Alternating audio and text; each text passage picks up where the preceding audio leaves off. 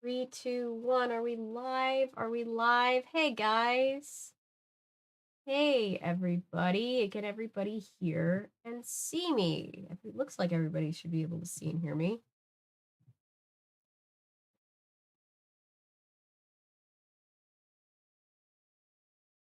How is everybody? Hey, Darth Sidious. Hey, Hale. Hey, Texas. Laser. Yay. I know. I saw Darth Sidious. I saw you say you missed the Goosebumps streams. Me too. I've just missed streaming. Oh, wow. Hi. Wow.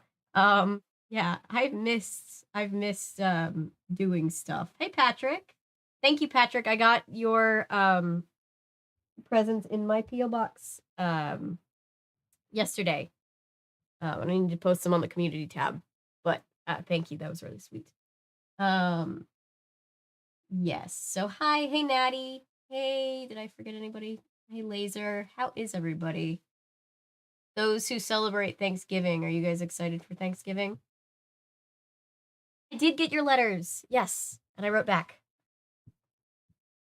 Let me get up my book. Aha! We're reading again, guys. Hey Noah. Been a bit of a stressful week, but at least it's Friday. I'm glad that it's the stressful week is almost over at least. Sorry, I probably still sound a bit sick, because I am still a bit, but I'm so much better than I was. Oh my god. I spent like 5 days just completely like bedridden, miserable. Hey Chris, how are you? Um, but I lost my voice completely for like 2 days.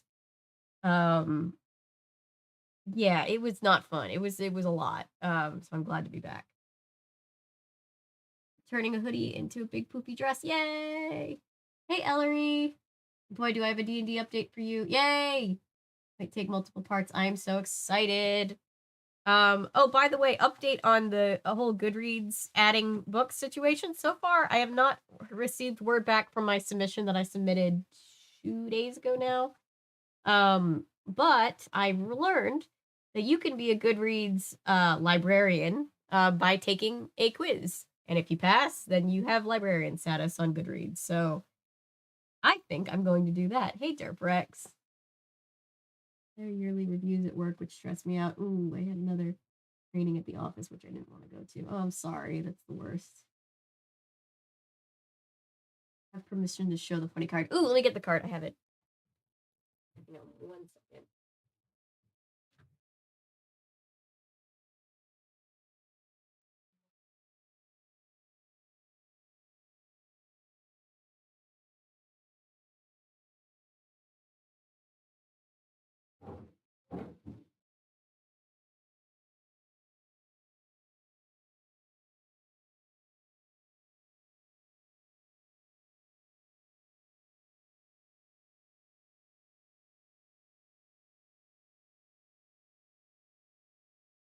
This is the card that Patrick sent, and it is very adorable. Hello, everybody just coming in. Hey, Austin. Classic Goosebumps story. I don't think I ever read this one, but I haven't seen even the episode in forever. Thank you guys to everybody who sends me cards and letters and things, by the way. It cheered me up going to my P.O. box after spending a week being so sick to just be like, oh, and thank you guys all for your messages when I posted about being sick. It helps to read the messages and be like, I'm coming back as soon as I can. So yes. He's crocheting again. Yay! A friend on Instagram asked me to crochet him the poison covered Snow White apple. That's gonna look so cool. Can't wait to see that. Walking around downtown Oklahoma secret passageways. Oh, that's cool. Let's go to the desk cam. Hey, Daniel. Glad to see everybody. It's so nice to be back. The casual viewer, it wasn't like I was really gone for any amount of time, but for me, I wasn't doing all the behind the scenes creation stuff all week that I usually get to do. The door is locked and I think I'm trapped. Oh my god. Please don't. Please be okay. I have not watched Disenchanted yet. I am going to finish because I'm finishing up a video that I have on Halloween Town High because of course. And then I'm gonna do a video on the original Enchanted and then Disenchanted. And I'm excited for that. 7 player characters and our NPC Bard Ranger are now in the Feywild or Gunslinger. Signed a contract that will either uncurse his bloodline, one of whatever. Oh wow, this is gonna be a good one. Excited for your Thanksgiving videos. I'm excited too. I'm excited to do Home for the Holidays, and I also wanted to do Planes, Trains, and Automobiles. I don't know if I'll have time, but hopefully I'll be able to also get to that one. Yeah. And then we go into Christmas things for a second, which will be fun. Currently making curtains. We'll be just listening at the moment. That's cool. I love that. It's Thanksgiving Charlie Brown. Is that different from the the classic Thanksgiving one, the one that I covered last year? Is there a second Thanksgiving one? There's a lot more like Charlie Brown stuff than I think.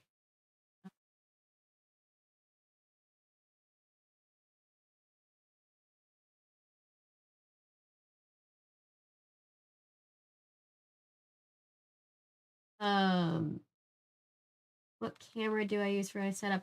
So I'm kind of extra. I have this is just a Logitech. This top-down camera is just a Logitech um camera, like a what's the word? What am I even trying to say?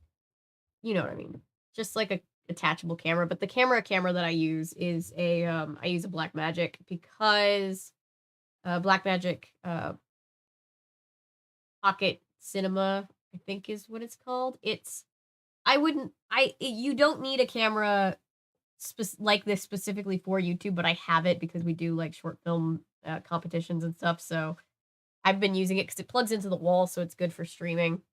Before that, I also had a G7 that I was using up until this past summer. I was still making videos for the channel on the Panasonic G7, which is a much less cumbersome video camera if you're in the market for one. That's a good like starter camera. Hey Vincent.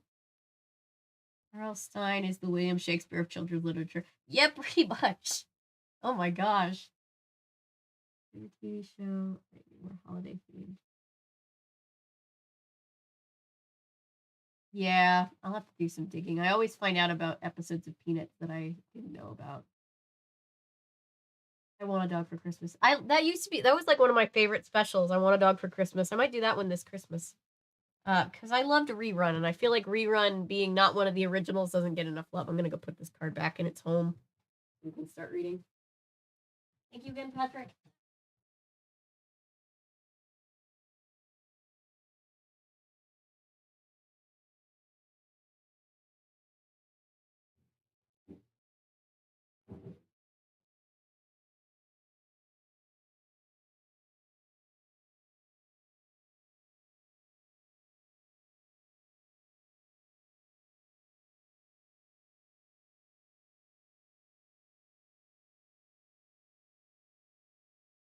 All right, let's bring in tissues just in case. And I apologize in advance for the cough that I still have. I'm getting you a dog for Christmas and then realizing you don't like dogs. I know, right? On Christmas drawings for the past few weeks. I'm almost finished with the Goosebumps Christmas ones. They're Goosebumps Christmas stories. Nice. Yeah. I have in my collection. I'm gonna read at some point. It's not part of the original series, but it's part of the Most Wanted, the 12 Screams of Christmas. I have that one in my collection. It's like, are you gonna do that without a sewing machine? And I was just like, do you doubt my power? I sew by hand all the time. Yeah. Yes, Home for the Holidays. I'm excited for it. It's sitting on the shelf, and I'm excited to. I haven't watched it since you sent it, but I'm very excited. Um, let's go to Goodreads and pull up our book. So yeah, so I think tomorrow, fun fact, anybody who wants to be I found out if you want to be a Goodreads librarian, you just have to pass a test on Goodreads. And you can like consult their manual. You have like 30 minutes to pass it.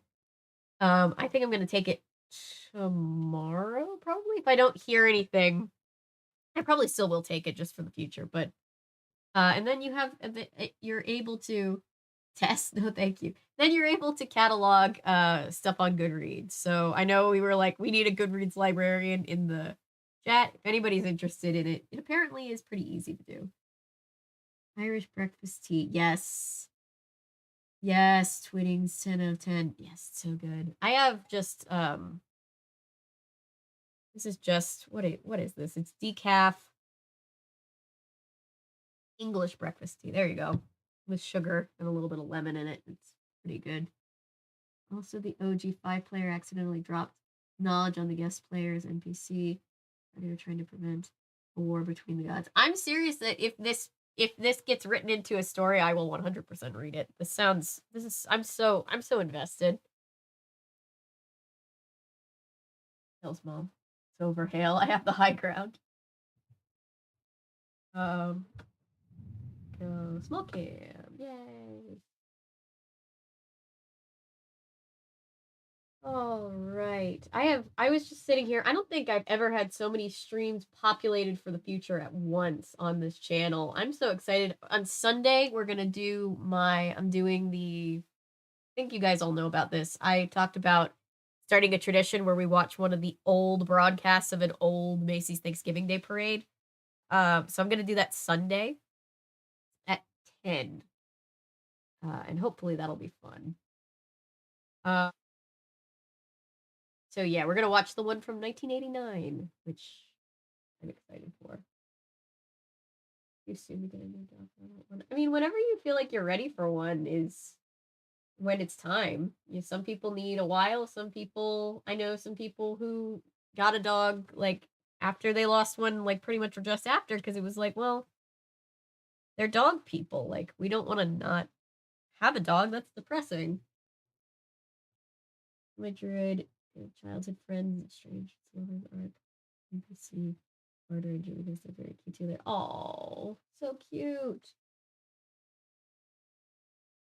Already died sometime. We do need to. I don't know what year that was. You probably know. I picked the 1989 version because I haven't seen it, but from scrubbing through, I found a whole playlist of somebody's been cataloging of them, like back towards like the 70s. And the one from 1989, they let Alf guest hosts. So that's entirely why I picked it. For the training, especially for puppets. Yeah. Oh yeah. Walked by people making out. Yeah, no, I love the Macy's Thanksgiving Day Parade. I think it would be fun to watch an old one. So that's what we're gonna do on Sunday.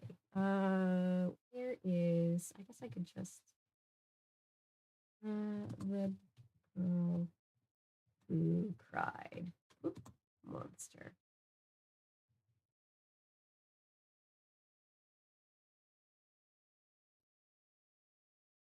There we go.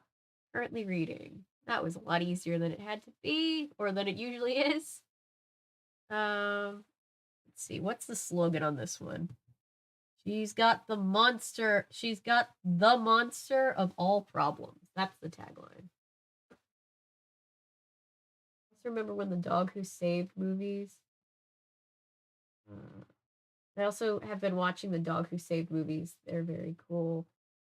Like the Dog Who Saved Christmas, Halloween, Easter, Summer. Oh, my grandma used to love those. I should watch them. Also, when the Bart Simpson died. Oh, all the Bard Ranger. They grew up together now because she tried to make. Oh wow. The plot thickens. I've seen that one. Alan killed the guy.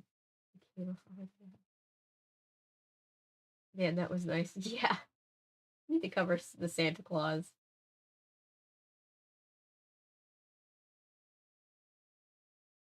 Claus is coming out soon. Yeah, it's gonna be a fun holiday season. Oh yeah, that's what I was doing. I was gonna put in my big Google document of all of the slogans for when we do the video, or the taglines. There we go. That's the word.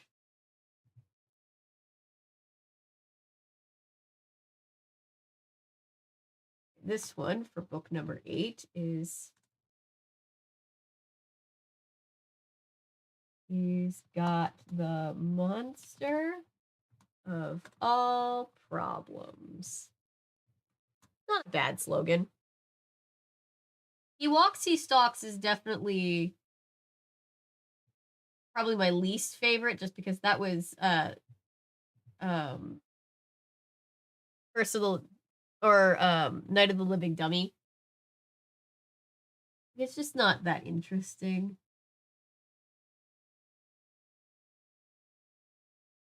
Or it's pretty cute. Everything here in here. Wait, I'm missing things. I need to cover Annabelle's Wish. I've been meaning to for like 2 years now. I'm so sorry I haven't covered it yet. So many people have been asking for it. I wanted to cover it in Christmas in July, and then it didn't happen either. So it's gonna be like one of the first actual Christmas ones we cover, because I've been kicking myself ever since I didn't get it done. The first Christmas.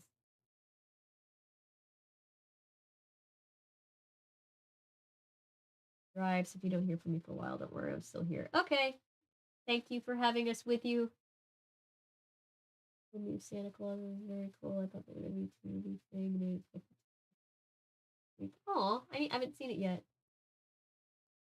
Before we do, back everyone now. Passed away from Ooh, oh my gosh, that's so exciting. Ooh, thanks Ellery for catching the spam. Nightbot is still on administrative leave. So we are. Yeah, we yeeted Nightbot to the ether. Yeah, we have mods now, so between me and the mods, we don't need no Nightbot. The movie thing too. Yeah, I have to see it still. Remember the new Dark Picture anthology game. It just came out today. Ooh, that sounds fun. I really good idea for Home for the Holiday sequel to Jim Foster and GM. Aww. I'm so excited. I showed my mom the cover of the DVD case that you sent me, and she loves Robert Downey Jr., so she was like, oh my god, such a baby. Here we go. All right, let me read the back of this book.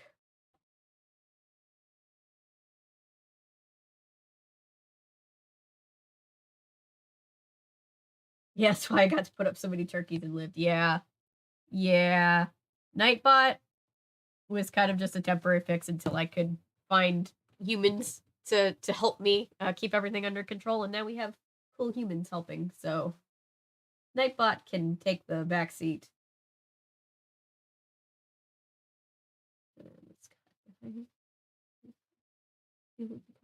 Right? Oh my god, it's just such a weird premise. It makes me think of the Danny Gonzalez song "I Want to Kill Santa Claus," though. Oh, great Christmas song. All right, let's see the back of this book. This is book number 8 in the original Goosebumps series, by the way. The Girl Who Cried Monster, for those just joining in. Hey, Adriel, you missed nothing. We just finished the bot dinner. Oh, that's so cool. Yeah, it'll be. Oh, I've been following this to focus on traditional marriage despite a career off playing a daughter in a non-traditional family setting. Yes, this is so. I'm not a Candace Cameron Bure fan, unfortunately. I don't think most people are these days. Yeah, I saw that quote and I was just like, girl, what are you talking about? The story itself. I don't remember much. I remember some. Back of this one says she's telling the truth, but no one believes her. Lucy likes to tell monster stories. She's told so many that her friends and family are sick of it. Then one day, Lucy discovers a real live monster, the librarian in charge of the summer reading program. Too bad Lucy's told so many monster tall tales. Too bad no one believes a word she says. Too bad the monster knows who she is and is coming after her next. Sorry.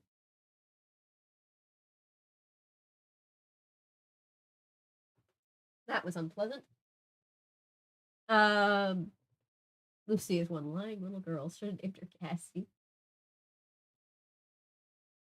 I'm a big fan of Ernest, but I like the concept of Santa retiring and passing on the job. Yeah, that was cute. I think that's the only Ernest movie I've really seen. And I did it because somebody specifically wanted me to cover it back when I covered it. The synopsis is basically The Girl Who Cried Monster. Oh, you mean just like the whole story? Yeah. Well, we get to read the story for ourselves.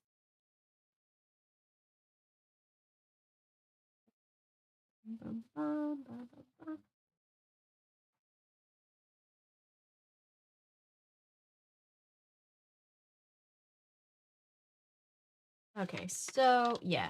Adriel, you didn't miss anything. We logged on Goodreads that we started reading it, and we wrote down the tagline, and we chatted for a minute, and now we're reading. Hi, Boots the cat, just in time. If you're watching Ernest Scared Stupid when I was a little kid, I need to cover it. I need to cover it at some point. I'll be around the mod, but I might not chat as much as usual. That's cool. Whatever capacity, Ellery, we appreciate having you here. Once upon a time. It just gets on my nerves even in that. I think, yeah, I think you have to be in the right mood for an Ernest movie, but I think he can be very charming when you are in the mood for it. When you're not, it's very much not what I want to watch, you know? Just be a lot. All right. Chapter 1. I love to scare my little brother, Randy. I tell him scary stories about monsters until he begs me to stop, and I'm always teasing him by pretending to see monsters everywhere. Oof. I guess that's why no one believed me the day I saw a real monster. I guess that's why no one believed me until it was too late, and the monster was right in my own house. But I'd better not tell the ending of my story at the beginning. My name is Lucy Dark. I'm 12. I live with my brother, Randy, who is 6, and my parents in a medium-sized house in a medium-sized town called Timberland Falls. I don't know why it's called Timberland Falls. There are a few forests outside of town, but no one cuts the trees down for timber, and there aren't any falls. So why Timberland Falls? It's a mystery. We have a red brick house at the end of our street. There's a tall, overgrown hedge that runs along the side of our house and separates our yard from the Killings yard next door. Dad's always talking about how he should trim the hedge, but he never does. We have a small front yard and a pretty big backyard with a lot of tall old trees in it. There's an old sassafras tree. Ooh, that's fun to say. In the middle of the yard. I like to sit with Randy when there's nothing better to do and see if I can scare the socks off of him. It isn't very hard. Randy scares easily. He looks a lot like me, even though he's a boy. That's how siblings work.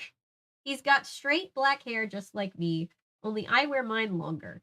He's short for his age like me and just a little bit chubby. Don't call him chubby. He has a round face, rounder than mine, and big black eyes, which really stand out since we both have such pale white skin. Mom says Randy has longer eyelashes than mine, which makes me kind of jealous. But my nose is straighter and my teeth don't stick out as much when I smile, so I guess I shouldn't complain. Ah, sibling rivalry. Anyway, on a hot afternoon a couple of weeks ago, Randy and I were sitting under the old sassafras tree, and I was getting ready to scare him to death. I really didn't have anything better to do. As soon as summer came around this year, and school let out, most of my really good friends went away for the summer. I was stuck at home, and so I was pretty lonely. Randy is usually a total pain, but at least he's somebody to talk to. and someone I can scare.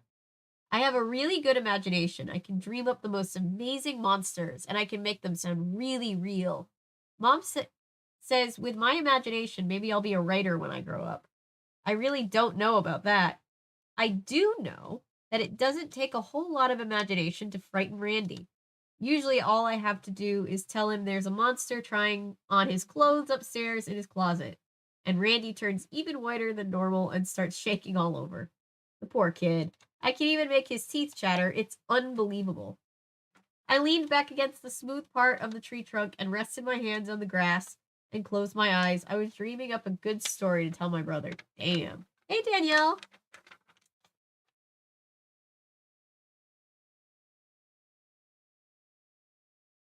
Damn, Lucy, you already sound like the worst. Yeah. Yeah. Pre-character arc Goosebumps kids are typically the worst. The grass felt soft and moist. I don't like the word moist. Against my bare feet. I dug my toes into the dirt. Randy was wearing denim shorts and a plain white sleeveless t-shirt. He was lying on his side, plucking up blades of grass with one hand. Did you ever hear about the Timberland Falls toe biter? I asked him, brushing a spider off my white tennis shorts. Huh? He kept pulling up blades of grass one by one, making a little pile. There was this monster called the Timberland Falls toe biter, I told Randy. Oh, please, Lucy, he whined. You said you wouldn't make up any more monster stories. No, I'm not, I told him. This story isn't made up. It's true. Oh, boy. He looked up at me and made a face. Yeah, sure. No, really, I insisted, staring hard into his round black eyes so he'd know I was sincere. This is a true story. It really happened here in Timberland Falls. Randy pulled himself up to sitting position. I think I'll go inside and read comic books, he said, tossing down a handful of grass. Poor Randy. Randy has a big comic book collection, but they're all Disney comics and Archie comics because the superhero comics are too scary for him. Oh no. The toe biter showed up one day right next door, I told Randy. I knew once I started the story, he wouldn't leave. At the Killings? He asked, his eyes growing wide. Yeah. He arrived in the middle of the afternoon. The toe biter isn't a night monster, you see. He's a day monster. He strikes when the sun is high in the sky, just like now. I pointed up through the shimmering tree leaves so the sun to the sun, which was high overhead in a clear summer blue sky. The day monster? Randy asked. He turned his head to look at the Killings house rising up out of the other side of the hedge. Don't be scared. It happened a couple of summers ago, I continued. Becky and Lila were over there. They were swimming, in the plastic pool their mom inflates for them. The one half of the water always spills out.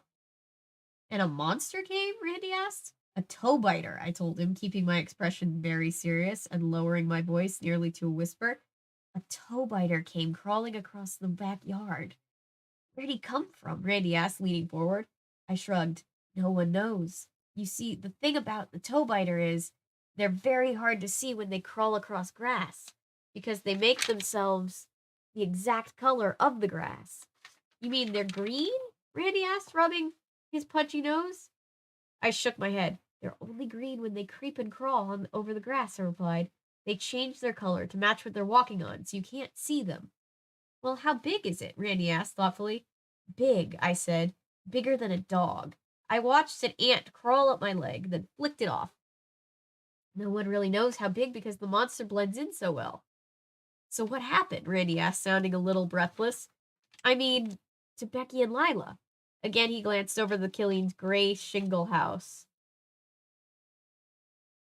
They were in their little plastic pool, I continued, splashing around, and I guess Becky was lying on her back and had her feet hanging over the side of the pool, and the monster scampered over the grass, nearly invisible, and it saw Becky's toes dangling in the air. And Becky didn't see the monster? Randy asked. I could see he was starting to get real pale and trembly. Toe biters are just so hard to see, I said, keeping my eyes locked on Randy's, keeping my face very straight and solemn. I took a deep breath and let it out slowly, just to build up suspense. Then I continued the story. Becky didn't notice anything at first. Then she felt a kind of tickling feeling. She thought it was the dog licking her toes. She licked a little and told the dog to go away. But then it didn't tickle so much. It started to hurt. Becky shouted for the dog to stop. Whoop. No, computer, don't do anything stupid. A plus character design.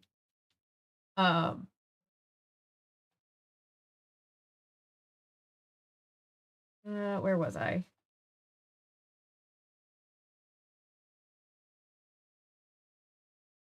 Okay. Becky didn't notice anything at first. Then she felt a kind of tickling feeling. She thought it was the dog licking her toes. She kicked a little and told the dog to go away. But then it didn't tickle so much. It started to hurt. Becky shouted from the dog to stop. But the hurting got even worse. It felt like the dog was chewing on her toes with very sharp teeth. It started to hurt a whole lot, so Becky sat up and pulled her feet into the pool, and when she looked down at her left foot, she saw it. I stopped and waited for Randy to ask. What? He asked finally in a shaky voice. What did she see? I leaned forward and brought my mouth close to his ear. All the toes were missing from her left foot, I whispered. No, Randy screamed. He jumped to his feet. He was pale as a ghost, and he looked really scared. That's not true. I shook my head solemnly. I forced myself not to crack a smile. Ask Betty to take off her left shoe, I told him. You'll see. No, you're lying, Randy wailed. Ask her, I said softly. And then I glanced down at my feet, and my eyes popped out wide with horror. Randy? Look, I stammered and pointed with a trembling hand down my feet. Randy uttered a deafening scream when he saw what I was pointing at. All the toes on my left foot were missing. Oh, God. Yikes. Ladybug just landed in front of me. What timing? Hey, Zikamo. Where I missed a lot of chat. What is it about Goosebumps kids and loving to scare their poor younger siblings? I don't know. I definitely told a scary story or two to my little brother when we were kids, but I wasn't like that mean. And like make him fear for his poor life. Get doing it once in a while, but these Goosebumps kids do it every second of their lives. Yeah. Lucy Dark. Might as well call her Lucy Gonna Die. Randy's scared stupid. I'm immediately annoyed by this Lucy child character. That's the first. Ebony. Oh. Damn, she just roasted the kid. I know. Admittedly, Chubby is actually fairly kind for her. Most of these books describe people. Yeah, I mean, and she did say that they looked similar, so I guess she was like, I guess she was just describing the way that they both look. I guess that's the way I took it. I don't know. I just am on edge with these books because they don't tend to be super body positive. These were the 90s.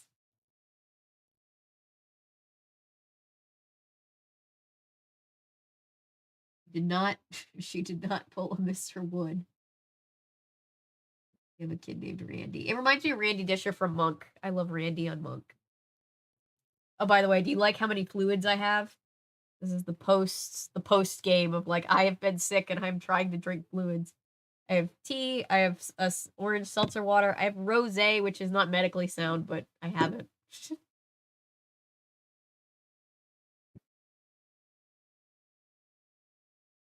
Like his parents looked at this beautiful baby boy and said, "Yes, that's a Randy." Yeah, I like it too. I'm a Pomeranian. I thought I would win him over by saying I would name for Lucifer a Pomeranian. Oh, I hope you get a Pomeranian.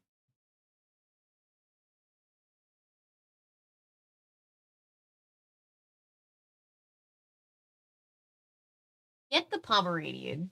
Put him in the middle of the Christmas tree on Christmas morning and just be like, Santa brought him. I don't know what to tell you. Timberland Falls Toe Biter sounds like Dan Schneider's nickname. Jesus Christ. I thought something similar. Oh God. Fuck Dan Schneider. Not you, not Dan. Not that. That's scarier than anything we've read about. No, Randy and a Randy. They were both assholes. Oh no. Superhero comics are too scary for him. R.L. Stein put him in a Goosebumps? Really? That's just cruel. Yeah. Couple of I found a Spider-Man Venom digest. I found some comic books that I thought might be fun streams at Goodwill. What do you think of that?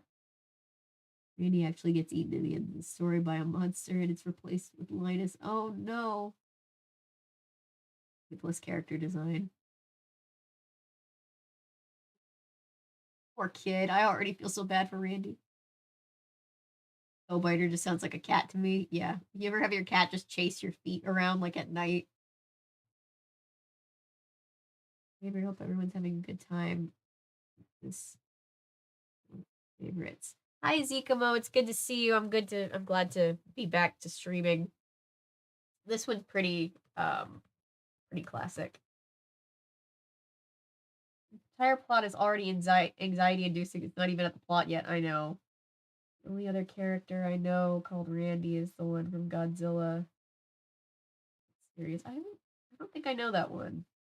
That Randy, I mean. Nighttime ladybugs just like to chill in my attic. Oh. One time, the last time we ever had a live Christmas tree was when I was 8, and the reason it was our last time, I'm sure I've told the story before on the channel somewhere. But it was full of ladybugs. We were like, oh, that's weird, but like ladybugs are cute. We don't mind ladybugs. Well, the tree was also full of aphids who were trying to eat the ladybugs, and that was not cute. So my mom freaked out. There were bugs everywhere, and ever since then, we've just done artificial trees.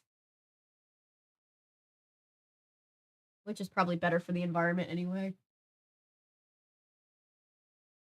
Everybody, my cat did not set a fire with my hot candles. That's good. That's very good. I'm always afraid my cat's gonna set a fire anytime I'm like trying to use my like sealing wax because she's just like so invested in everything that I do.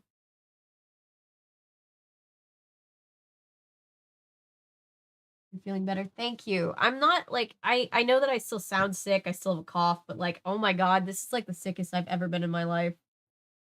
It was just days of just not being able to move. I didn't have a voice at all. Like I literally did not speak for over 48 hours. It was a lot.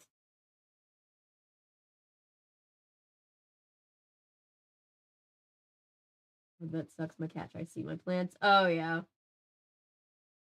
Yeah, I always have to make sure because like you know how they say don't put poinsettias out because they can be poisonous. Like my cat will definitely try to chew on everything. They're still going and I just caught my cat on the table. Usually I have to put them out early. I was eating with my parents at the table. They're mostly burned out. Glad your cat did not start a fire. Cats are chaos. We can't have candles because of my cat. We have candles. They're big. Like my mom makes candles and she makes them in like basically like decorative bowls and they're these big chunky candles that can't really be knocked over. But even then, I'm like, I don't put anything past my cats. Full disclosure, I've worked 30 hours of retail this week. Ooh, my emotions are like chaos. I'm so sorry. Flushing my urge to cry. I'm so sorry. If you feel like you want to take a break, Ellery, that's fine. You know, that's totally cool. We all understand. I'm to station at my old school behind the couch. Maybe put my candy wrappers. Ooh, yep, that'll do it. Candy wrappers will do it. He doesn't have good tail safety skills. Yeah. Yep. My dog is a big shepherd retriever mix. He's always like knocking stuff off the table with his giant tail. I think I sent you a picture of pomegranate in our Christmas tree. Yes, it was so cute. We had to get a new one the following year. Oh. It's the other way around. You get ladybugs and eat. You get ladybugs to eat aphids on your roses. Oh, is it the other way around? That makes sense. But yeah, there was a food chain system going on somewhere, and it was pretty bad. My sister cat ate a cactus once. Oof. Holiday in last weekend and Christmas trees. Double yikes. Ooh, Holiday Inn, the original one. That's so cute. They used to do candles on Christmas trees a lot, and I'm always just like, how did? No wonder there were more like house fires back then. Oh no, the stream is absolutely what I need to feel like a human and not soulless retail robot again. Okay, good. I'm glad we can help. Hey Jay, we are about to start chapter 2 of Goosebumps, the girl who cried monster. A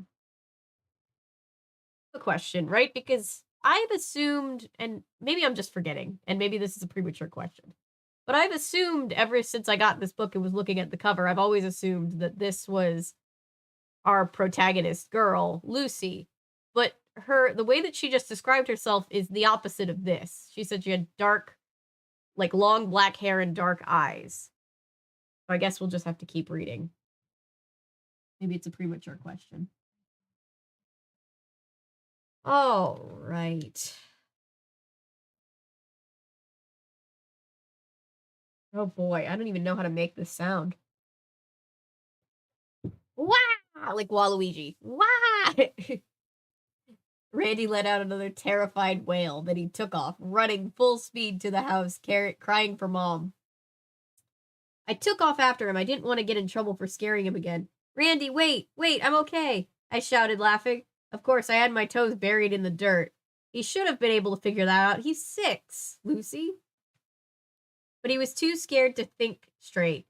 Wait, I called after him. I didn't get to show you the monster in the tree. Oh my god. He heard that. He stopped and turned around, his face still all twisted up in fright. Huh? There's a monster in the tree, I said, pointing to the sassafras tree, which we'd just been sitting under. A tree monster. I saw it. No way, he screamed and started running again to the house. I'll show it to you, I called, cupping my hands around my mouth so he could hear me. He didn't look back. I watched him stumble up the steps to the back stoop and disappeared into the house. The screen door slammed hard behind him. I stood staring at the back of the house, waiting for Randy to poke his frightened head out again, but he didn't. I burst out laughing. I mean, the toe biter was one of my best creations. And then digging my toes into the dirt and pretending the monster had gotten me too? What a riot. Poor Randy, he was just too easy a victim. And now he was probably in the kitchen, squealing on me to Mom. That meant that real soon I'd be in for another lecture about how it wasn't nice to scare my little brother and fill him full of scary monster stories. But what else was there to do? I stood there, staring at the house, waiting for one of them to call me in. Suddenly, a hand grabbed my shoulder from behind. Gotcha, a voice growled. Oh, I cried, and nearly jumped out of my skin. A monster! I spun around and stared at the laughing face of my friend Aaron Messer. Aaron giggled, his high-pitched giggle, till he had tears in his eyes.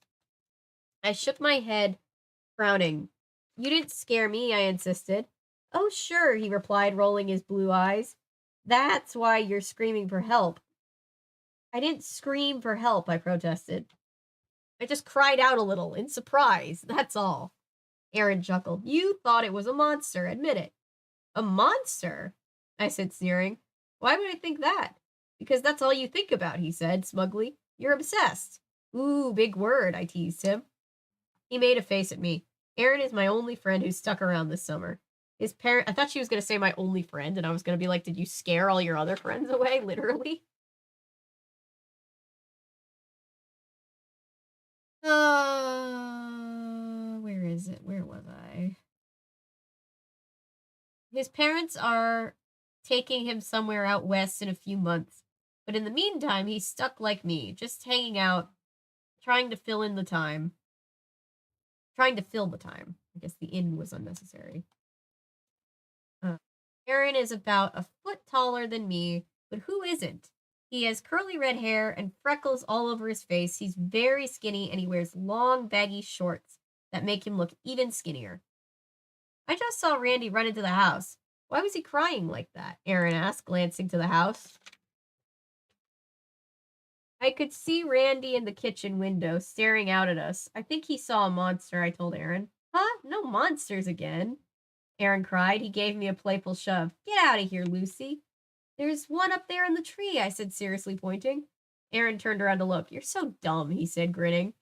No, really, I insisted. There's a real ugly monster. I think it's trapped up there in the tree. Lucy, stop it, Aaron said. That's what Randy saw, I continued. That's what made him run screaming into the house. You see monsters everywhere, Aaron said. Don't you ever get tired of it?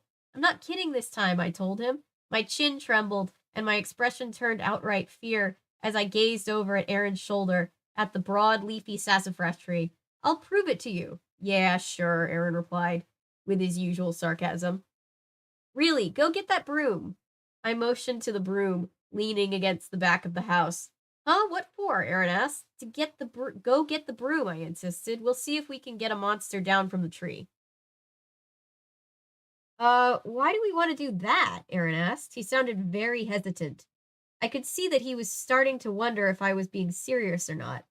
So you'll believe me? I said. I don't believe in monsters, Aaron replied. You know that, Lucy. Save your monster stories for Randy. He's just a kid. A 12-year-old. Yeah, they're just a kid.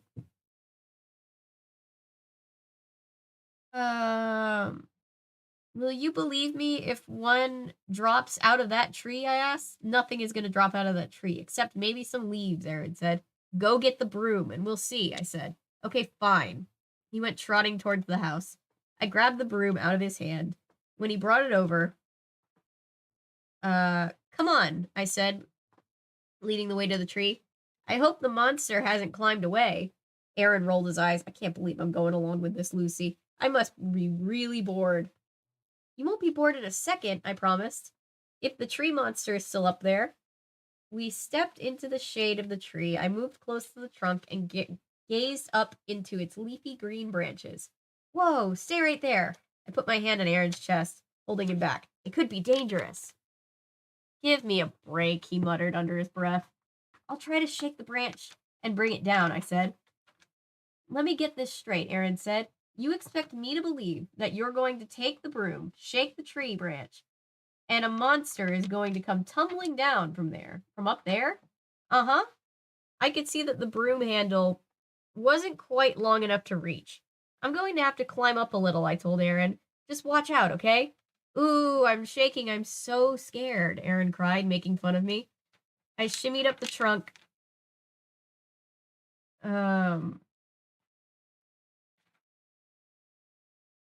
Sorry, I distracted myself.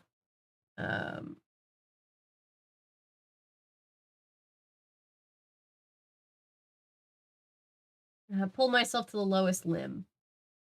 It took me a while because I had the broom in one hand.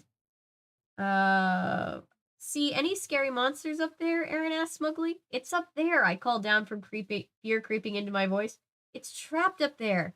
It's very angry, I think. Aaron snickered. You're so dumb. I pulled myself to a kneeling position on the limb. Then I raised my broom in front of me, lifted it up to the next branch. Higher, higher. Then, holding on tightly to the trunk with my free hand, I raised the broom as far as it would go and I pushed it against the tree limb. Success! I lowered my eyes immediately and watched Aaron. He let out a deafening shriek of horror as the monster toppled from the tree and landed right on his chest. What do you think it is? A cat? I'm thinking cat.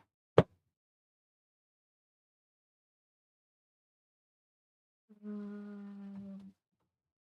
see. Where did I leave off in chat? Oh, Powerline95, I'm sorry I didn't officially greet you before when I was reading your comment. Welcome.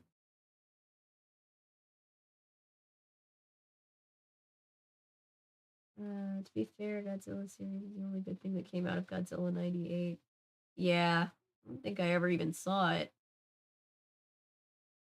Tea thieves. I live in a house of tea thieves.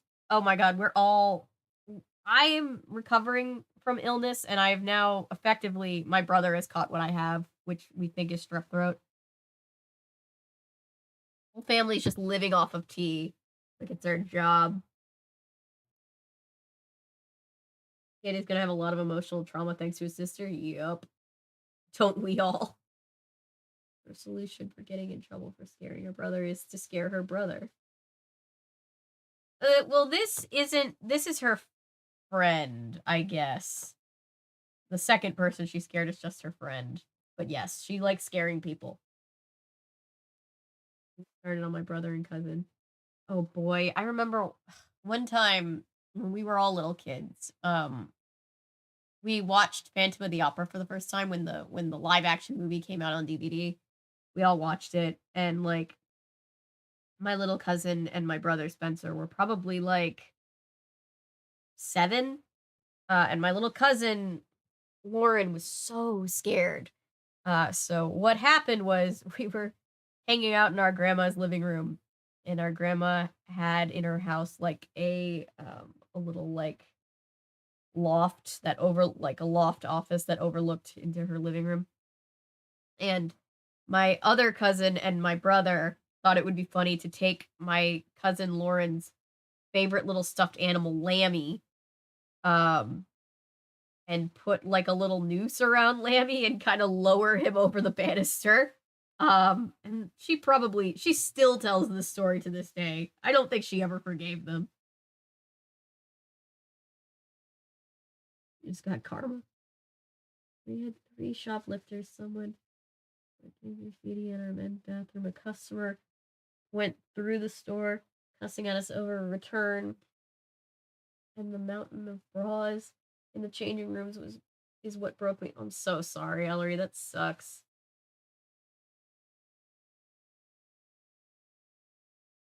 Yeah. Yeah, look out for service workers, especially at this time of year. It's a lot. At least I can unwind here with y'all and have a day off tomorrow. Yeah, that's good. I'm glad that you have a day off tomorrow. They definitely will believe in monsters by the end of the story. Yeah. You kind of consider it to the server industry people. They don't get paid enough to deal with that shit. Yeah, it's true. That a cat will follow the tree. Everyone's doing it, freak out. Yes.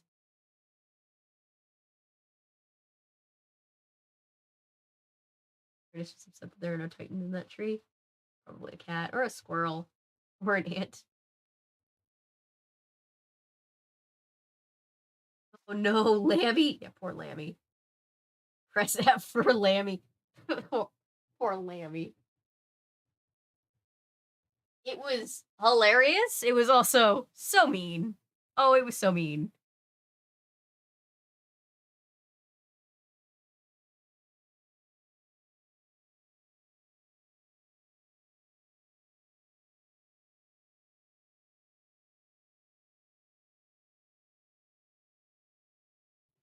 I'm convinced that on top of everything else, one of the reasons why I was so sick is because I've been dealing with an ear infection on top of everything. You know, like when you like go to blow your nose, you could just feel like all the fluid shifting around in your ear. I hate that. My sibling had a Build-A-Bear they named David. Oh, my dad and I still find it unreasonably funny. Oh, cute. I had a Build-A-Bear cat that didn't have any clothes, but she had a lion roar, and her name was Hannah. Who the fuck is David? My little brother went through a phase when he was like 5 where he named everything Sammy. Every toy was Sammy. Every imaginary friend was Sammy. Even we had our cat who passed away the year before last, who we got at around that time, who was named Sammy because Spencer took one look at the kitten and was like, Sammy.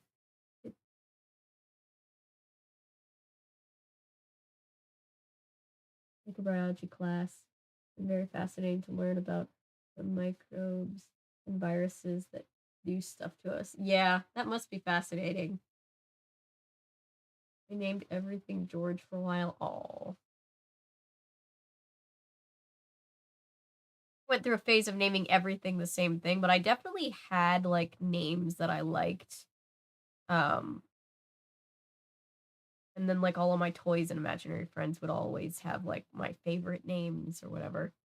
Um yeah, Darth Sidious, your comment reminds me of one time when I was a kid, I'll read the next chapter, last anecdote. My I always tell this story to my dad. And he face palms. When I was like 6 or 7, I was throwing up. I had the flu. And I just have this memory of my dad um like throwing up, and he was like up in the middle of the night with me, and he was like trying to do that dad thing of distracting me, but he was like, wow, like I'm throwing up, and he's like, wow, isn't it cool, Avery, what your body does to protect you from viruses? And I'm just like, yeah, Dad, this is real cool. I love this. Hey, Cameron. Oh, I had to take Cat to the vet for checkup. She's all good. Okay, good. Give her worm medicine. Our cat Fig, we just found out, is diabetic. So she has to have insulin, which is actually the good news because her sibling, because they were both fosters, and then she was a returned foster, so now we have her.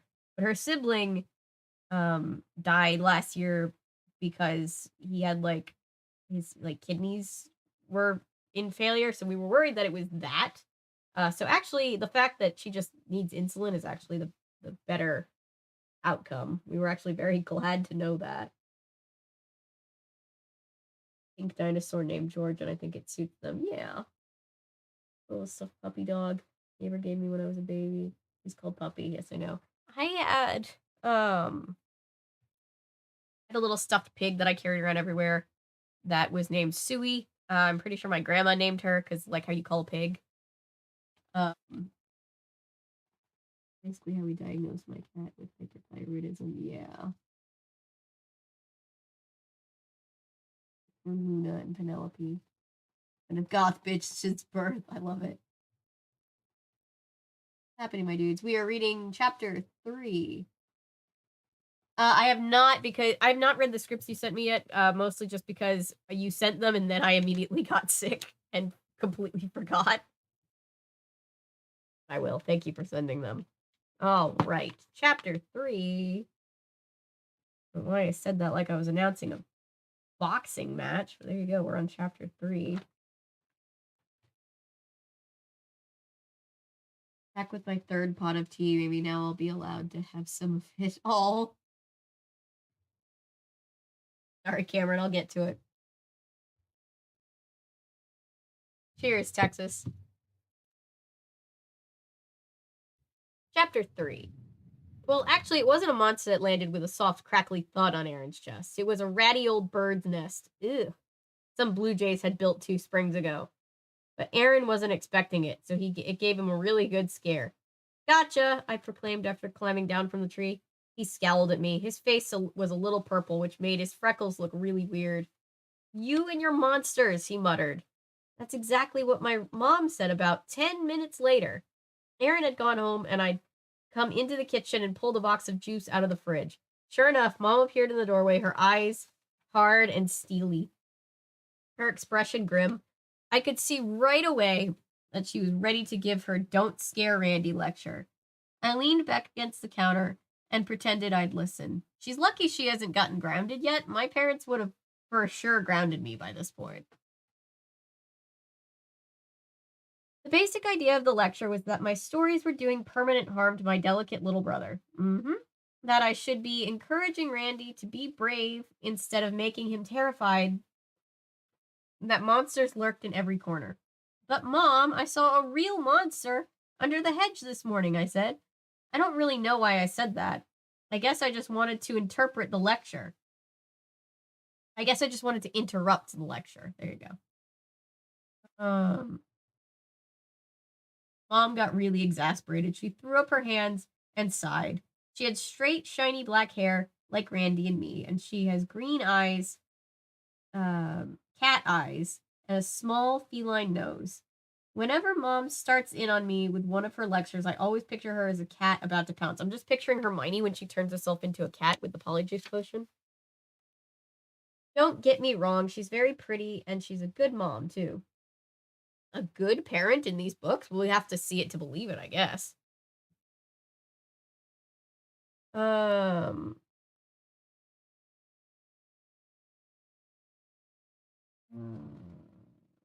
going to discuss this with your dad tonight, she said. Your dad thinks this monster obsession is just a phase you're going through, but I'm not so sure.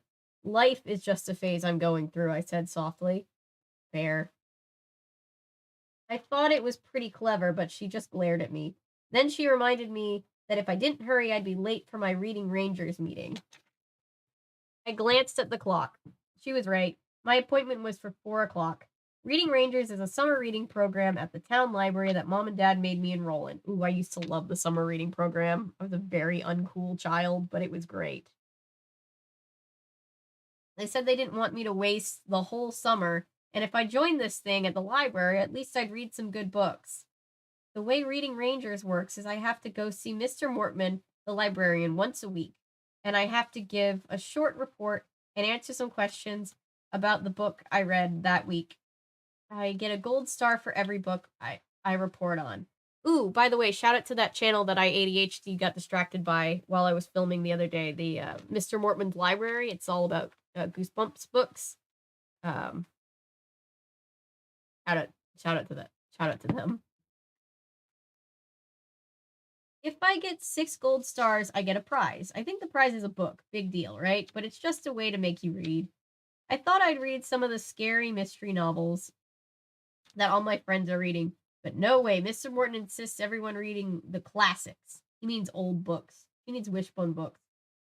I'm going to skate over, I told Mom, and hurried to my room to get my rollerblades. You better fly over, Mom called up to me. Hey, she added a few seconds later. It looks like rain. She was always giving me weather reports. I passed by Randy's room. He was in there, in the dark, no lights, no shades pulled, playing Super Nintendo as usual. By the time I got my rollerblades laced and tied, I had only 5 minutes to get to the library. Luckily, it was only 6 or 7 blocks away. I was in big trouble anyway. I had managed to read only 4 chapters of Huckleberry Finn, my book for the week.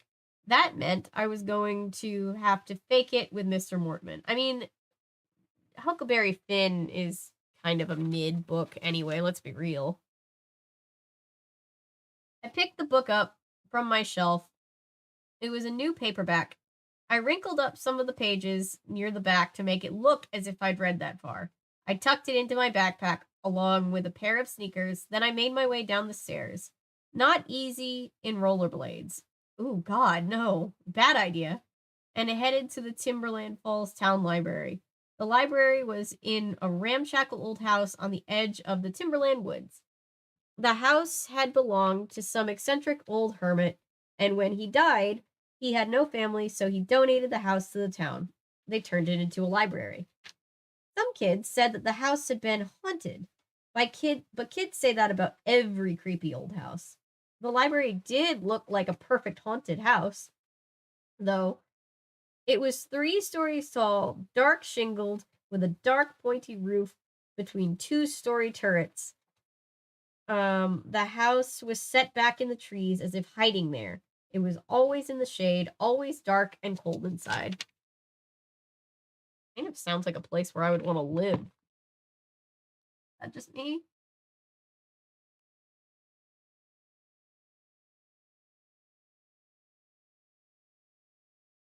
She should just dig up some Gothic classics missing out. True.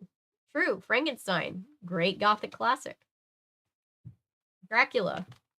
Jekyll and Hyde. Inside, the old floorboards creaked beneath the thin carpet the town had put down.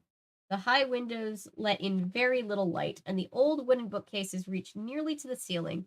When I edged my way through the narrow aisles between the tall, dark shelves, I always felt as if they were about to close in on me. I had this frightening feeling that the shelves would lean in on me, cover me up, and I'd be worried, and I'd be buried in there in the darkness forever, buried under 1,000 pounds of dusty. I keep losing my place, sorry. Of dusty, mildewy old books. But of course, that's silly. I feel like that's foreshadowing. It was just a very old house, very dark and damp, very creaky, not as clean as a library should be, lots of cobwebs and dust. Mr. Mortman did his best, I guess, but he was kind of creepy too. Oh, the thing that all of us kids hated the most about him was that his hands always seemed to be wet. Ugh. You remember Spider Ham in Into the Spider-Verse, where he's like, I just wash my hands, that's why they're wet, no other reason.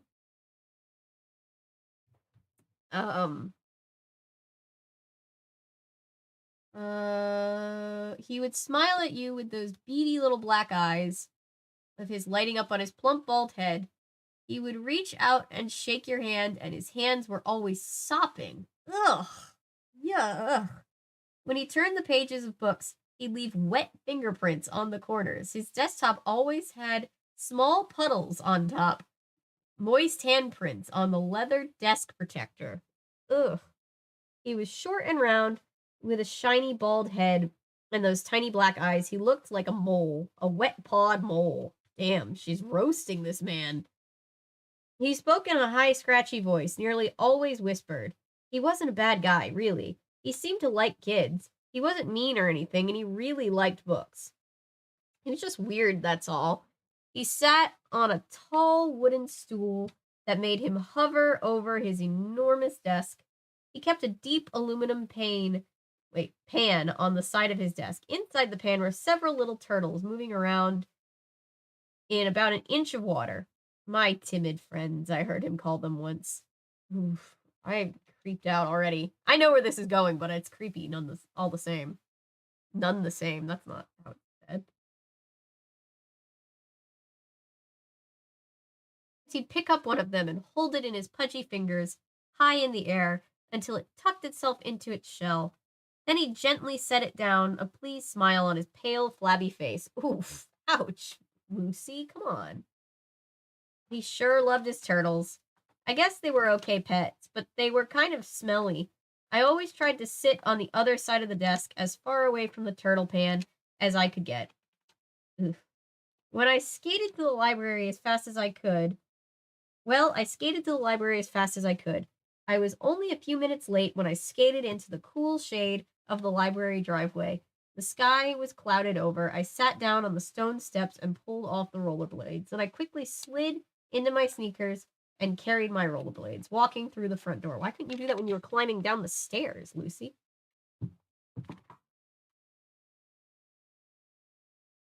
More like girl who roasted everyone relentlessly. I know, damn.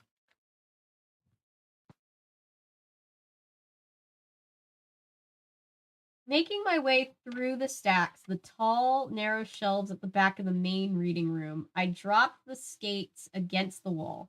Then I walked quickly through the aisles to Mr. Mortman's desk against the back wall. He heard my footsteps and immediately glanced up from the pile of books he was stamping with a big rubber stamp. The ceiling light made his bald head shine like a lamp. He smiled.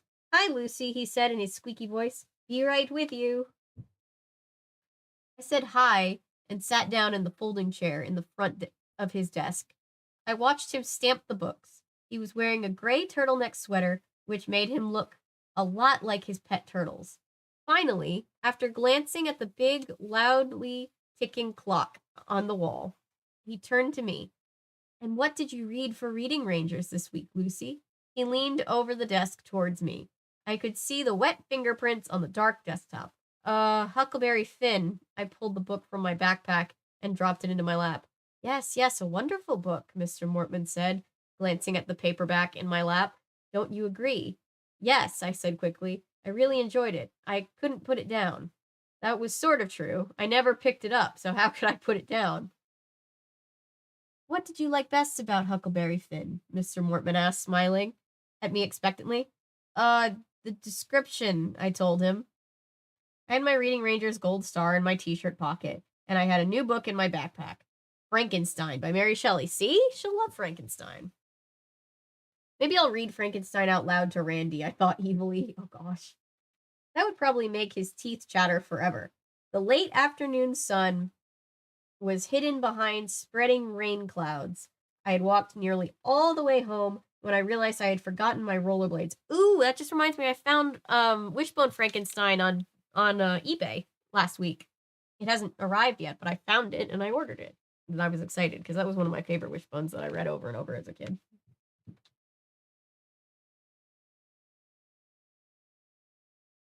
So I turned around. Okay, so she forgot her rollerblades. I turned around and went back. I wasn't sure how late the library stayed open. Mr. Mortman had seemed to be entirely alone in there. I hoped he hadn't decided to close up shop early. I really didn't want to leave my new rollerblades in there overnight. I stopped and stared up at the old library. Deep in the shade, it seemed to stare back at me. Its dark windows like black, unblinking eyes. I climbed the stone steps, then hesitated with my hands on the door. I had a sudden chill. Was it just from stepping into the deep shade? No, it was something else. A funny feeling, a bad feeling. I get those sometimes. A signal, a moment of unease, like something bad is about to happen. Shaking it off, I pushed open the creaking old door and stepped into the musty darkness of the library. I misfiring. All right, what did I miss in chat? She has not seen the monsters yet.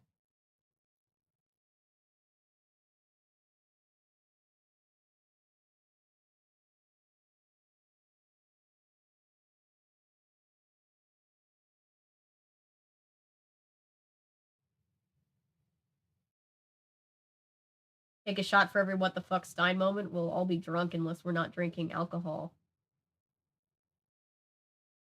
Oops. Working my 9-hour Black Friday shift. The mental breakdown. Do do do do do do. Oh gosh.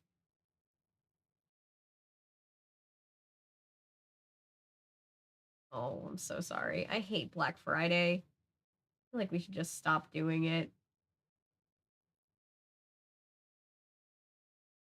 Like I get it, it's good for like smaller businesses, but like, oh, it just makes so many people have to work so hard, like right when it's supposed to be you're supposed to like have that day off, and it's just like, ugh.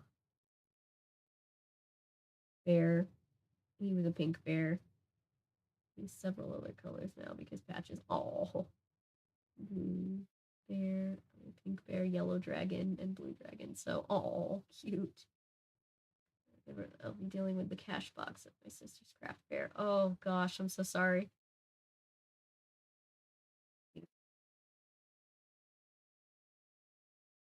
Sending all the good vibes. Yeah. Summer reading program every year until 6th grade. I think I did 6th grade too. I think 6th grade was my last year.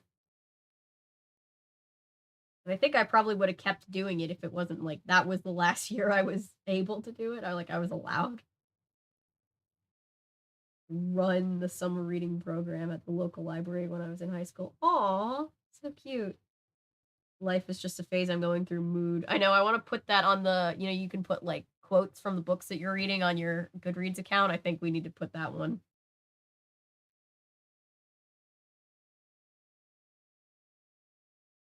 Super Nintendo mention, yes. Ellery, I love that. Yeah, that's so cool. Ellery, I used to not at my library, but I used to do run like an after school program for the nonprofit that my family worked for. And I would bring like books and do like reading time with all the kids in one neighborhood. It was so cute. I loved reading to the kids.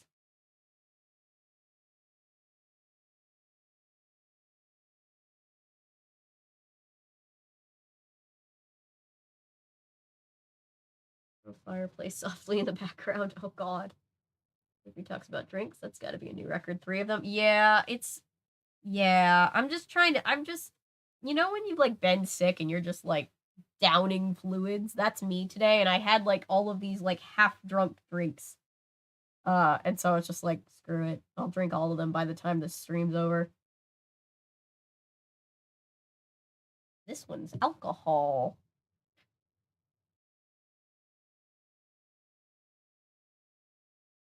Anyone else mildly worried she's gonna end up like maimed or something? Me or the girl in the book? I'm worried for the girl in the book. Why is he moist? I don't know. I don't like it. I don't like it at all. He's a ghost who drowned because they mentioned the house supposedly being haunted. Ooh. Why is he wet? Does anybody watch The Marvelous Mrs. Maisel? Why are your hands sticky? Why is his hand sticky?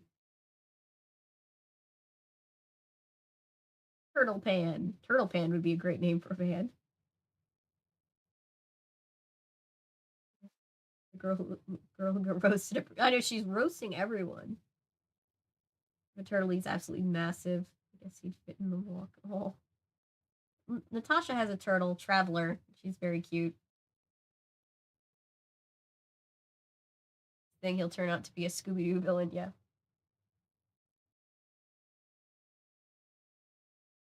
You have a squeaky voice. He kind of is I think he's just basically speaking in just above a whisper because he's like a librarian.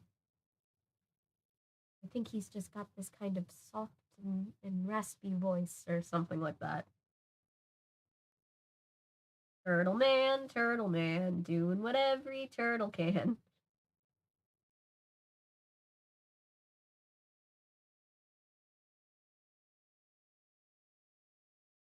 I'm sure this man is just giving me the mental image that this man is the antagonist in the Human Centipede 2. Oh god, you're right. I missed the plot of the book.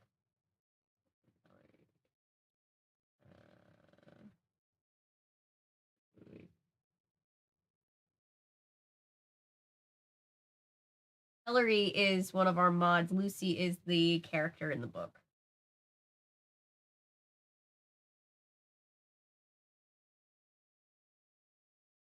And if there's somebody named Lucy watching, hi. Good to have you here. My favorite musician I work with is bald. Phenomenal. If I described his bald head like Lucy described Mr. Mortman. I know, she's so ruthless. We're about to start chapter 4, Darth Sidious. Thou shalt not bring up Human Centipede. Yeah, we don't talk about Human Centipede. We don't talk about Fight Club, we don't talk about Bruno, and we don't talk about Human Centipede.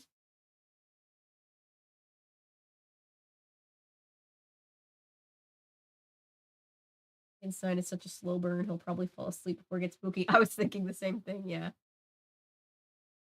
Plant Daddy is one thing, but those Human Centipede is a line I will not permit us to cross. We can't. Even for us, it's too chaotic. It's not like a good chaotic either.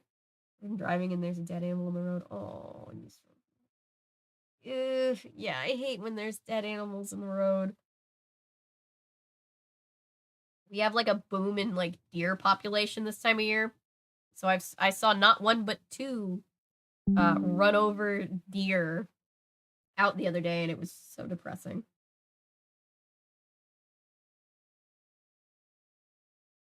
Oh god, Danielle. Oh, Danielle doesn't know about Plant Daddy. I'm so sorry, Danielle. Came out before Harry Potter. But she who must not be named is more popular. Yeah.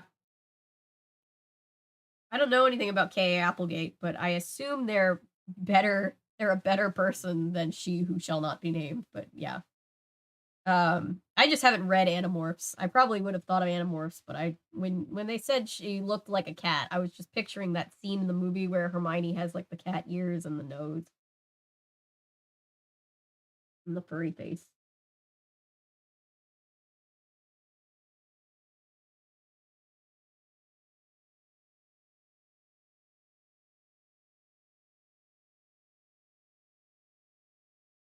You don't want to know, Danielle.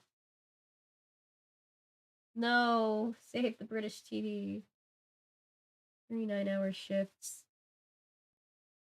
The week of Thanksgiving, but I have Thanksgiving itself off in trade. Well, that's good. I'm glad you have Thanksgiving off. I hate when people have to work on holidays. Rode and destroyed my front left tire. Oh, I'm so sorry. Like a month ago. That sucks. You're not American. Definitely think the craziness of Black Friday is kind of ridiculous. It is ridiculous. Especially since they don't have anything like it back home. Yeah. It's very American. And it's a little bit insane.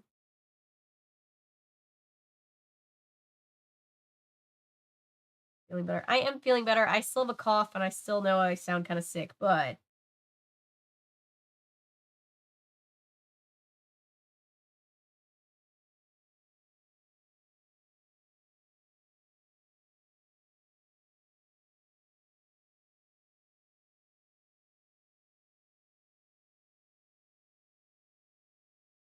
back in college, I got extremely sick this time of year. It hurt to breathe. That's what I was having. Yeah, I couldn't swallow. I couldn't drink or eat.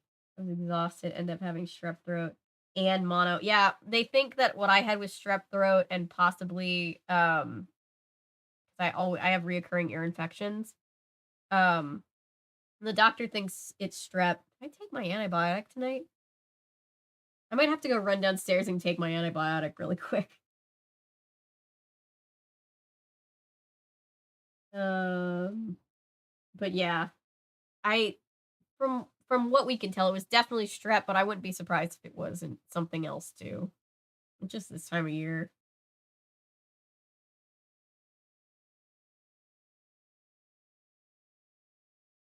Sorry, I probably got the Bruno song stuck in your head on by accident.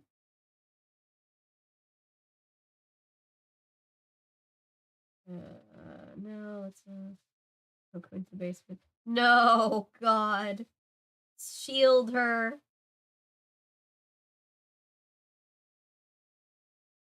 Network never canceled from. I do have this awful idea sometimes where I'm like, oh, if I start a merch line, I can see this really like cool, like 90s graffiti style plant zaddy design for a t-shirt, and I hate that. Daddy, watch Stay Out of the Basement Goosebumps stream VOD. If you don't, avoid the stream VOD at all costs. Yeah.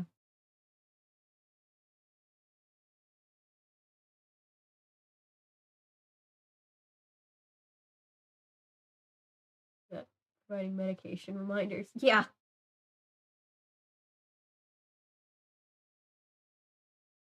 Wolverine the character. I mean, for 1 second, I did picture Wolverine, like live action Hugh Jackman Wolverine, and it was a very sad picture. Mirabelle is kind of iconic. Oh, that's so cute. I love Mirabelle. Here's the real question. It's one of those, where it's like, oh, forget your zodiac sign. Tell me what blah blah blah blah. Mine is like, which Encanto character do you most relate to? Mirabelle a lot, but I really relate to Peppa.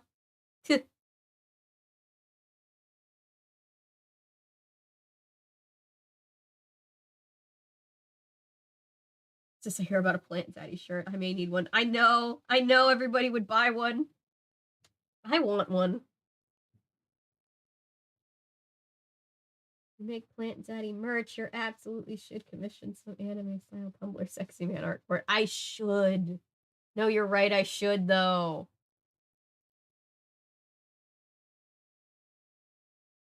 And Mirabelle, but my family will never come around. Oh. I know I saw somebody say the most unrealistic thing about Encanto is that the grandmother apologized to Mirabelle at the end. They're like, so can you imagine? Never seen the movie, but from what I know about it, I relate to Louisa. And yeah, they're both great.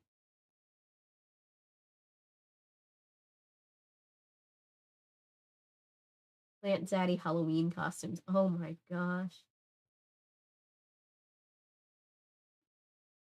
Forget your zodiac sign. What's your favorite kind of giant monster titan? Ooh, think about that.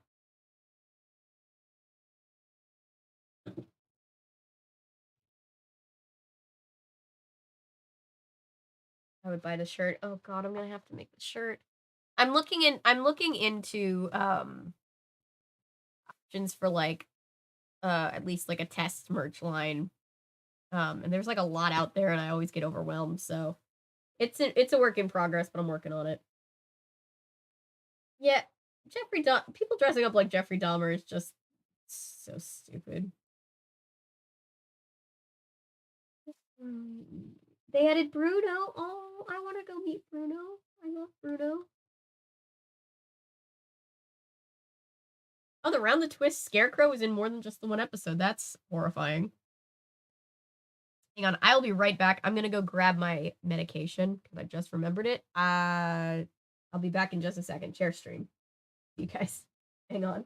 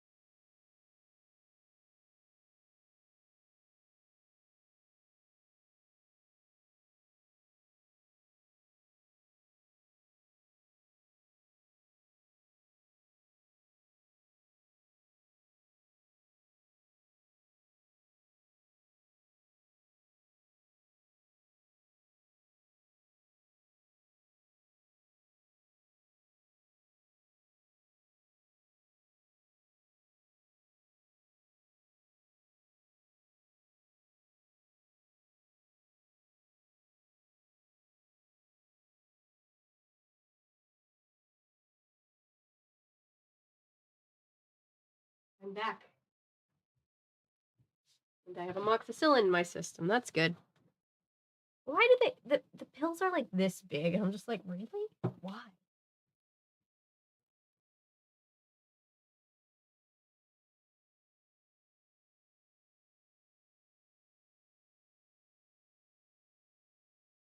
Oh, I need to cover all the Bill and Ted movies. I love Bill and Ted.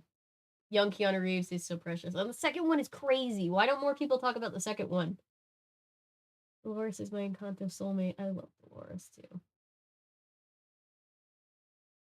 I too have to deal with hearing things no one else does. Dolores is just so sweet.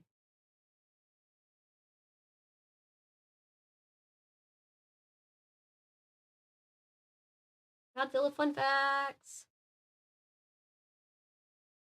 This one is so good. It's the only one I've seen. Yeah, I've seen the first one more than the second one, but the second one is crazy. That's the one where they like go to hell. And I've never seen the newest, the third one with their daughters. Yara on Amazon for future Ren Fair purposes. Nice. I'm about to do my enchanted and disenchanted videos back to back after I finish the one I'm working on, and I'm gonna pull out my pink tiara.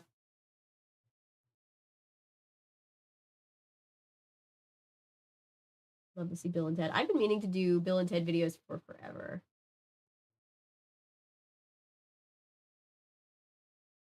Oh, you found out you're allergic to amoxicillin the hard way. Daughters are so their daughters. My dad said the second one is wild. Yeah.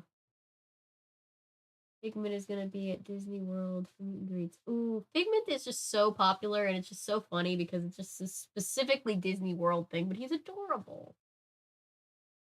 Start to finish for the first time yesterday. I have loved Enchanted ever since it came out. I think it's absolutely adorable. Oh, I'm doing the same thing with penicillin. Oof. I'm so disliked by people that anything more than most.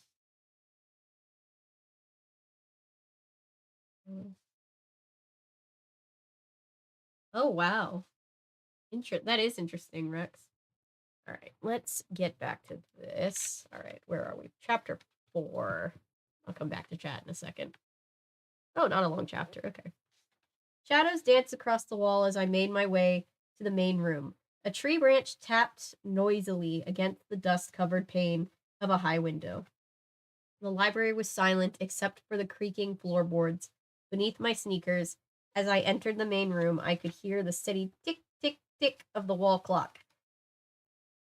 The lights had all been turned off. I thought I felt something scamper across my shoe. A mouse? I stopped short and glanced down. Just a dust ball clinging to the base of a bookshelf. Whoa, Lucy, I scolded myself. It's just a dusty old library. Nothing to get weird about. Don't let your wild imagination take off and lead you into trouble. Trouble? I still had that strange feeling. A gentle but insistent gnawing at my stomach. A tug at my chest. Something isn't right. Something what's the main nun's name in Madeline? Where she's like, something isn't right.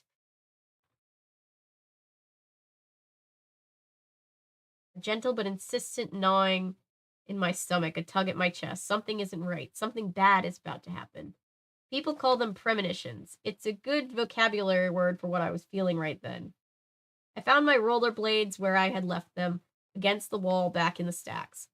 I grabbed them up, eager to get out of the dark, creepy place. I headed quickly back to the entrance, tiptoeing for some reason, but a sound made me stop. I held my breath and listened. It was just a cough. Peering down the narrow aisle, I could see Mr. Mortman hovering over his desk. Well, actually, I could just see part of him, one arm and some of his face, when he leaned to the left. I was still holding my breath. The clock ticked noisily from across the room. Behind his desk, Mr. Mortman's face moved in and out of blue-purple shadows.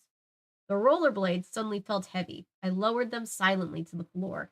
Then my curiosity got the better of me, and I took a few steps toward the front. Mr. Mortman began humming to himself. I didn't recognize the song. The shadow grew deeper as I approached. Peering down the dark aisle, I saw him holding a large glass jar between his pudgy hands. I was close enough to see that he had a pleasant smile on his face. Keeping in the shadows, I moved closer. I liked spying on people. It's kind of thrilling, even when they don't do anything very interesting. Just knowing that you're watching them and they don't know that they're being watched is exciting. Okay? Weird, weird take, but all right. Humming to himself, Mr. Mortman held the jar in front of his chest and started to unscrew the top. Some juicy flies, my timid friends, he announced in his high-pitched voice. So the jar was filled with flies. Suddenly, the room grew much darker as clouds rolled over the late afternoon sun. The light from the window dimmed. Gray shadows rolled over the Mr. Mortman and his enormous desk, as if blanketing him in darkness. From my hidden perch among the shelves, I watched him prepare to feed his turtles. But wait, something was wrong. My premonition was coming true. Something weird was happening. As he struggled to unscrew the jar lid, Mr. Mortman's face began to change. His head floated, oh god, up from his turtleneck, and he started to expand like a balloon being inflated. Ugh. I uttered a silent gasp. How can you gasp silently? I think we've had this question before. As I saw his tiny eyes poke out of his head. The eyes bulged bigger and bigger. Excuse me. Until they were as big as doorknobs. The light from the window grew even dimmer. The entire room was cast into heavy shadows. The shadows swung and shifted. I couldn't see well at all. It was like I was watching everything through a dark fog. Mr. Mortman continued to hum even as his head bobbed and throbbed above his shoulders and his eyes bulged out as if stems poking straight up like insect antennae. And then his mouth began to twist and grow. It opened wide like a gaping black hole in the enormous bobbing head. Oh my god, it's terrifying. It's a terrifying picture. Like, mental image, it's terrifying. Mr. Mortman sang louder now, an eerie, frightening sound, more like animal howling than singing. Like in Mac and Me, when they look at the sky and they go, ah! Is that what he's doing? I think that's what he's doing. He pulled off the lid of the jar and let it fall to the desk. It clanged loudly as it hit the desktop. I leaned forward, struggling to see. Squinting hard, I saw Mr. Mortman dip his fat hand into the jar. I could hear loud buzzing from the jar. He pulled out a handful of flies. I could see his eyes bulge even wider. I could see the gaping black hole that was his mouth. He held his hand briefly over the turtle cage.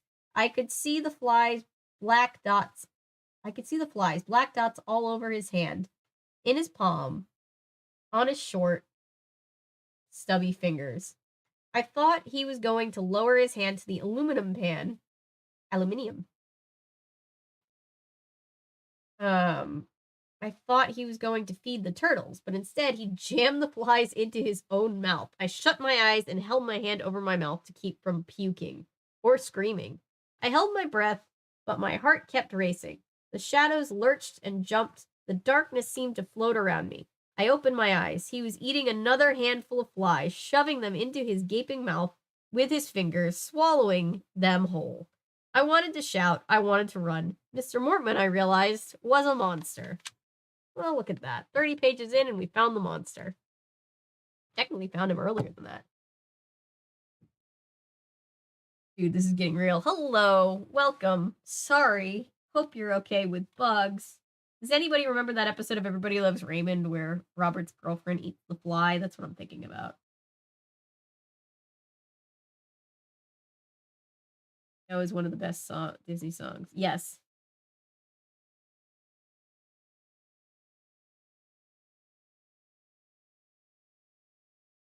Oh, I love it. I love it. I love that whole movie. It's just such a love letter and also roast of Disney movies, and it's lovely. There's so many Easter eggs. Music is great. Genuinely, also the song that they dance to at the So Close They dance to it at the ball. I think that song's beautiful. The girl try to make the next one. Bye, Danielle. Uh, go back to the time I had an allergic reaction to a latex wetsuit. Ooh, got mostly better. Get a prescription anti-allergy medicine. I have an allergic reaction to that too. Oh, I'm really allergic to nickel. And I've told this story before. One time I was working as an extra and they put, because at the time I didn't have my ears pierced, because they've been pierced like 3 different times and they've closed up because of nickelback earrings. And they put clip-ons on my ears, which were, of course, made of nickel, and I got really sick. I got like open sore. It was bad. It was gross. The level of embarrassment 12-year-old me felt when I had an allergic reaction to allergy medicine. That's just really horrible luck. I'm so sorry. Monster time, maybe. Yep, monster time.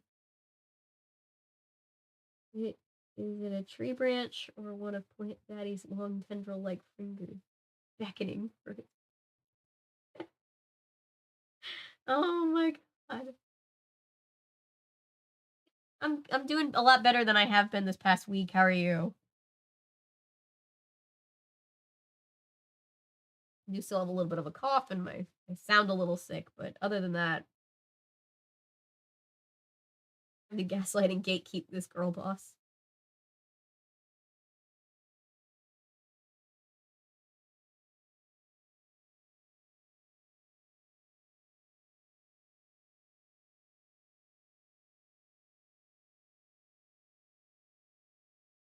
Oh, they never found out exactly what it was that gave you the reaction. That sucks.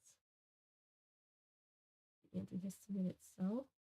I just remembered one of the characters. I just remember that Mr. Mortman was like a monster who ate bugs. That's really all I remember. So we're kind of in new waters for me. She roasts people to death. Then she scares people to the verge of tears. And now she's a full-on stalker. Damn, this girl puts Jane to shame for being the worst child to ever exist in any media. But I was 12. That said, I can pretty much only take Benadryl for allergies. Yeah. Yeah, Benadryl makes you real sleepy, but it really gets the job done if you need your allergies to stop. Oh god. I don't see Hannah in here yet tonight, but I feel bad because Hannah is always like having to deal with like bug fears with like all the stuff we've been reading lately, and I'm just like, I'm sorry. Yummy flies. Ew.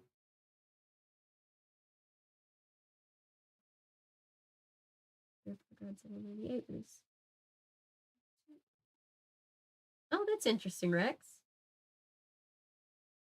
Silent gasping. Woke. Taking a sharp, soundless intake of breath. Really not that hard to write contradictory description. Yeah.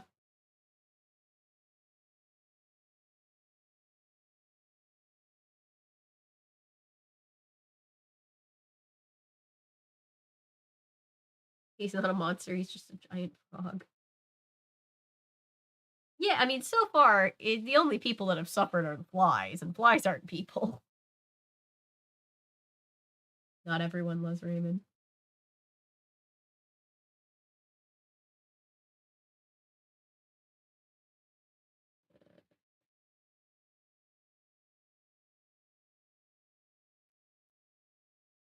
Haven't seen that episode. Yeah, I grew up with Everybody Loves Raymond because my parents love, to this day, love Everybody Loves Raymond, and that's one of the episodes that we quote all the time. She ate a fly.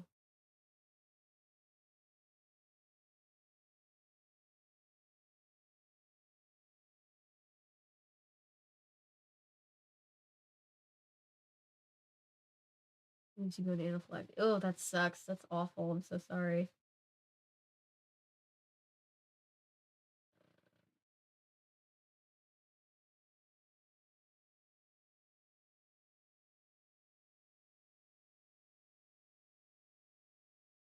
We aren't shipping the soggy librarian with Plant Daddy. I will not permit it. Is that a thing?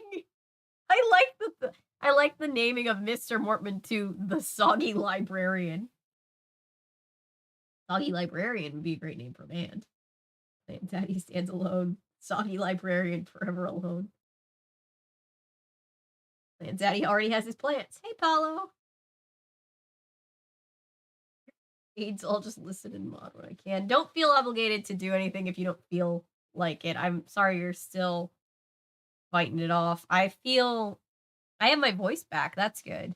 I mostly just feel tired at this point. I'm sorry you're also got whatever is going around. Hey, Toonimations. So Toonimations, the main girl, who I guess is supposed to be this girl, but she looks nothing like this, walked in on the librarian, who's in charge of her summer reading program, eating flies, and he's a big, scary monster. And, like, his eyes pop out of his skull and stuff. And nobody believes her because she loves making up monster stories.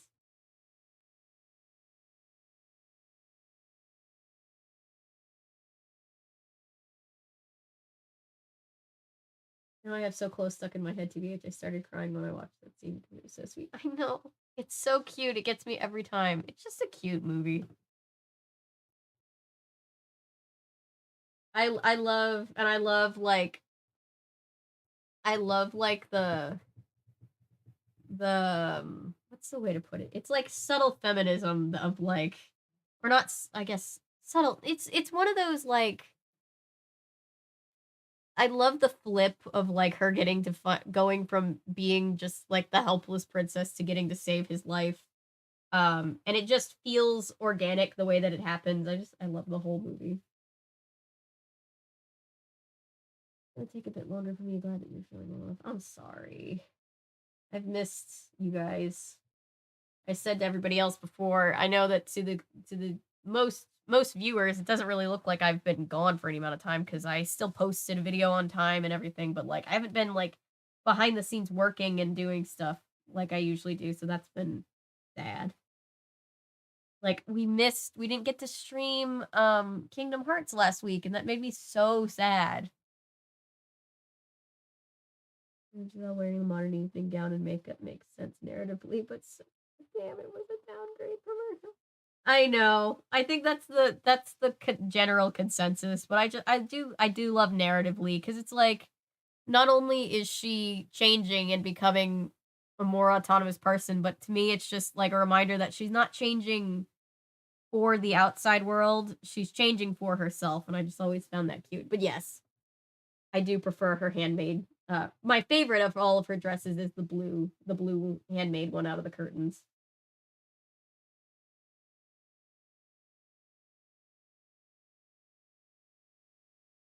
The soggy librarian frog. I don't have a problem with the word moist, but soggy sounds better with librarian. Yeah. Soggy librarian doesn't seem like he would be a good dad and plant. Daddy has both kids and plants, so they just wouldn't work. Fair.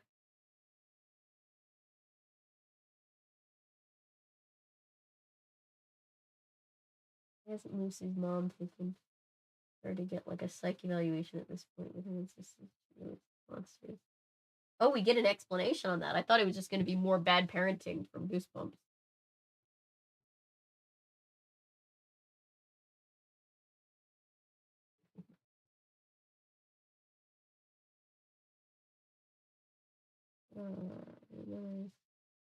Video suggestion for you back here. It's a Disney TV movie called Prince Holiday. I vaguely remember that. Technically, the video that I'm working on right now is a decom because it's the Halloween Town High video that I never got out. Which, by the way, Halloween Town High is easily the least Halloweeny of all the Halloween Town movies, isn't it?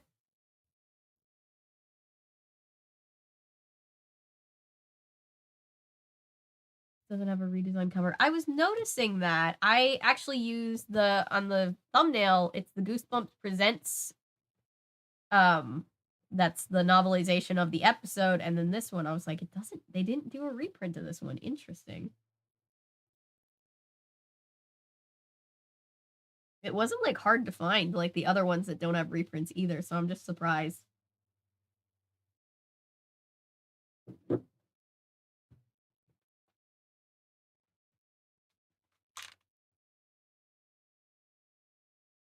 Guess it wasn't popular. I mean, It's interesting, though, because most people I talk to remember this one pretty fondly, more so than some of the other ones.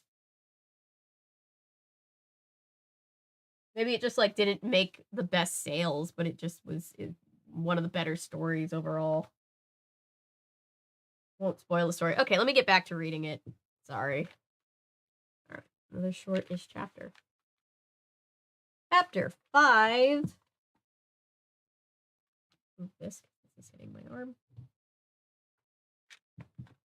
Shadows seemed to pull away. The sky outside the window brightened, and a gray triangle of light fell over Mr. Mortman's desk. Opening my eyes, I realized I'd been holding my breath. My chest felt as if it were about to burst. I let the air out slowly and took another deep breath. Then, without glancing to the front of the room, I turned and ran, my sneakers thudding over the creaky floors, but I didn't care. You have to be stealthier than that. I had to get out of there as fast as I could. I bolted out of the front door of the library onto the stone steps, then down the gravel driveway. I ran as fast as I could, my arms flying wildly at my sides, my black hair blowing behind me. I didn't stop until I was a block away. Then I dropped to the curb and waited for my heart to stop pounding like a bass drum. Heavy rain clouds rolled down over the sun again. The sky became an eerie yellow-black. A station wagon rolled past. Some kids on the back of it called to me, but I didn't raise my hand. I kept seeing the shadowy scene in the library again and again. Mr. Mortman is a monster. That would be a good alternate name. I wonder if that was the alternate title at one point. Mr. Mortman is a monster? That's catchy. The words repeated nonstop in my mind. It can't be, I thought, gazing up at the black clouds so low overhead. I was seeing things. That had to be it. All the shadows in the dark library, all the swirling darkness. It was an optical illusion. It was my wild imagination. It was a daydream, a silly fantasy.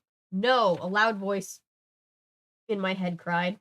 No, Lucy, you saw Mr. Mortman's head bulge. Ugh. You saw his eyes pop out and grow like hideous toadstools on his ballooning face. You saw him reach into the fly jar. You heard him humming so happily, so hungrily. You saw him jam the flies into his mouth, not one handful, but two. And maybe he's still there, eating his fill. It was dark, Lucy. There were shadows, but you saw what you saw. You saw it all. Mr. Mortman is a monster. I climbed to my feet. I felt a cold drop of rain on top of my head. Mr. Mortman is a monster, I said it out loud. I knew I had to tell Mom and Dad as fast as I could. The librarian is a monster. That's what I'd tell them. Of course they'll be shocked. Who wouldn't be? I still think they'll believe her. Feeling another raindrop on my head, then one on my shoulder as I started jogging from home. I had gone about half a block when I stopped. The stupid rollerblades, I'd left them in the library again. God damn it. I turned back. A gust of wind blew my hair out of my face. I pushed it back with both hands. I was thinking hard, trying to figure out what to do. Rain pattered softly on the pavement in the street. The cold raindrops felt good on my hot forehead. I decided to go back to the library and get my skates. This time, I'd make a lot of noise, make sure Mr. Mortman knew someone was there. If he heard me coming, I decided he'd act normal. He wouldn't eat flies in front of me. He wouldn't let his eyes bulge out and his head grow like that, would he? I stopped as the library came back into view. I hesitated, staring through the drizzling rain of the old building. Maybe I should wait and come back tomorrow with my dad. Wouldn't that be smarter? No, I decided I wanted my skates, and I was going to get them. Protagonist. No, I'm not going to do the smart thing. What are you, crazy? Get in the running car. Let's hide behind the chainsaws. I've always been pretty brave. The time a bat flew into our house, I was the one who yelled and screamed at it and chased it out with a butterfly net. Poor bat, he was probably traumatized. I'm not afraid of bats, or snakes, or bugs, or monsters, I said out loud. As I walked up to the front of the library, rain pattering softly all around me, I kept telling myself to make a lot of noise. Make sure Mr. Mortman knows you're there, Lucy. Call out to him. Tell him you came back because you left your skates. He won't let you see that he's a monster if he knows you're there. He won't hurt you or anything if you give him some warning. I kept reassuring myself all the way up the dark old building. I climbed the stone steps hesitantly, all the way up to the dark building. In a deep breath, I grabbed the doorknob and started to go in. How many extra pages for the next chapter?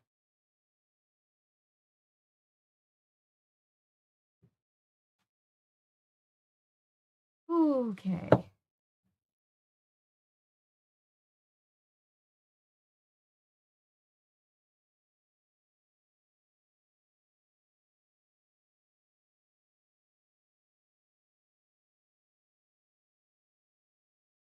I know, Toonie. Somehow the pacing isn't bad in this one. I don't know why I said somehow, but like some of the pacing has been really bad. I'm looking right at you, Monster Blood. Sarah Paxton wasn't in Halloween Town High. That was the university one.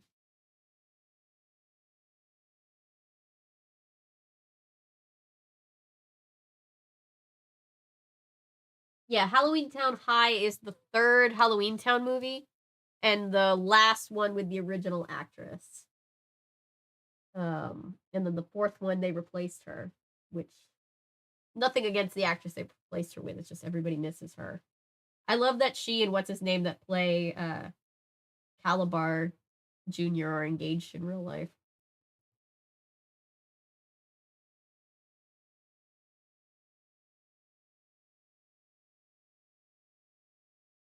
Oh, and you're talking about Lucas Gabriel, yeah, from High School Musical.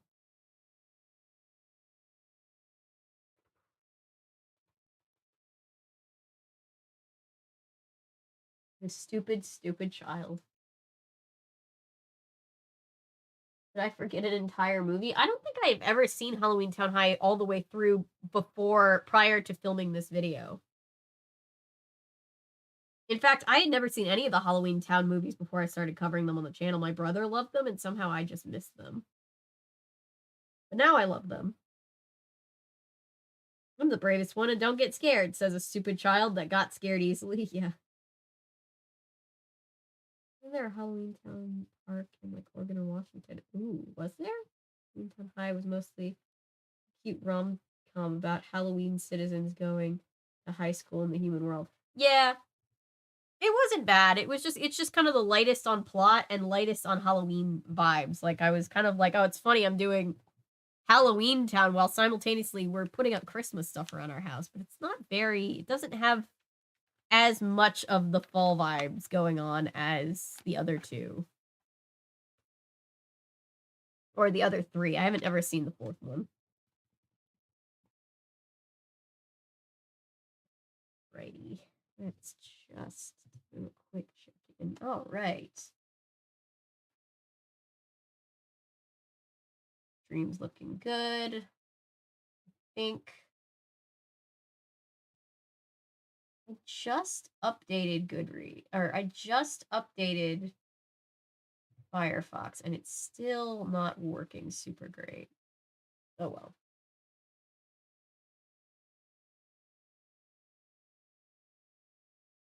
Definitely really spooky, but TBH, I think it's probably the most cute and easy to watch when you need to chill out. Yeah. I miss too, Luke isn't in it. I like Luke a lot. But yeah, it's cute. They're all cute. Disney Channel movies are just like a fun thing to watch when you just kind of want to turn your brain off. Let's go live. Well, we are live, but let's get the browser up and going again. There we go. Okay.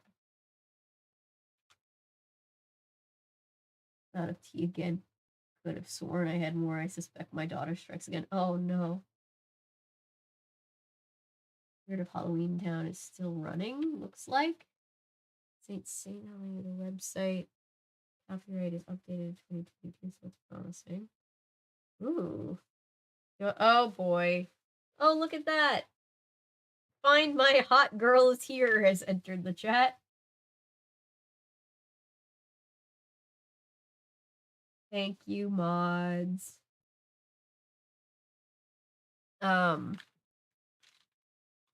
Interesting. Maybe one day I'll get to go visit the Halloween Town theme park. Like Jenny Nicholson got to visit Evermore, but hopefully I'll have more fun.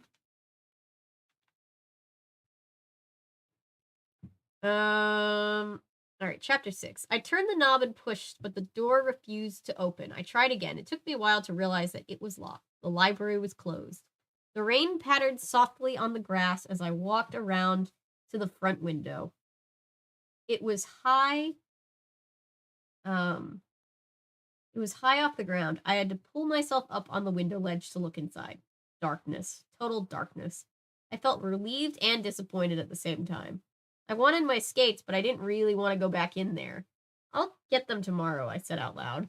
I lowered myself to the ground. The rain was picking up, blowing the rain in. Wait. The rain was picking up. Wait. The rain was starting to come down harder, and the wind was picking up, blowing the rain in sheets. Yeah, there we go. I started to run, my sneakers squishing over the wet grass. I ran all the way home. I was totally drenched by the time I made my way through the front door. My hair was matted down on my head. My t-shirt was soaked through. Mom, Dad, are you home? I cried. I ran through the hallway, nearly slipping on the smooth floor, and burst into the kitchen. A monster, I cried. Huh? Randy was seated at the kitchen table, snapping a big pile of string beans for Mom. Oh, he was the only one who looked up. Mom and Dad were standing at the counter, rolling little meatballs in their hands. They didn't even turn around. A monster, I screamed again. Where? Randy cried. Did you get caught in the rain? Mom asked. Don't you say hi? Dad asked. You just explode into a room yelling? I don't get a hi, Dad, or anything. Hi, Dad, I cried breathlessly. There's a monster in the library. Lucy, please, Mom started impatiently. What kind of monster? Randy asked. He had stopped snapping the ends of the beans and was staring hard at me. Mom finally turned around. You're soaked, she cried. You're dripping all over the floor. Get upstairs and change into dry clothes. Dad turned too, a frown in his face. Your mother just washed the floor, he muttered. I'm trying to tell you something, I shouted, raising my fist in the air. No need to scream, Mom scolded. Get changed, then tell us. But Mr. Mortman is a monster, I cried. Can't you save the monster stuff till later? I just got home and I've got the worst headache, Dad complained. His eyes stared down at the kitchen floor. Small puddles were forming around me on the white linoleum. I'm serious, I insisted. Mr. Mortman, he's really a monster. Randy laughed. He's funny looking. Randy, it's not nice to make fun of people's looks, Mom said crossly. She turned back to me. See what you're teaching your little brother? Can't you set a good example? But Mom, Lucy, please, get into dry clothes, Dad pleaded. Then come down and set the table, okay? I was so frustrated I tilted my head back and let out an angry growl. Doesn't anyone here believe me? I cried. This really isn't the time for your monster stories, Mom said, turning back to her meatballs. Larry, you're making them too big, she scolded. My father, they're supposed to be small and delicate. But I like big meatballs, Dad insisted. Not one word, chat. Not one word. Don't want to hear it. No one was paying attention to me. I turned and stopped angrily out of the kitchen. Is Mr. Mortman really a monster? Randy called after me. I don't know and I don't care about anything, I screamed back. I was just so angry and upset. They didn't have to ignore me like that. All they cared about was their stupid meatballs. Well, you did lie like a bunch of times. Up in my room, I pulled off my wet clothes and tossed them onto the floor. I changed into jeans and a tank top. She changes into jeans? I'd be in pajamas. I'm in pajamas right now. Is Mr. Mortman really a monster? Randy's question repeated in my head. Did I imagine the whole thing? Do I just have monsters on the brain? I will say nothing about Dad being clearly bisexual.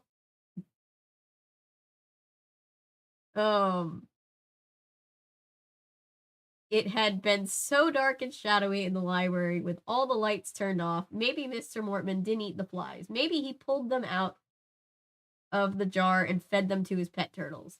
Maybe I imagined that he ate them. Maybe his head didn't swell up like a balloon. Maybe his eyes didn't pop out. Maybe that was just a trick in the darkness.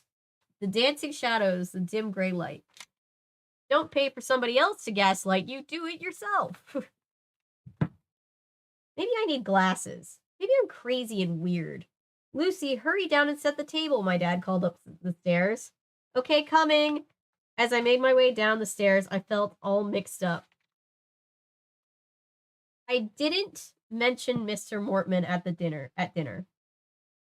Actually, Mom brought him up. What book did you choose to read this week? She asked.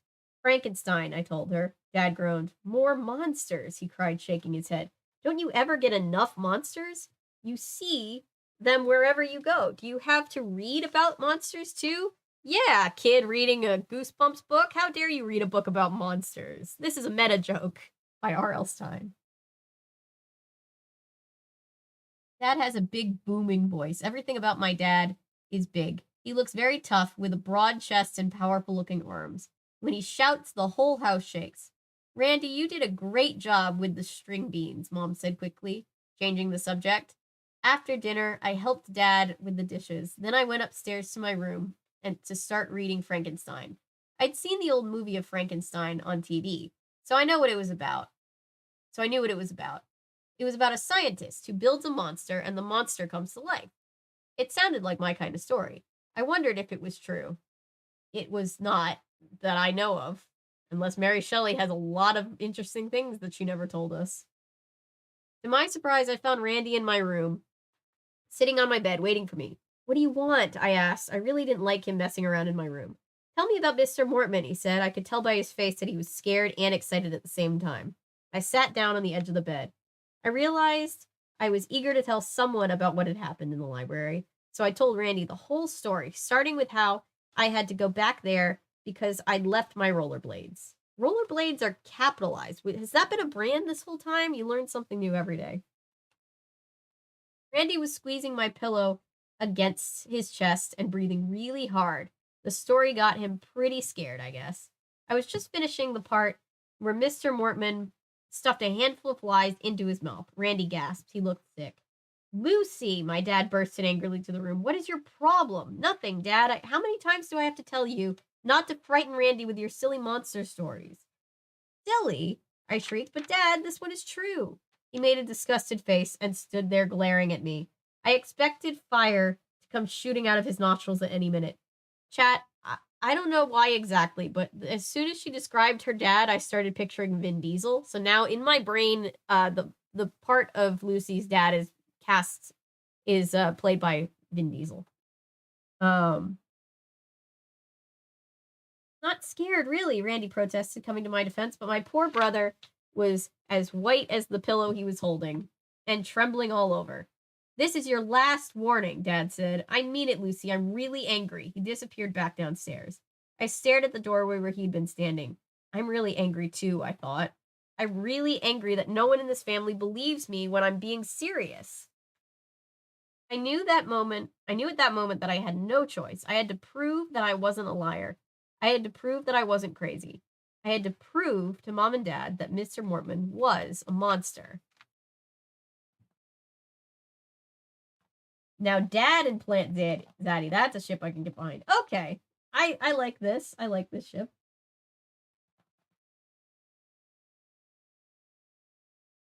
Where did I leave off? I was watching Goof Troop in a Disney Plus marathon. Ooh, I need to do videos about Goof Troop and just more videos about that whole Saturday morning block in general.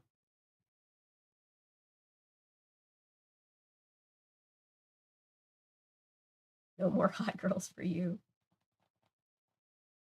She really is stupid. It took her a while to figure out that the door is locked. Yeah. I mean, she's 12. Well, gang, looks like we got ourselves a mystery on our hands. I never posted the picture of me and my family all dressed up as the Mystery Inc. gang on Halloween, did I? I should post that.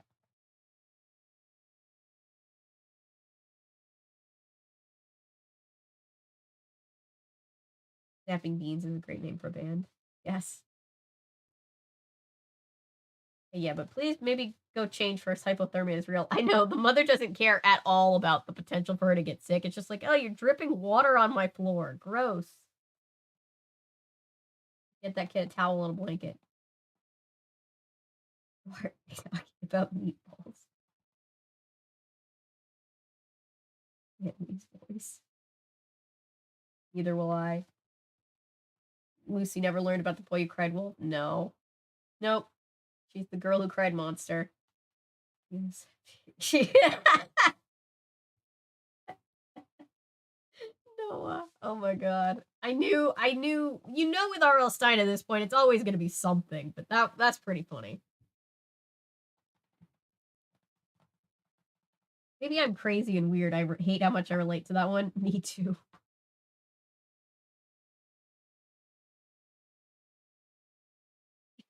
Oh dear. Explant Zaddy.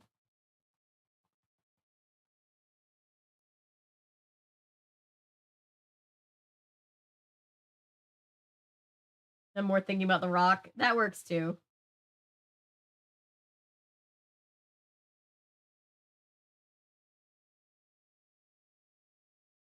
My husband just out crimp. Look, I was stupid at 12 too, but that's stupid. I couldn't tell a door was locked. True. That's fair. Yeah. I too could tell when a door was locked at 12. Parents don't want her to talk about monsters. They just don't want her to scare the little brother, which is fair. I mean, they're not really. It's kind of weird because it's almost like so far the parents aren't coming across as awful because they kind of have a reason to be hands off right now, but I'm sure it'll get worse. So people just jumping in.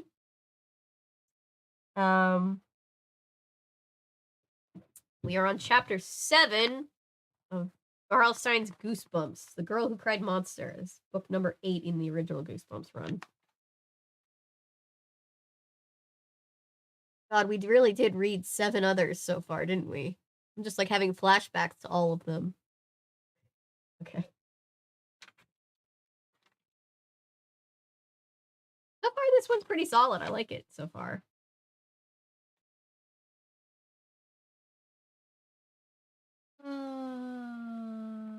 Space Jam. Back in action. You have the power to erase one mystery. Ooh, so here's something that's I'm gonna say, and then I'm gonna start reading this chapter, and I'm gonna ignore the outrage in chat. I've never seen Space Jam. But I did watch Looney Tunes Back in Action over and over and over again, and that one has my boy Brendan Fraser, so always that one. So far, this book is pretty solid.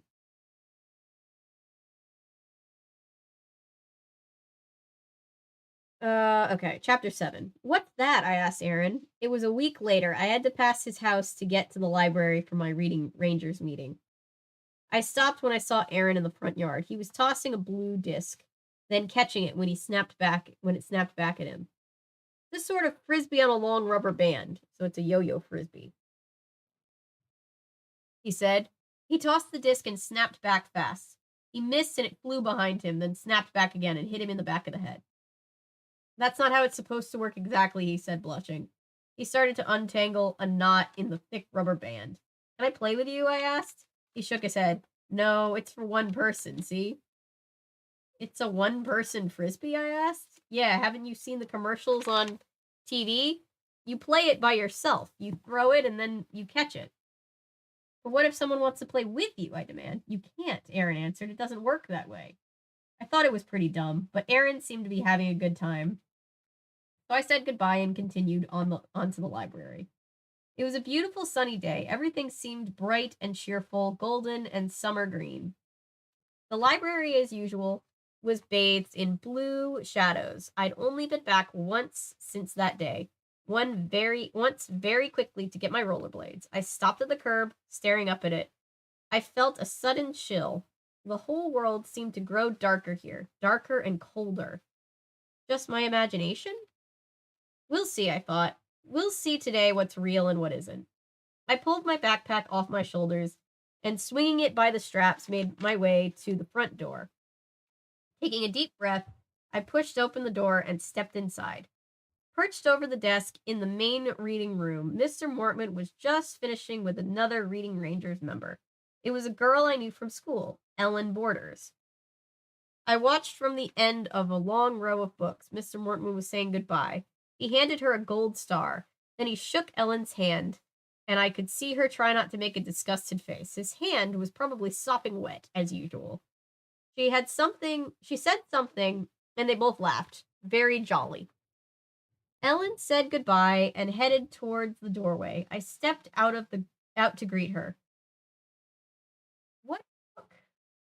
No, one of the casting companies is texting me asking me if I can work tomorrow, and that's no, I cannot.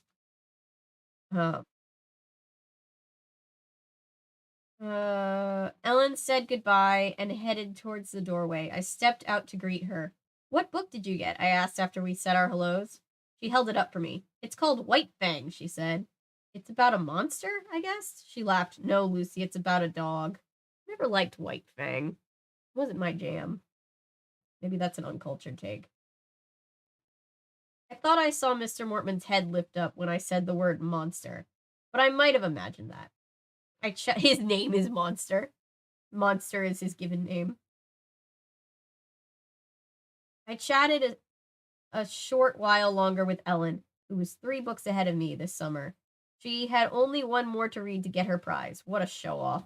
I heard the front door close behind her as I took my seat next to Mr. Mortman's desk and pulled Frankenstein from my book bag. Did you enjoy it? Mr. Mortman asked. He had been studying his turtles, but he turned to face me, a friendly smile on his face. He was wearing another turtleneck, a bright yellow one this time. I noticed that he wore a big purple ring on one of his pudgy pink fingers. He twirled the ring as he smiled at me. It was kind of hard, I said, but I liked it. I have read more than half of this one. I would have finished it if it wouldn't have such tiny type. Did you enjoy the description in this book, too? Mr. Mortman asked, leaning closer to me over the desk. My eye caught the big jar of flies on the shelf behind him. It was very full. Well, yeah, I said. I kind of expected more action. What was your favorite part of the book? Mr. Mortman asked. The monster, I answered instantly. I watched his face to see if he reacted to that word, but he didn't even blink. His tiny black eyes remained locked on mine. The monster was really great, I said. I decided to test him. Wouldn't it be neat if there were real monsters, Mr. Mortman? She didn't read the whole book, obviously. Again, he didn't blink. Most people wouldn't be too happy about that, he said quietly, twirling his purple ring. Most people like to get their scares in books or in movies. They don't want their scares to be in real life, he chuckled. I forced myself to chuckle too. I took a deep breath and continued my little test. I was trying to get him to make a slip, to reveal that he wasn't really human. Do you believe that real monsters exist? I asked. Not very subtle, I admit it. But he didn't seem to notice. Do I believe that a scientist such as Dr. Frankenstein could build a living monster? Mr. Mortman asked. He shook his round, bald head. We can build robots, but not living creatures. That wasn't what I meant. Some other people came into the library, a little girl with her white-haired grandmother. The little girl went skipping to the children's book section. The grandmother picked up a newspaper and carried it to an armchair across the room. I was very unhappy to see them. I know that the librarian wouldn't change into the monster while they were here. I was sure he only ate flies when the library was empty. I was going to have to hide somewhere and wait for them to leave. You don't eat the flies in public, to be fair. Mr. Mortman reached into his desk drawer, pulled out a gold star, and handed it to me. I thought he was going to shake my hand, but he didn't. Have you read Anne of Green Gables? He asked, picking up a book from the pile on his desk. No, I said. Does it have monsters in it? He threw back his head and laughed, his chin's quivering. Damn. She just had to throw that one in there. I thought I caught a flash of recognition in his eyes. Hang on.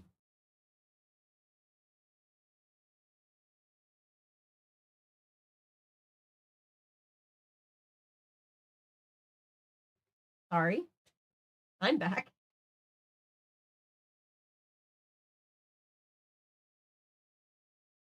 A question, a tiny moment of hesitation. I thought my question brought something strange to his eyes, but of course, again, it could have been my imagination. I don't think you'll find any monsters in this one, he said, chuckling.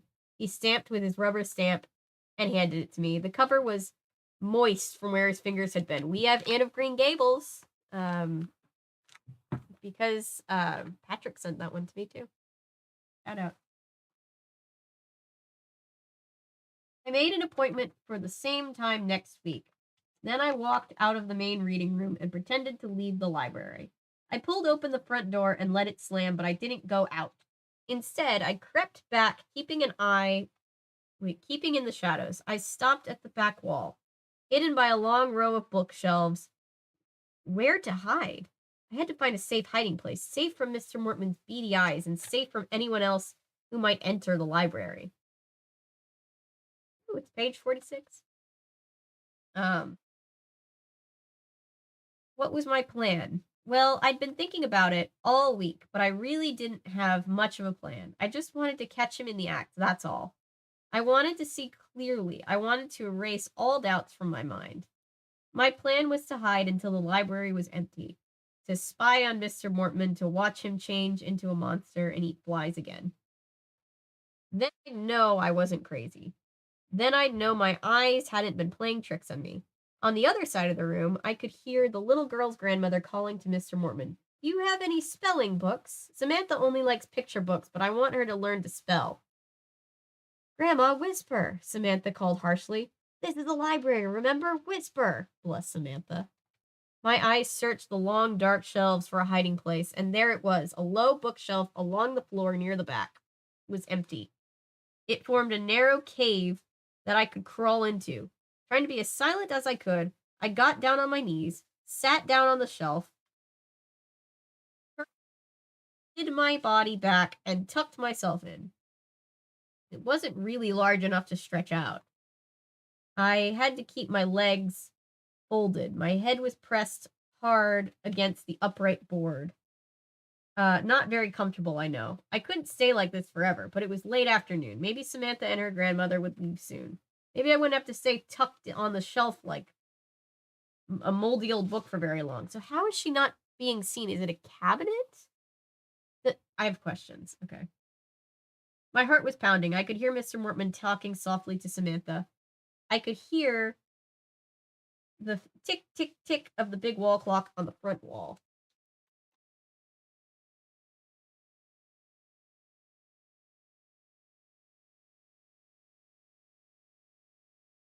But did you bring a camera? That's a good point. Even in the 90s, they had disposable ones. When did this book come out? Now I need to know.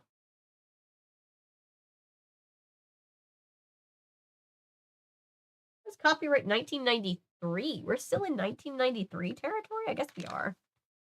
Interesting. Okay. I could hear every sound, every creak, and groan.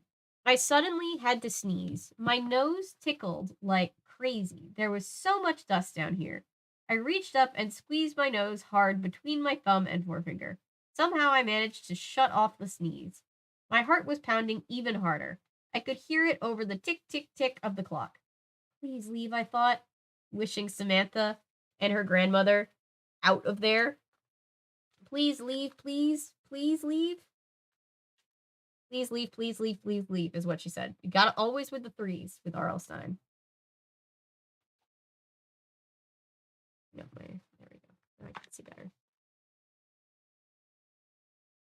I don't know how long I can stay tucked on this dusty shelf. My neck was already starting to hurt from being pressed against the shelf, and I felt another sneeze coming on. This book is too hard. I need an easier one, Samantha was saying to Mr. Mortman. I heard Mr. Mortman mutter something. I heard shuffling feet, footsteps. Were they coming this way? Were they going to see me? No, they turned and headed back to the children's section on the side. I've already read this one, I heard Samantha complain. Please leave, please leave, please leave. It must have been only a few minutes later when Samantha and her grandmother left. but it seemed like hours to me. My neck was stiff, my back ached, my legs were tingling, both asleep. I heard the front door close behind them. The library was empty now, except for Mr. Mortman and me. I waited and listened. I heard the scrape of his tall stool against the floor. Then I heard his footsteps. He coughed. I feel like I have to cough. It suddenly grew darker. He was turning off the lights. It's showtime, I thought. He's closing up. Now's the time. Now's the time he'll turn into a monster before my eyes. I rolled silently off the shelf onto the floor. Then I pulled myself to a standing position, holding onto a higher shelf. I raised one leg, then the other, trying to get the circulation back. As the overhead lights went out, most of the library was blanketed in darkness. The only lights that came from the late afternoon sunlight flooding through the window at the front of the room. Where was Mr. Mortman? I heard him cough again, but he began to hum to himself. He was closing up. Holding my breath, I tiptoed closer to his desk. I leaned my side against the shelves and moved. As I moved, keeping in the shadows. Whoa. I suddenly realized Mr. Mortman wasn't at his desk. I heard his footsteps behind me, at the back of the main reading room. Then I heard his shoes thud across the floor from the entryway. I froze in place, listening hard, still holding my breath. Was he leaving? No. I heard a loud click. The sound of a lock being turned. He had locked the front door. I hadn't planned on that. No way. That was definitely not part of my plan. Frozen in the dark aisle, I realized that I was locked in with him. Now what? Can't unlock it from the inside? Okay. Not a super long chapter next. Let's take a second. Check in with chat. How are we doing, chat? Oh boy.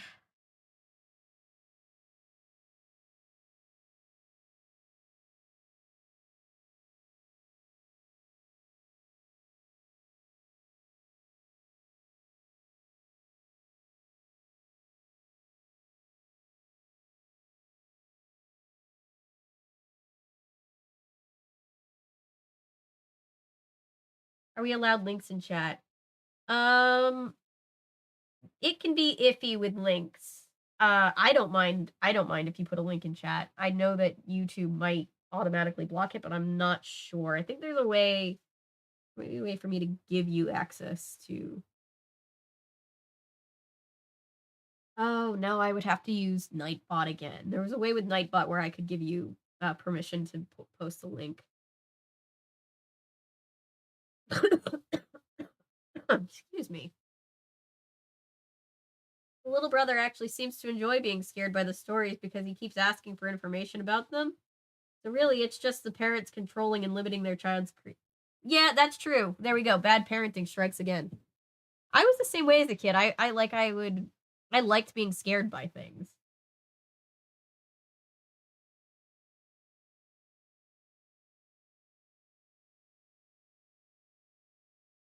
The real shame how much the city of metal been back in action. The ordeal left a sour taste. Interesting. I don't know much about the making of that movie, but I watched it a lot as a kid. Zero memory of back in action, so I pose we both have some catching up to do. Yeah.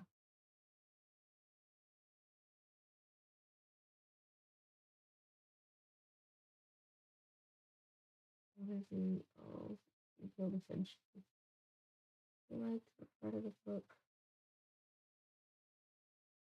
Honestly, really enjoyed Frank. Yeah, Frankenstein's cool. It's a slow burn, but it's good.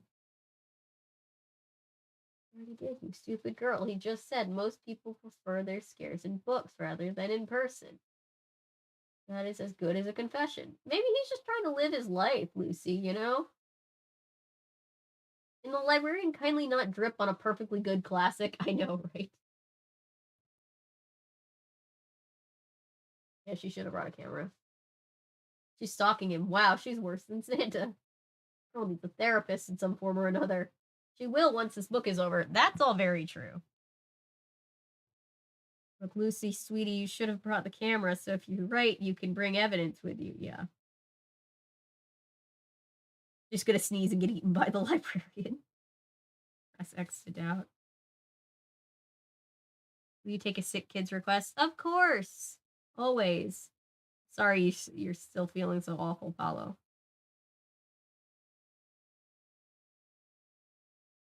Yeah, you can just let us know what to search on Amazon. I'm interested now. Hey, A113. Included Daphne and Velma. Gay and away. I could see it most likely. Someplace. The laugh joke being the 2000s and all. Probably, unfortunately. Jingle All the Way. Oh, yeah, I meant to cover Jingle All the Way last year and didn't get to. Yes, I will put that on the list.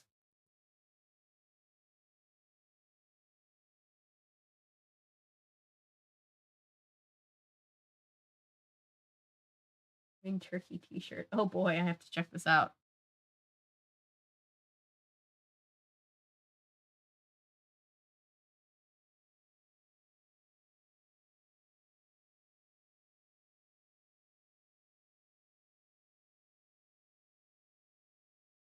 I think I've ever seen Jingle all the way through. I've seen Jingle part of the way. Speaking of lesbians, canon Ivy Harley cute couple moments in the Batman webtoons. Oh, I always much preferred Harley with Poison Ivy than with Joker. I think most people do. They're cute.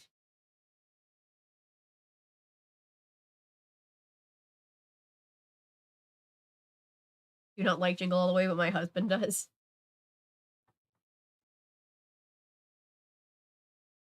I'll be sure to roast it at least at one part in the movie, just so that you can show him, or in the video, just so you can show him. Okay, let's see.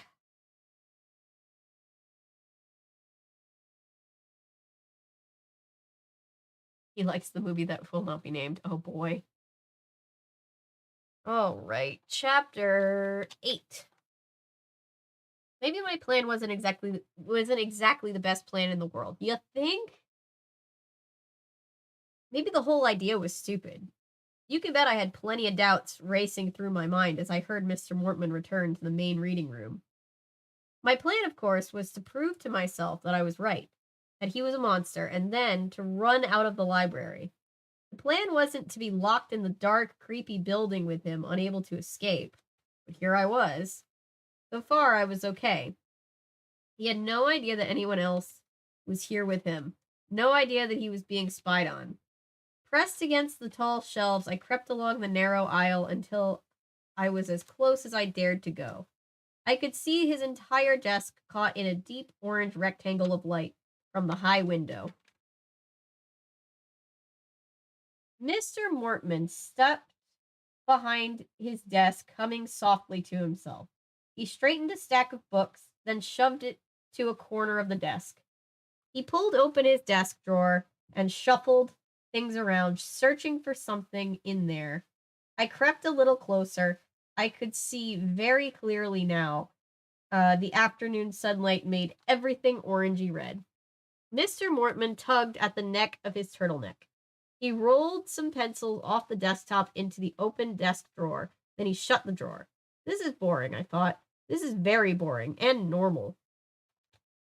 I must have been wrong last week. I must have imagined the whole thing. Mr. Mortman is just a funny little man. He isn't a monster at all. I sank against the tall shelf, disappointed. I'd wasted all that time hiding in the filthy shelf for nothing. And now, here I was, locked in the library after closing time, watching the librarian clean off his desk. What a thrill. I've got to get out of here, I thought. I've been really stupid. But then I saw Mr. Mortman reach for the fly jar on the shelf behind him. I swallowed hard. My heart gave a sudden lurch. A smile crossed Mr. Mortman's pudgy face as he set the big glass jar down in front of him. Then he reached across the desk and, with both hands, pulled the rectangular turtle pan closer. "Dinner time, my timid friends," he said in his high, scratchy voice. He grinned down at the turtles. He reached into the pan and splashed the water a bit. "Dinner time, friends," he repeated. And then, as I stared without blinking, stared with my jaw dropping lower and lower in disbelief. His face began to change again. His round head began to swell up, his black eyes bulged. His mouth grew until it became an open black pit. The enormous head bobbed above the yellow turtleneck.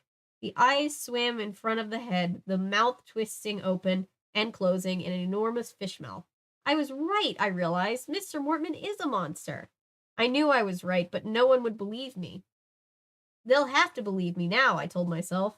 I'm seeing this so clearly, it'll all be so bright in the red-orange. It was all so bright in the red-orange light. Bring a camera next time, please. Bring the Say Cheese and Die camera. Then you can just knock Mr. Mortman out and be done with it. I'm seeing it. I'm not imagining it. They'll have to believe me now. Oh, you poor sweet summer child. Gaped, open-mouthed at the gross creature the librarian had become, he reached into the fly jar, removed a handful of flies, and shoved them hungrily into his mouth. Dinner time, he rasped as he chewed. Ugh. I could hear the buzz of the flies inside the jar. They were alive. The flies were alive, and he was gobbling them up as if they were candy. Ugh. I raised my hands and pressed them against the sides of my face as I stared. Dinner time! Another handful of flies. Poor flies. Some of them had escaped. They buzzed loudly around his swollen, bobbing head. Fly! Be free, flies! As he chewed and swallowed, Mr. Mortman grabbed at the flies in the air, his tiny hands surprisingly quick. No! He pulled the flies out of the air, one, another, and popped them into his enormous gorge of a mouth. Mr. Mortman's eyes swam out in front of his face. For a short, terrifying moment, the eyes stopped. They were staring right at me. Oh, God. I realized I had leaned too far into the aisle. He had spotted me. I jumped back with a gasp of panic. The bulging black eyes, like undulating toadstools, remained in place for another second or two. Then they continued rolling and swimming about. After a third handful of flies, Mr. Mortman closed the jar, licking his black lips with a snake-like pencil-thin tongue. The buzzing stopped. The room was silent again, except for the ticking clock and my thundering heartbeat. Now what? I thought. Is that it? No. Dinner time, my timid friends, the librarian said in a thin, trembling voice, the voice seeming to bob along with the enormous head. He reached a hand into the pan and picked up one of the little green-shelled turtles. I could see the turtle's legs racing. Is he going to feed some flies to the turtles now, I wondered? Uh-oh. Mr. Mortman held the turtle higher, studying it with his bulging, rolling eyes. He held it up to the sunlight, the turtle's legs continuing to move. Then he popped the turtle into his mouth. I knew it, the poor turtles. I heard the crack of the shell as Mr. Mortman bit down. Oh, I'm going to have nightmares.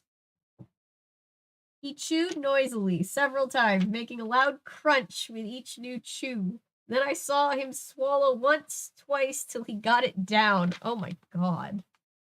Like, actually a little bit nauseous. Or nauseated. I think nauseated is the correct word, but whatever. I'd seen enough. More than enough. Mom, come get me. I'm scared. I turned away. I began to make my way blindly back through the dark aisle. I jogged quickly. I didn't really care if he heard me or not. I just had to get out of there. Out into the sunlight and fresh air, away from the crunching sound that kept repeating in my ears. The crunch of the turtle shell as Mr. Mortman chewed it alive. I ran from the main reading room, my heart thudding, my legs feeling as heavy as stone. I was gasping for breath when I reached the front entryway. I ran to the door and grabbed the handle, and then I remembered. The door was locked. I couldn't get out. I was locked in. And then, as I stood staring straight at it, the closed door in my hand gripping the brass knob, I heard footsteps behind me. Rapid footsteps. Mr. Mortman had heard me. I was trapped. Oh dear. Chat, I'm scared. Poor turtle. Season 3 is out of Cuphead is out now, and I haven't even done my video on the second one. I gotta get on that.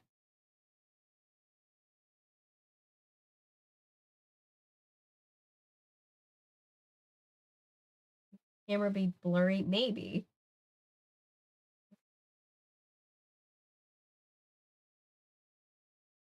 Erase code in my life. Messing up. Oh, I didn't see your comment. I see this comment, Tootie Nations, but I hadn't seen a comment from you in a second. I mean, it bluntly stated that Joker is abusing Harley. Oh, 100%, yeah.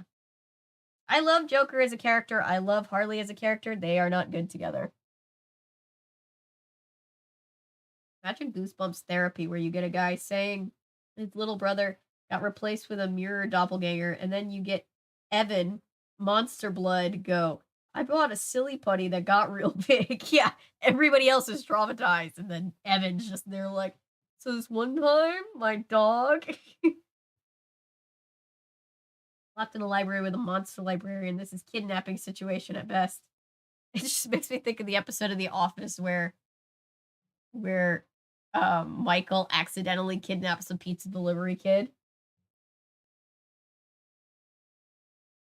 Can you unlock the door from the inside? That's a real question. That's what I said, Rex. Crystal pumpkins from the friends. I into pumpkins. Lucy just nopes out of there. Yeah. Sweet dumb child. Yuck. I know. Gross. Kronk. A moment of triumph approaches. Ah ha ha. It's dinner time. Oh gosh.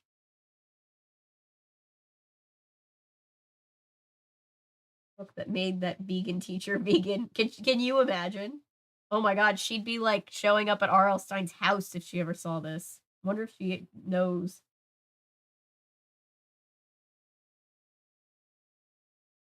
Quickly, Lucy, just get out of there. Yep. Rip Turtle. Poor Turtle. So glad I already ate a while ago. Same. Same.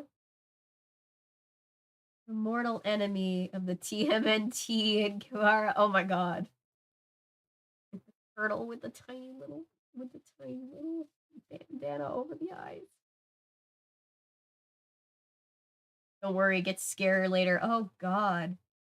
This is a book that makes the vegan teacher. Yep. Summaries of the books we read. I didn't know if it... Yeah, I didn't see that comment. I'm sorry. List of summaries of the books we read. I didn't know if they erased. Yeah, I didn't see that. So far we're on 8. What's our next book gonna be? Oh, Welcome to Camp Nightmare is our next one. Ooh, I remember a little bit of that one.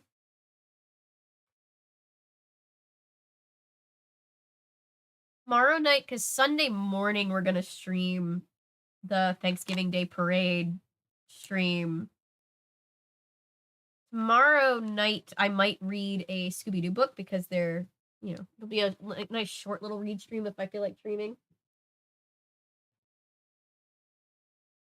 Just thinking out loud, I guess. Here it is. Thank you.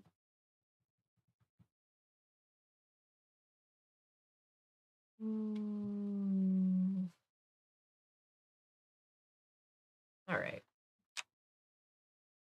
Chapter 9. I froze in panic, staring at the door until it became a dark blur in front of me. Mr. Mortman's footsteps grew louder behind me. Help! I uttered a silent plea. Somebody help me! The librarian would burst into the front entryway any second, and there I'd be, trapped at the door, trapped like a rat, or a turtle, or like a turtle. And then what? Would he grab me up like one of his pets? Would he crunch me between his teeth? There had to be a way out of there. There had to be. And then staring at the blur of the door, it suddenly came clear to me. It all came back to focus. I realized that maybe, just maybe, I wasn't trapped at all. Mr. Mortman had locked the door from the inside. The inside. Oh my god, child. That means I could unlock it and open the door. I'm calm. I'm very calm. You didn't try that first. If the door locked with a key, then I was stuck. But if it was just an ordinary lock that you turned... Hey, is somebody out there? Mr. Mortman's raspy voice burst into my thoughts. My eyes frantically searched the door. I found the lock under the brass knob. I reached for it. Please turn, please turn, please turn. The lock turned in my hand. With a soft click, the prettiest sound I ever heard. In a second, I had pulled open the door. In another second, I was out on the stone steps. Then I was running as fast as I could, running across the front lawn, cutting through some shrubs, diving through a hedge, running for my life, gasping for air. I turned halfway down the block. I could see Mr. Mortman, a shadowy figure in the library door. He was standing in the doorway, staring out, not moving, just standing there. Had he seen me? Did he know it was me spying on him? I didn't want to know. I just wanted to get away. The late afternoon sun was ducking behind the trees, making the shadows long and dark. I lowered my head and ran into the long blue shadows, my sneakers thudding hard against the sidewalk. I was out. I was okay. I had seen the monster. But it hadn't seen me. But it hadn't seen me. I hoped. I ran until I got to Aaron's house. He was still in the front yard. He was sitting on the stump of an old tree his parents had removed. I could see the blue frisbee type thing in his lap. He was struggling to untangle the long rubber band. Aaron had his head down, concentrating on undoing the knots, and didn't see me at first. Aaron, Mr. Mortman is a monster, I cried breathlessly. Huh? He looked up startled. Mr. Mortman, he's a monster, I repeated, panting like a dog. I put my hands on my knees and leaned forward, trying to catch my breath. Lucy, what's your problem? Aaron muttered, returning his attention to his rubber band. Listen to me, I screamed impatiently. I didn't sound like myself. I didn't recognize my shrill, panicky voice. This thing stinks, Aaron muttered. It's totally tangled. For fuck's sake, yes. Aaron, please, I pleaded. I was in the library. I saw him. He changed into a monster. He ate one of his turtles. Aaron laughed. Yum, he said. Did you bring me one? Aaron, it isn't funny, I cried, still out of breath. I was so scared. He's a monster. He really is. I thought I was locked in with him. I really thought... Tell you what, Aaron said, picking at the knots in the rubber band. He held the blue plastic disc up to me. If you can untangle this big knot, I'll let you play with it. Ah! I let out an angry scream. No, Tech Mother, I didn't want anything from you. The assistant woke up, and as it always does. Why don't you... I let out an angry scream. Why don't you listen to me? Lucy, give me a break, Aaron said, still holding the disc.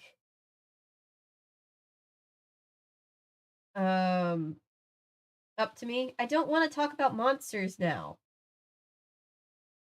It's kind of babyish, you know? But Aaron, why don't you save that stuff for Randy? Aaron suggested. He waved the blue disc. Do you want help? Do you want to help me with this or not? Not, I screamed. Then I added, you're a lousy friend. Adults are terrified of and obsessed with monsters too. That's why the horror genre exists. No, I screamed. Then I added, you're a lousy friend. He looked a little surprised. I didn't wait for him to say anything else. I took off again, heading for home. I was really angry. What was his problem anyway? You're supposed to take a friend seriously. You're not supposed to think automatically that your friend is just making up a story. But what if your friend is always making up stories, Lucy? What do you do then?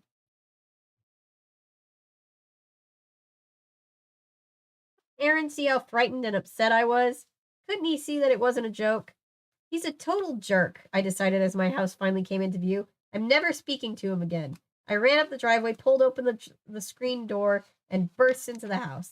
Mom, Dad, my heart was pounding so hard, my mouth was so dry. My cry was a hoarse whisper. Mom, where are you? I ran through the house until I found Randy in the den. He was lying on the floor, his face 2 inches in front of the TV, watching a Bugs Bunny cartoon. Where's Mom and Dad? I cried breathlessly. He ignored me. I just stared at his cartoon. He just stared at his cartoon. Colors from the TV danced over his face. Randy, where are they? I repeated frantically. Grocery shopping, he muttered without turning around. They left the 6-year-old alone? What? But I have to talk to them, I said. When did they leave? When will they be back? He shrugged without removing his eyes from the screen. I don't know. Okay, officially they make it into the worst parents bin. I thought for a second we might have some contenders to crawl out of the worst parents bin, but nope. Nope. Randy, leave me alone, he whined. I'm watching a cartoon.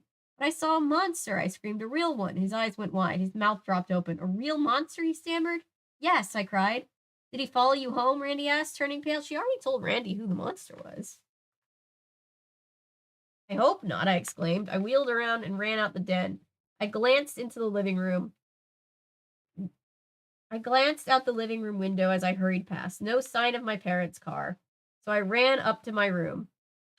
I was so upset, so angry and upset. I took 2 steps into my room, then stopped. There in my bed, under the covers, lay a big, hairy monster.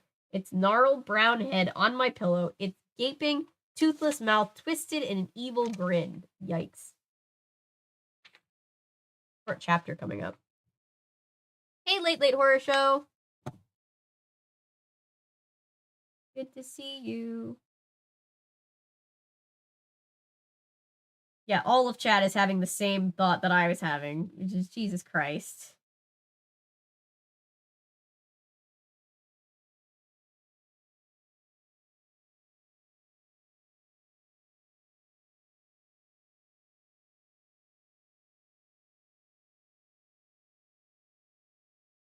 I never look at a turtle the same way again. Oh, God.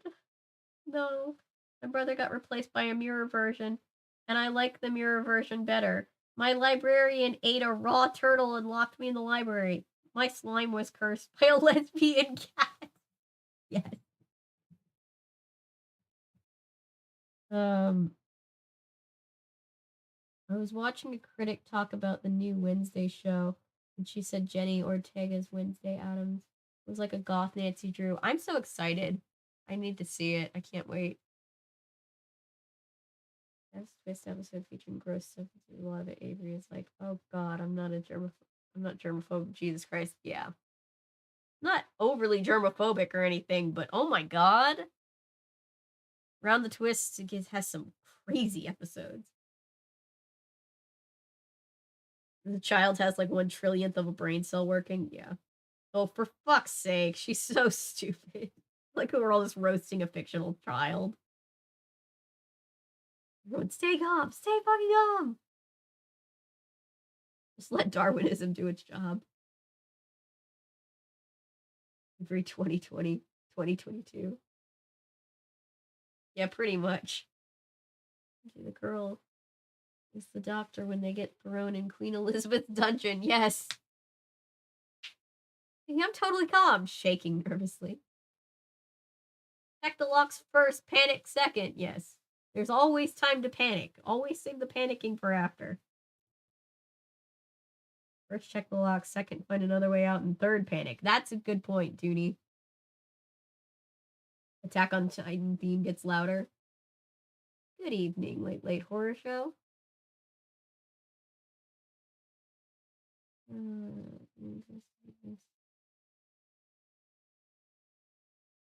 What are you guys listening to on stream tonight? Late Horror Show. I'm always excited. They left the 6-year-old alone. Powerline 95. I just noticed that was a reference to a Goofy movie, right? Is that username like from the movie? That's great. To be fair, parent of the 90s in general didn't have a good track record listening to their children. True. To be fair, that is true. I don't know how old I was, but one time when I was younger, both my parents and my siblings accidentally forgot me at home. Oh no. Oh no. My dad comes from a big family. He's got tons of stories of like all of them have taken turns like being left somewhere, being locked out of the house, like all kinds of like crazy stuff.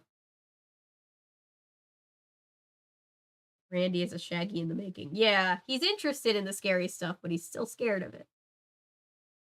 No, sorry. First, check lock. Second, find another way out. Third, fight. And fourth, panic. Yeah, that's true. That's a good point. I'm still wondering why the girl on this cover is depicted as blonde when she said that she had black hair. Just want to know, you know?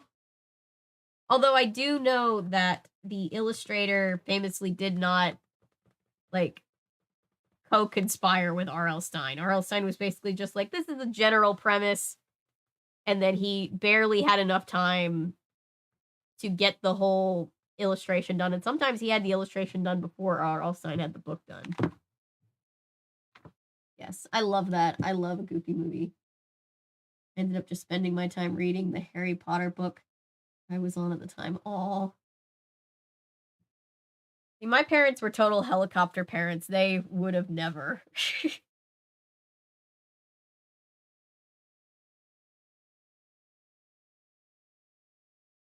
My parents were like the Gen X parents that like basically raised themselves in the 80s and were just like, we don't trust our kids for anything. They don't ever get left alone. We're 30. I got lost a few times as a kid. Oh, the other adults. My folks having to come rescue me. Oh. My mom forgot to pick me up at a friend's house. Oh no.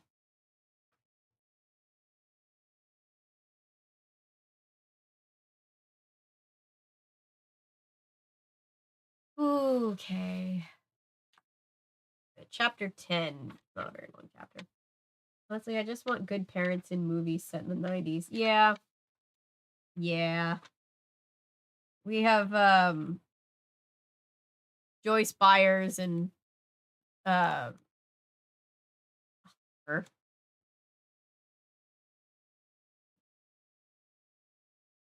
That's what we've got. That's 80s, but you know what I mean. I'm from the 2000s.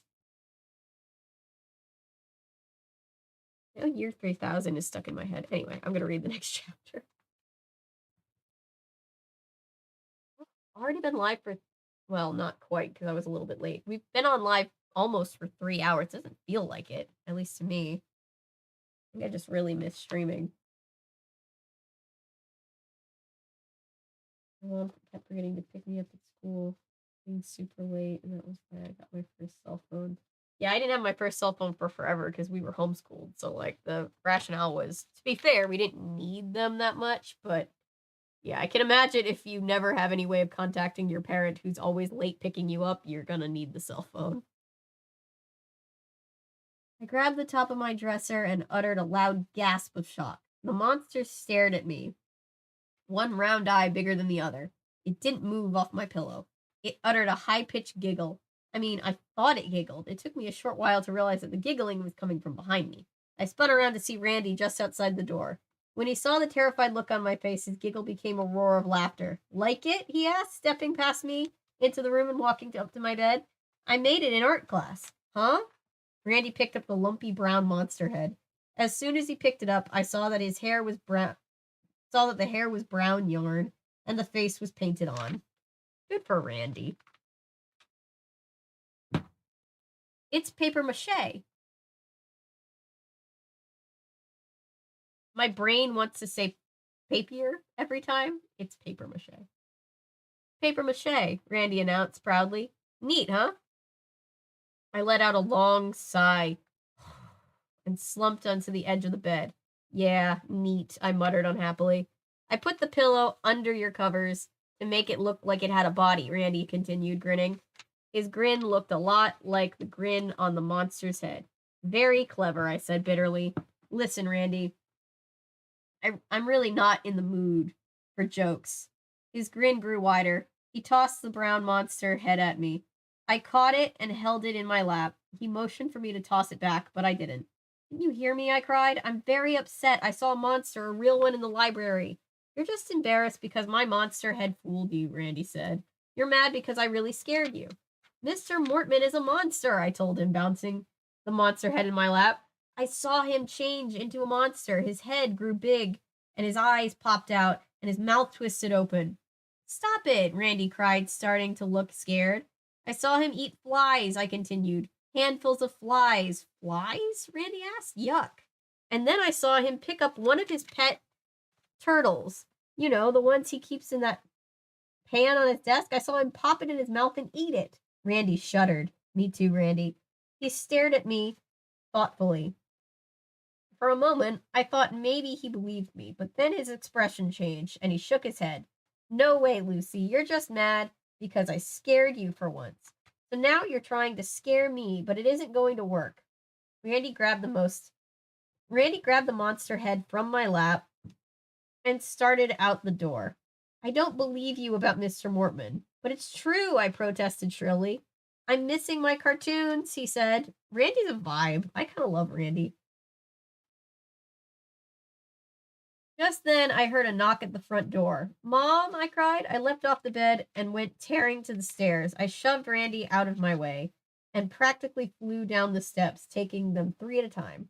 Mom, Dad, you're home. I have to tell you, I froze in front of the screen door. It wasn't my parents. It was Mr. Mortman. Ooh, boy. Let's see.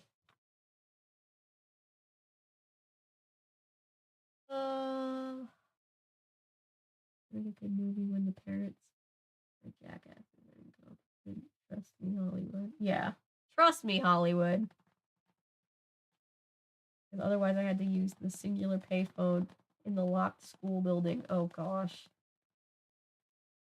Cell phone until I was 19. I got a cell phone when I was 16 or 17, I guess.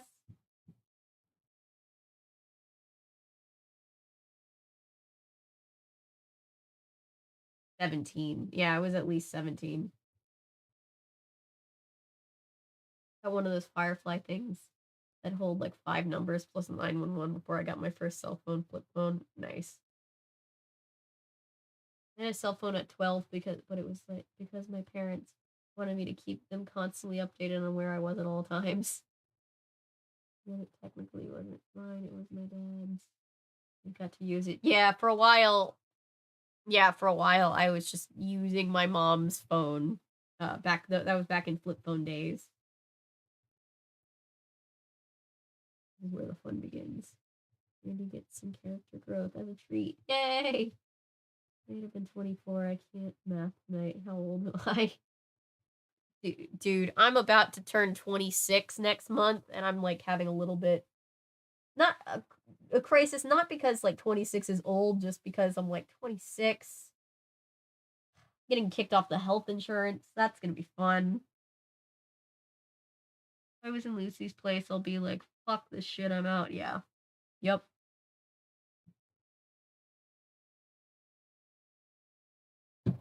All right.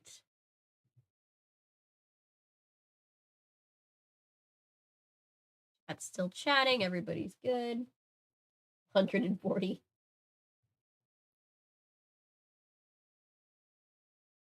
Yes, of course I'm an ageless vampire, so truly no one knows how old I really am. You just know what I state publicly on the internet. How long ago was 82? 30 years? 30 years. 30 years. 40. I'm 40, lol. I had to like count.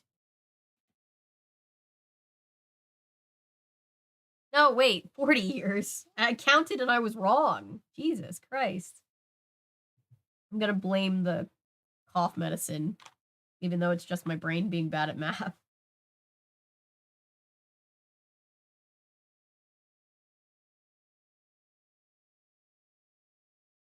About the year I was born. This book? 93? Nice. Quickly grab your little bro and run. Yep. Yep. All right. Chapter 7.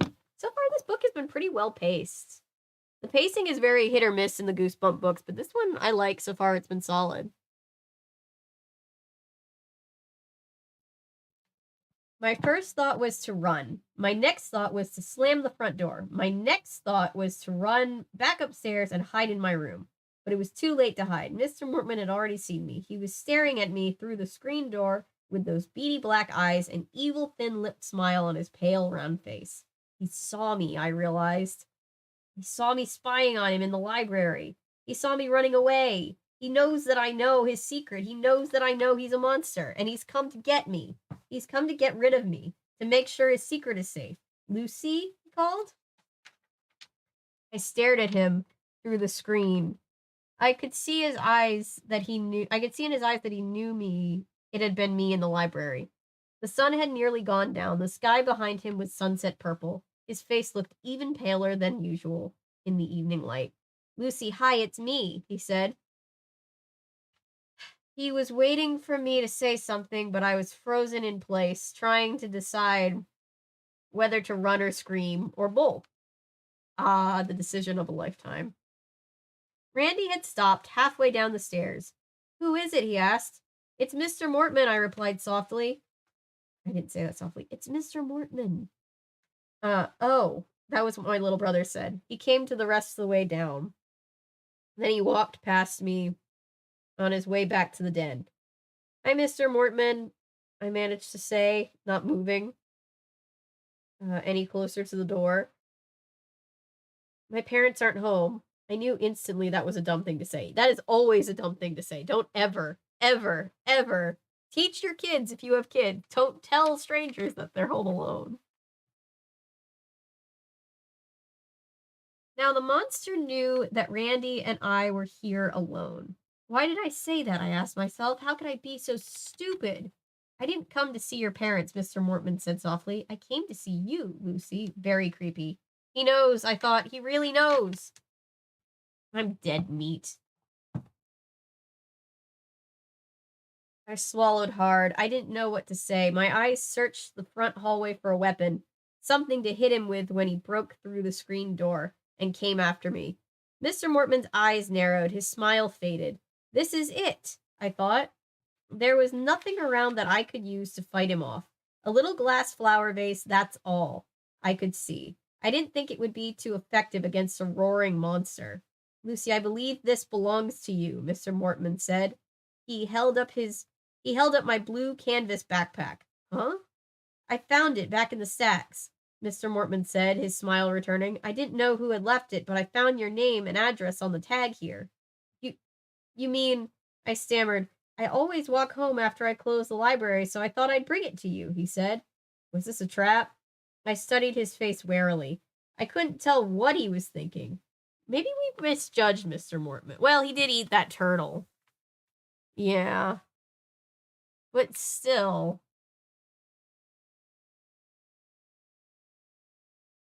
I studied his face warily. I couldn't tell what he was thinking. I had no choice. I pushed open the screen door and handed me the backpack. Wow, thanks, I said. That was really nice of you. He straightened the sleeves of his yellow turtleneck.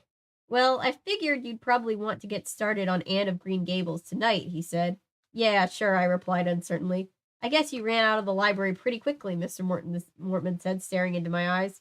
Yeah, I had to get home, I told him. Glancing back to the den, the cartoon music floated into the hallway. So you didn't wait around or anything after our appointment? He asked. Does he know, I wonder?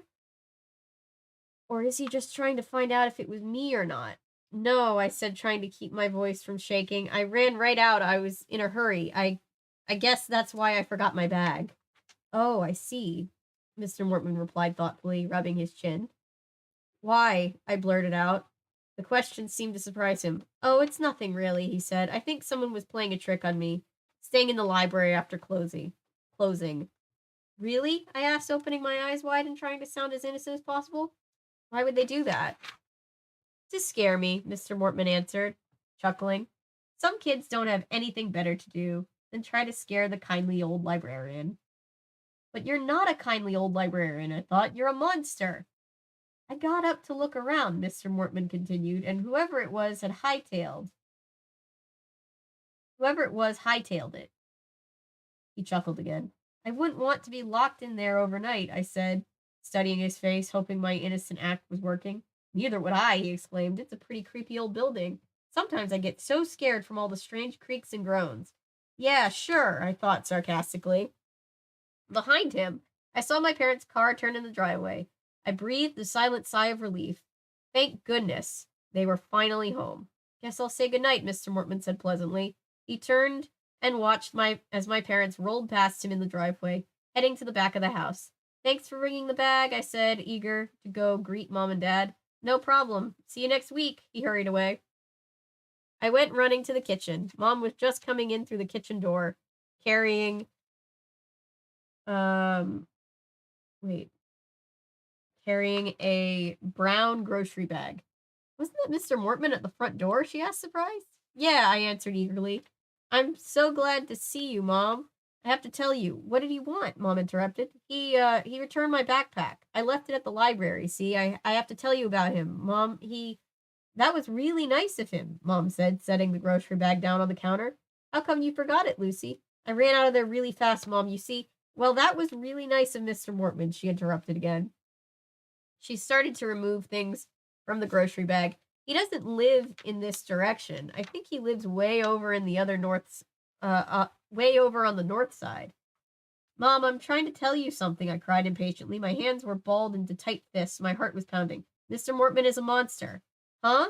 She turned away from the counter and stared at me. He's a monster, Mom, a real one, I cried. Lucy, Lucy. She shook her head. You see monsters everywhere. Mom, stop it, Lucy. Stop being dumb. Okay. Oh, boy. Don't say that to your kid. I hope you were polite to Mr. Mortman. Mom, enough. Go outside and help your father bring in the rest of the groceries. Jesus. One good parent. I want one good parent. Book version of Carly Bet's Mom, don't let me down. Knows. Or he's just a creep. That's true, too. But it was a whole saga because the...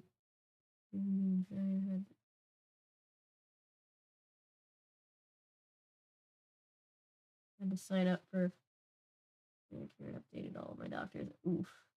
Health insurance. I turned 26 a year ago. My parents were able to keep me on their insurance because disability. Oh, that's good.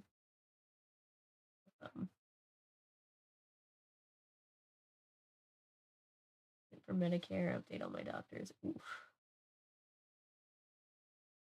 Me too can't be 40 years ago because it was just 10 years ago. I refuse to acknowledge the passage of time. Time is a construct.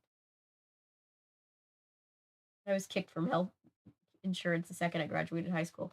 Yeah, when I was in high school, they had passed the Medicare for All bill, which is what updated it to 26. So I'm lucky to get to 26, but it's just like, oof.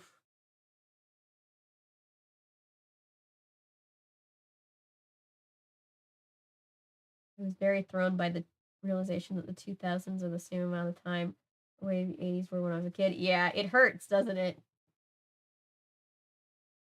He's not a bad monster. This should be good. Stupid kid, but good pacing, yeah. Cats are grooming each other, and I just saw them with each other's head simultaneously. Oh, that's cute. That's why you should have brought a camera. Rex is still on the camera, and Rex is correct. Stop being dumb is the best thing I've heard in this book. Yeah, but maybe don't say it as a parent to your kid, you know?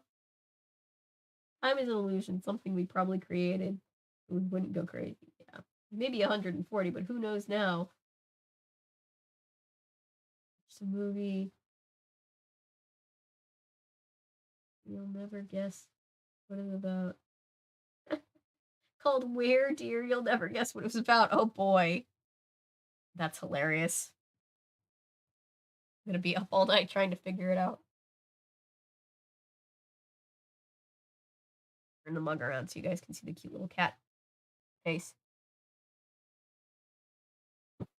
He's cold now, but it's good.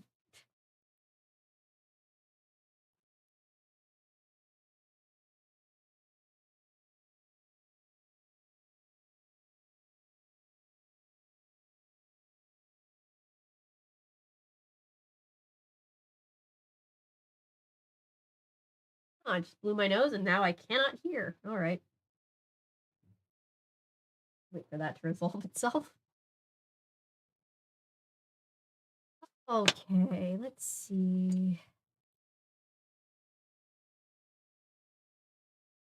Where can you find that movie? Pal, I need to see that movie. It sounds terrible. When was it made is my question. I think I'm broken. I've seen so many crazy things since starting this channel.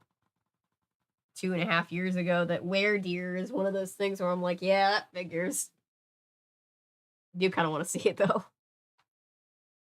Chapter 12. So once again, my wonderful parents refused to believe me. I tried to describe what I had seen from my hiding place in the library, but Mom just shook her head. Dad said I had a great imagination.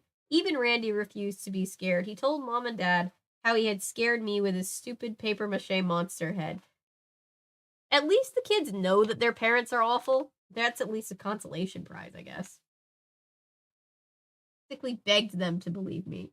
But Mom said I was just lazy. Oh no. She said I was making up the story about Mr. Mortman so I could get out of the Reading Rangers program and wouldn't have to read any more books this summer. That makes me sad. Oh. Thanks, Paulo.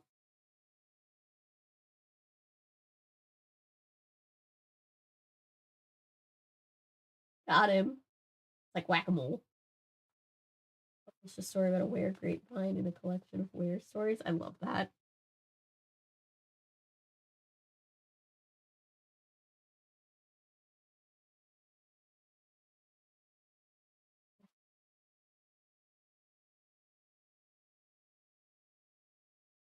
Wouldn't have to read any more books this summer. When she said that, I got really insulted, of course. I yelled something back, and it ended up with all of us growling and snapping at each other, followed by me storming up to my room. I probably would have done the same thing. Slumped unhappily on my bed, I thought hard about my predicament. I could see that they were never going to believe me. I had told too many monster stories, played too many monster jokes. So I realized I needed someone else to tell my parents about Mr. Mortman. I needed someone else to see Mr. Mortman become a monster. I needed someone else to believe the truth with me. Aaron. If Aaron came along with me and hid in the library and saw Mr. Mortman eat flies and turtles with his bulging head, then Aaron could tell my parents. Let's risk Aaron's life. Great idea.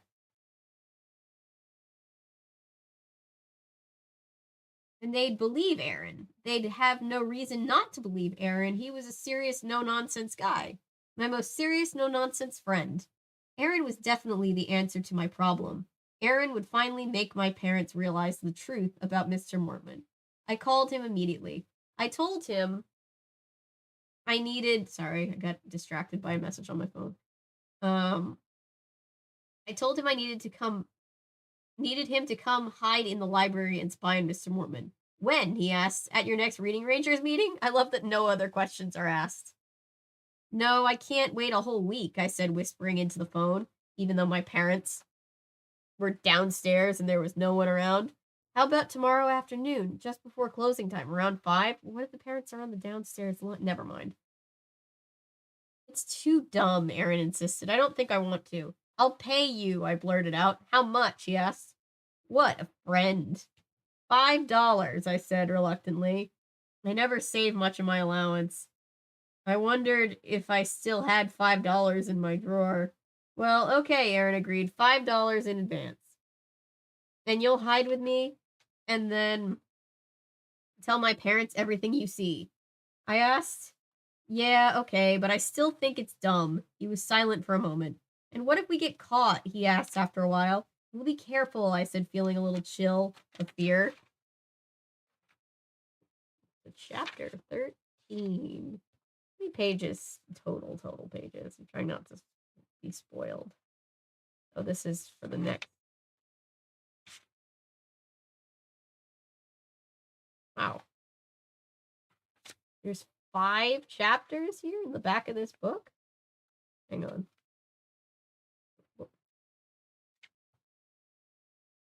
I'm trying to see. No, this is just chapter 5. It's just in the book. Okay. Wait, why are there 137 pages, in case anybody was wondering. Sick, not dead. Oh, I'm sorry.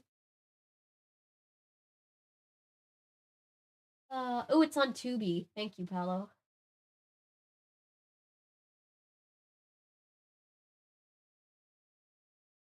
We're getting there. We've got like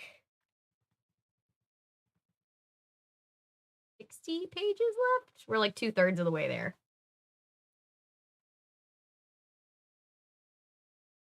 So much of a pain in the ass will it be to get almost air bubblegum pink. Oof. So it depends. Like you're gonna have to probably somebody in the chat has probably already answered this, but my hair is very resistant to it's naturally almost black and it's very resistant to bleach. I don't know how your hair does with bleach.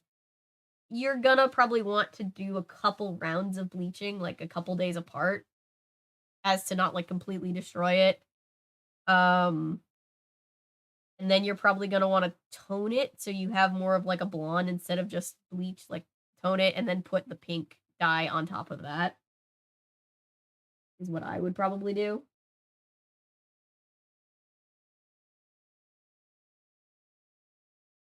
Just because your kid lacks good judgment doesn't mean it's time to start name calling your own child, right?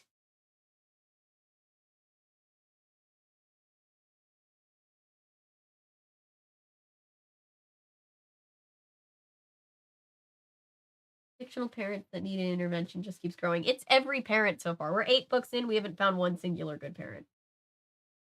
I'm dying for one good parent. I love Tubi is such a treasure trove of what the fuck content. Whack-a-bot.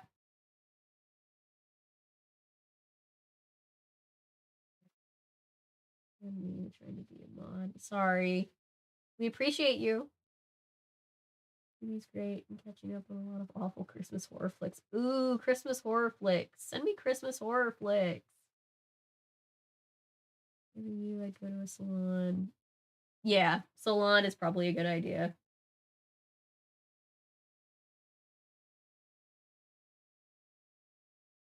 You can do it yourself. It's just gonna be a lot.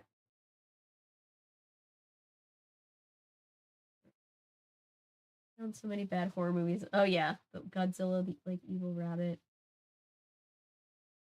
Oh, what's that book that I just found? It's an old book, and you guys probably know about it. Um,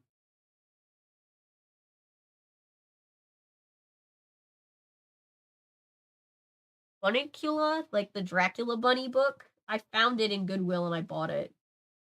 And I'll read it on stream eventually. I had never seen it before, and I was like, "What is this?" And I keep thinking about Attack on Titan. You're good. I've never seen Attack on Titans. Attack on Titan. No way in hell I'm doing this myself. Okay, yeah. A 10-year-old virgin hair. And yes, we're going to a person. Yeah, it'll be my aunt is a professional hairdresser. It'll probably just take a couple of sessions, but it'll be really cute when it's done. What videos got planned for the season? Well, I was saying before, Annabelle's Wish is one that I need to get done like as soon as we officially hit December. I'm gonna do for Thanksgiving, I'm hoping to do Home for the Holidays, and if I have time, I'm also gonna do Planes, Trains, Automobiles because I love that movie. Um, her sister got blue. Oh, trying to talk her out of pink. I'm trying to talk myself out of going. I use back to having like purple hair, like very purple hair. Um, and everybody in my house is unhelpful because they're like, "Do it, it'll look great." I'm like, "Thank you." Wondering about the upkeep.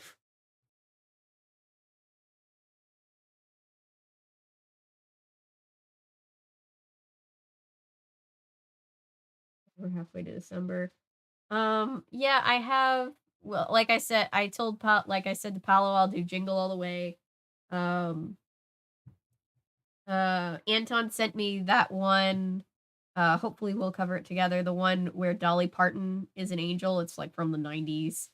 What else? There's a lot of. I want to do at least the first Home Alone movie. But I'm trying not to like over plan because I always feel like December just like comes and goes, and I never have as much time as I think I'm going to.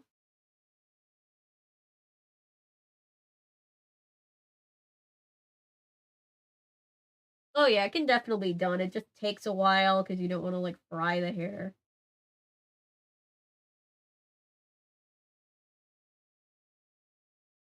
Good pink. Pink would be really, really pretty. Pink will just be a lot for her hair.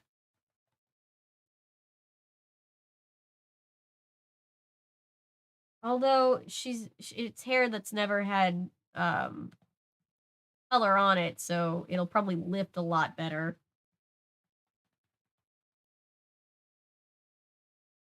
Christmas movie where Santa pulls a Die Hard. Yes, I keep seeing commercials for it, and I'm just like, I keep looking at my brother, being like, we have to go see it. Started reading the first Sherlock story, and Sherlock is sure odd. Yeah. Yeah.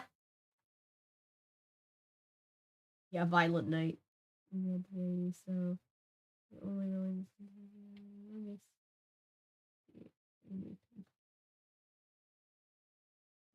go.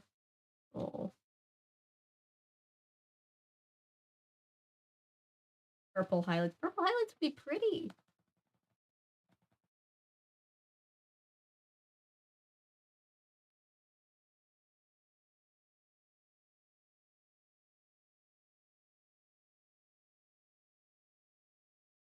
There's also always the option of just letting her wear a bubblegum pink wig.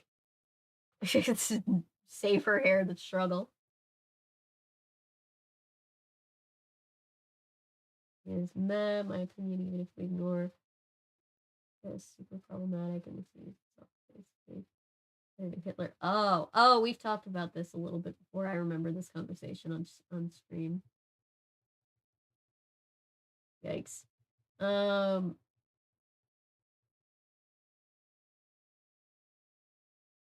Blue hair in high school, and I want to have blue hair again. Growing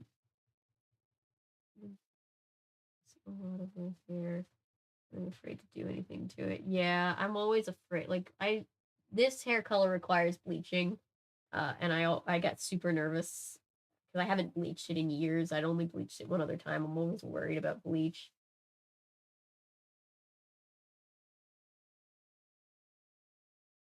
It'd be much easier than pink because it's a darker color. I had purple, and purple you could have like a purple that looks more like this color in certain lights and then turns purple. That's what I used to have. Or even if you had like a very vivid purple, it's a darker color, so it's going to be easier to get to and easier to maintain. I would think.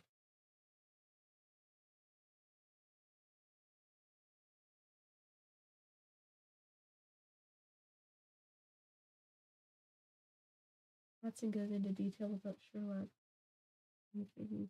Okay, it is, even though I know that's not the intention. Yeah, I haven't read any Sherlock stories in a long time. Maybe that could be a stream at some point. All right. I got red highlights in high school. It all washed out the first wash, and I was so pissed. Red is so hard to maintain. Like, I basically wash my hair in cold water, which I hate, but it's the only way to keep it from running. I've noticed. Right. Chapter 13. Ready. Paul Jennings short story stream. Oh yeah, I still need to find a book of Paul Jennings short stories.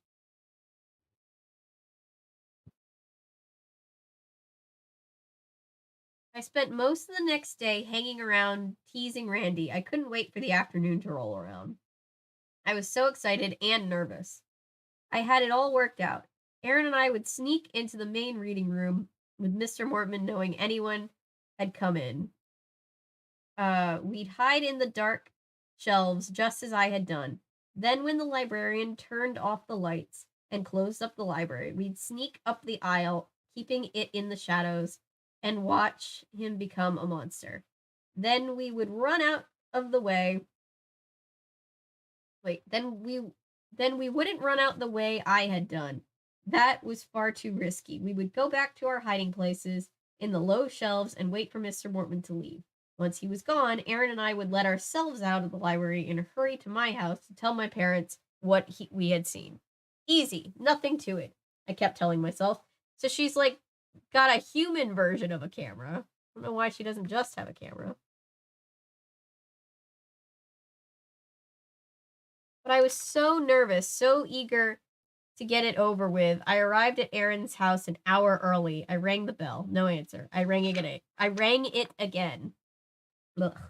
Finally, after a long wait, Aaron's teenage brother, Bert, pulled open the door. He had on blue denim shorts and no shirt. "Hi," he said, scratching his chest. "Oh, you looking for Aaron?" "Yeah," I nodded. "He isn't home." "Huh?" I practically fell off the porch. "Where is he? I mean, when will he be back?" "Don't know. He went to the dentist," but Bert said, gazing past me to the street. "He did?" "Yeah, he had an appointment with the orthodontist. He's getting braces. Didn't he tell you?" "No," I said glumly. I could feel my heart sink it to my knees. Impossible. I was supposed to meet him. "Guess he forgot," Bert said with a shrug. "You know Aaron, he never remembers stuff like that." "Well, thanks," I muttered unhappily. I said goodbye and trudged back down to the sidewalk. That dirty traitor. I felt really betrayed. I just forgot. I had waited all day. I was so psyched for spying on Mr. Mortman. I had counted on Aaron.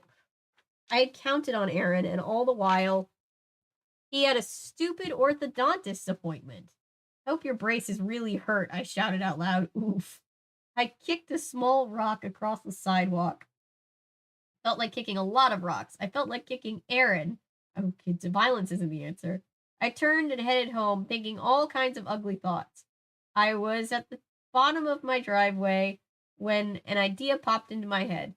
I didn't need Aaron. I suddenly realized I had a camera. She got it. She got the camera. She got there.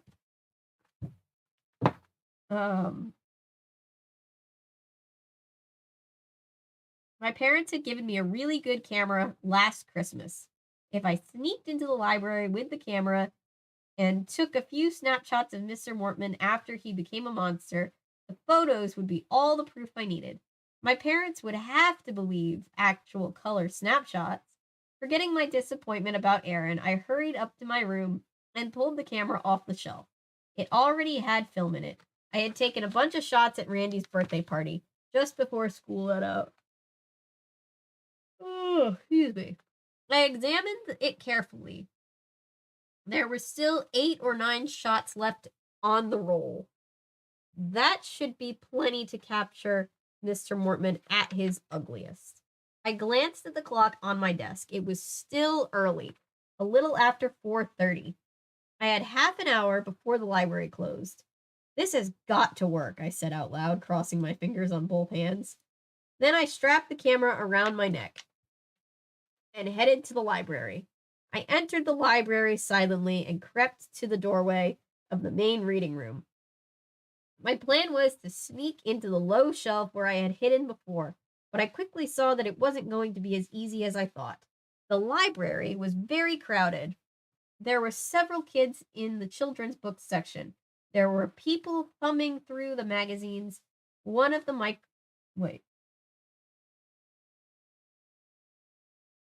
microfiche machines was being used against one wall. Am I stupid?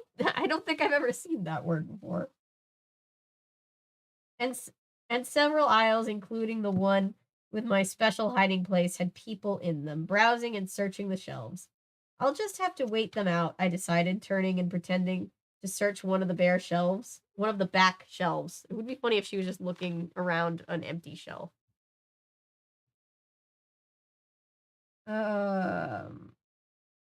I could see Mr. Mortman standing behind his desk. He was checking out a stack of books for a young woman, opening the covers, stamping the card, and slamming the covers shut. It was nearly 5 o'clock, just about closing time. I always feel like a librarian when I get new books for the collection and I'm like logging them into Goodreads. I crept along the back wall, searching for another hiding spot. Near the corner, I spotted a large wooden cabinet. I recognized it as I stepped behind it and lowered myself from view. It was the long, tall cabinet that held the card catalog. It will hide me quite nicely, I thought. I hunched down behind the old cabinet and waited. Time dragged by. Every second seemed like an hour. At 5:15, Mr. Mortman was still checking out books for people. He announced closing time, but some of the magazine readers seemed very reluctant to leave. I felt myself getting more and more nervous. My hands were ice cold. The camera suddenly seemed to weigh 1,000 pounds, like a dead weight around my neck. I removed it and dropped it to my lap. It will be worth it, I kept repeating to myself. It will all be worth it if I get a good, clear shot of the monster. I leaned against the back cabinet and waited, my hand gripping the camera in my lap. Finally, the room emptied out. I climbed to my knees, suddenly very alert as I heard the librarian go to lock the front door. A few seconds later, I heard him return to his desk. I stood up and peered around the side of the cabinet. He was busily shuffling papers, straightening his desk for the night. In a few minutes, I hoped it would be feeding time, monster time. Taking a deep breath, I gripped the camera and tightly in one hand, and feeling my heart start to pound, began to make my way silently toward Mr. Mortman's desk at the front of the room. All right, let's see. Husband will not accept the wisdom of chat.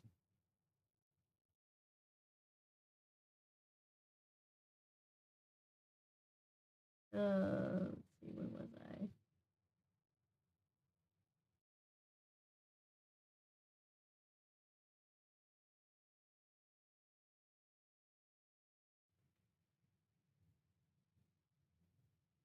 I think a line was, his eyes seemed dreamy as he thought, I think, or something like that. Oh yeah, people have shipped Sherlock and Watson for longer than I think people realize, because of lines like that.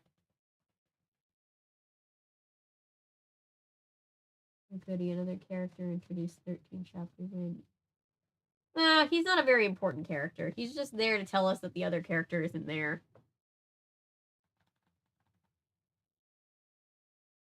Put Manic Panic on my eldest. Oh, blue. And for Halloween, she wanted purple. When it washed out, her hair was platinum.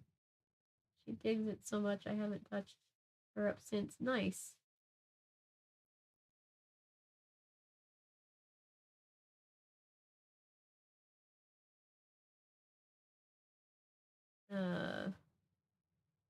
Bottom of the ninth add in, yeah. Or like sixth, yeah. How fucking time, Lucy. You had a camera this entire time? I know, right? At last, the voice of reason comes through. She realizes she has a camera. Dumb idiot. We can say it because we're not her parents and she's not real to us. Take the picture with a potato. Supernatural cryptid pictures, right? Bravo, Lucy. You just added common sense to your brain. Lucy has now acquired common sense. Lucy will now be able to make better decisions. There'll be nothing in the picture. What is he, a vampire? I feel like that's where this has to be going, right? She's gonna get a way of looking at photos of text. Oh, that's what that's called. Okay. I've seen those machines. I've used those machines. I've just never known that that's what they were called. Newspaper archives. I don't think that's how vampires work. They don't have reflections. Maybe you can take pictures of them. I thought they would show up in pictures, but I could be wrong. His favorite child wants pink hair. Yeah, they haven't. I haven't seen them around in a long time, Adriel. This is the line. On these occasions, I have noticed such a dreamy, vacant expression in his eyes. Yeah, Watson really did have a way with words. Tell me that doesn't sound a bit. Yeah, it's just it's funny because it's clear that that's not the intention, but you can definitely see where the ship was born from, you know? Like Watson has such a way with words when talking about Sherlock. Depends on the camera mechanism, vampire mythos copy. At least she got a camera. My husband hasn't even gotten that achievement. Common sense. What's that? I wouldn't know. Speaking for myself, Sometimes I feel like I have no common sense. No, I do. Just the ADHD takes up most of the working brain cells in my brain. All right. Why do I not have a hair thing?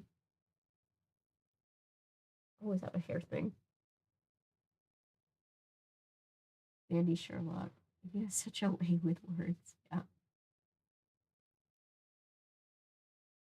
Hey, Random Archive. Look where a girl finds a monster in the library. Yes, yes, it is. So far, it's very good. I think it's, if we were to do a tier list, it would definitely be one of the more top tier ones so far. Clearly, the camera mechanism being described in Dracula. Interesting. I haven't read the original Dracula in like years and years and years. Over faster if cell phones with cameras would be a thing. I know, right? New book, Sherlock and Watson are kissing. Yes. When went to bed, I guess I should too. Oh, to Texas.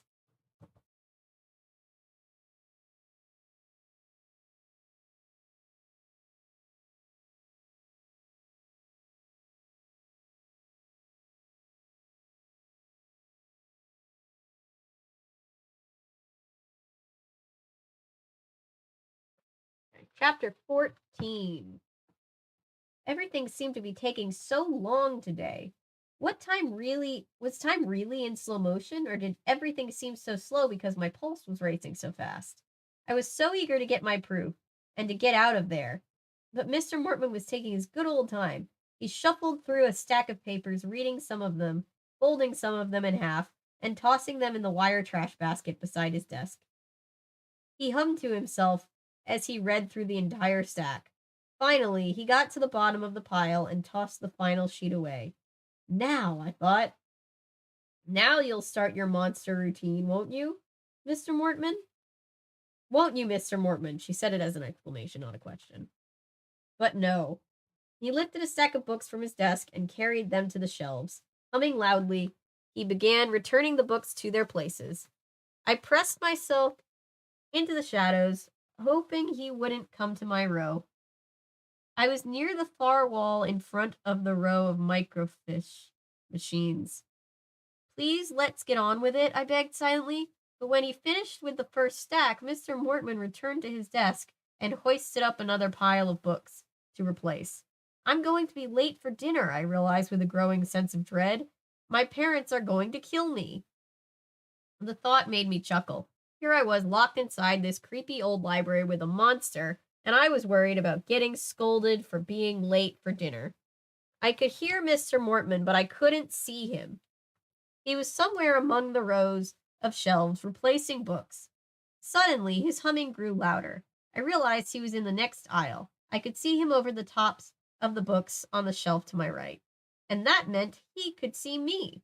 Gripped with panic, I ducked and dropped to the floor. Had he heard me? Had he seen me? I didn't move. I didn't breathe. He continued to hum to himself. The sound grew fainter as he moved in the other direction. Letting out a sigh of relief, I climbed back to my feet. Gripping the camera tightly in my right hand, I peered around the side of the shelf. I heard his shoes shuffling along the floor. He reappeared, his bald head shiny in the late afternoon sunlight from the window, and made his way slowly to the desk. The clock on the wall ticked noisily. My hand gripping the camera was cold and clammy. Watching him shuffle things around inside his desk drawer, I suddenly lost my nerve. This is stupid, I thought, a really bad idea. I'm going to be caught. As soon as I step out to snap the picture, he'll see me. He'll chase after me. He won't let me get out of the library with this camera. He won't let me get out of here alive. Turn and run, a voice inside my head commanded. I see chat going crazy out of the corner of my eye. Then another voice interrupted that one. Oh, turtle soup, no. Then another voice interrupted that one. He isn't going to turn into a monster tonight, Lucy, the voice said. You're wasting your time. You're getting yourself all nervous and scared for no reason. My mind was spinning, whirring with voices and frightening thoughts. I leaned hard against the wooden shelf, steadying myself. I closed my eyes for a moment, trying to clear my head. How many shots can you take? A voice in my head asked. Can you shoot off 3 or 4 before he realizes what's happening? It's probably got a really bright flash on it, too. You only need one good shot, another voice told me. One good clear shot will be the proof you need. You'd better hope he's humming very loudly, another voice said. Otherwise, he'll hear your camera shutter click. Turn and run, another voice repeated. Turn and run. You only need one good shot. Don't let him hear your shutter click. I stepped forward and peered around the shelf. Mr. Mortman humming happily away with reaching for the fly jar. Yes, I cried silently. Finally. How do you cry silently? How do you do that, R.L. Stine? Dinner time, my timid friends, I heard him say in a pleasant sing-song. And as he started to unscrew the jar lid, his head began to grow. His eyes bulged, his mouth twisted open and enlarged. In a few seconds, his monstrous head was bobbing above his shirt. His snake-like tongue flicked out of his black mouth as he removed the jar lid and pulled out a handful of flies. Dinner time, my timid friends. Picture time, I thought, gathering my courage. I raised the camera to my eye with a trembling hand. I gripped it tightly with both hands to keep it from shaking. Then, holding my breath, I leaned as far forward as I could. Mr. Mortman was downing his first handful of flies, chewing it noisily, humming as he chewed. I struggled to center him in the viewfinder. I was so nervous the camera was shaking all over the place. I'm so glad he's humming, I thought, raising my finger to the shutter button. He won't hear the camera click. I'll be able to take more than one shot. Okay. He was still enjoying his first batch of tender flies. Ugh, now, I told myself. I was about to push the button when Mr. Mortman suddenly turned away. With a gasp, I stopped myself just in time. My pulse was pounding at my temples so hard I could barely see straight. What was he doing? He was reaching for another jar. He set it down on his desk and unscrewed the lid. I raised the camera again and squinted at him through the viewfinder. What did he have in this jar? Something was fluttering in there. It took me a while to realize they were moths. White moths. Ooh. He closed his fist around one and shoved it hungrily into his mouth. Another moth fluttered out of the jar before he could close the lid. Mr. Mothman's eyes bulged like toadstools growing out of his balloon-like head. I'm pretty sure he reused that simile before, but I could be wrong. His mouth twisted and coiled as he chewed the moth. Taking another deep breath and holding it, I leaned forward as far as I could. I steadied the camera in front of my eye and snapped the shutter. Oh boy. The flash! I told you! Don't listen to me. Good night, Tex. Oh shit, who ordered turtle tenders? Oh god, we're not shipping him with Plant Daddy.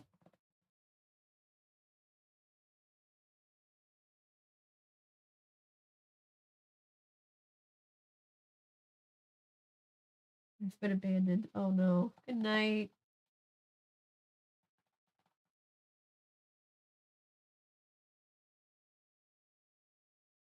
You know about the hair saga. Please keep us updated. Only creative must be used being your drug addicted genius. Poor Watson really has it rough. Yep, but he loves him either way. Yep. He got friend zoned. It hurts. For dinner, Lucy. Turtles? Not the turtles. Microfish. Am I saying it correctly? Microfish.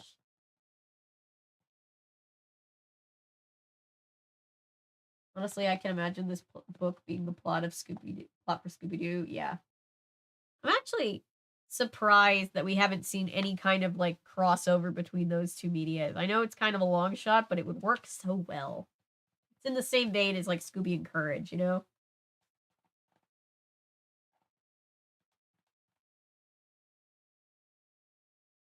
Now she's fucking thinking when she's in danger. What the fuck? I know. Holes?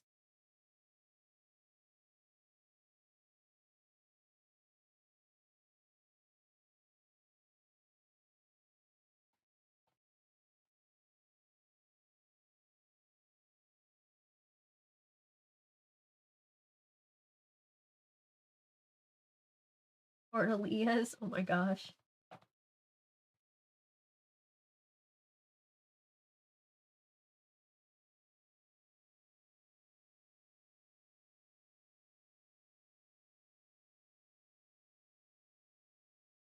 Aunt Zaddy, ex-librarian with a... Oh no. Listen, this man does not have time to go around. He does not have time to go around never reusing his similes. True. You seen how many books he's written? Oh yeah, I own quite a bit of them. And yeah, they shock me every time because I look at how many Goosebump books I own and I think, wow, this must be most of them. And then I'm like, oh, it's not, though. This man writes a lot of books. I think he's put out 3 in the last like 2 months. He still writes them.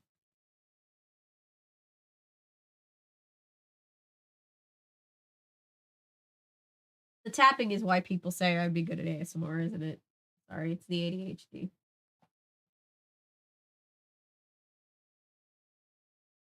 Hate this fucking family. Affectionate.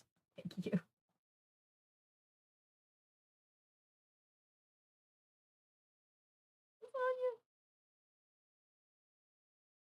Ruby and Sherlock did have a crossover, yeah. Tell you about being a friend zone. Oh god.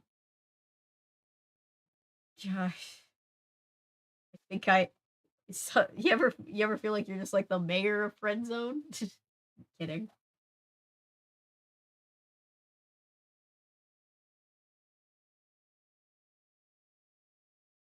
Insert inappropriate jokes here. Tootie's doing it already. Might make the art of them kissing, maybe. Oh my gosh. Fiche. Microfiche. Okay. Supper. Good night. Sorry, hope we didn't ruin your dinner, power line. Zaddy.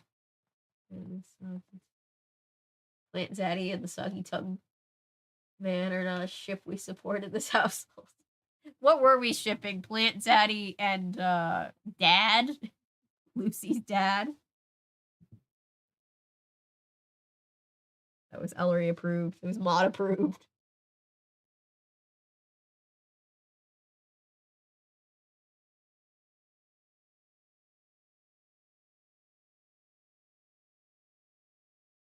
Oh, He's starting Firefox again. Right, let's see. Ooh.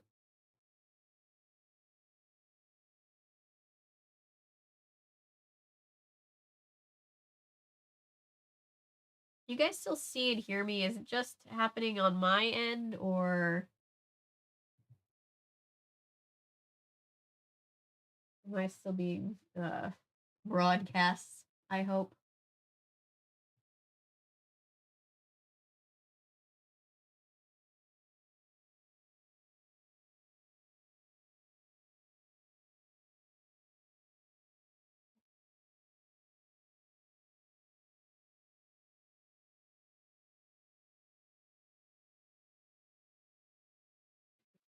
Do audio stream bitrate is low.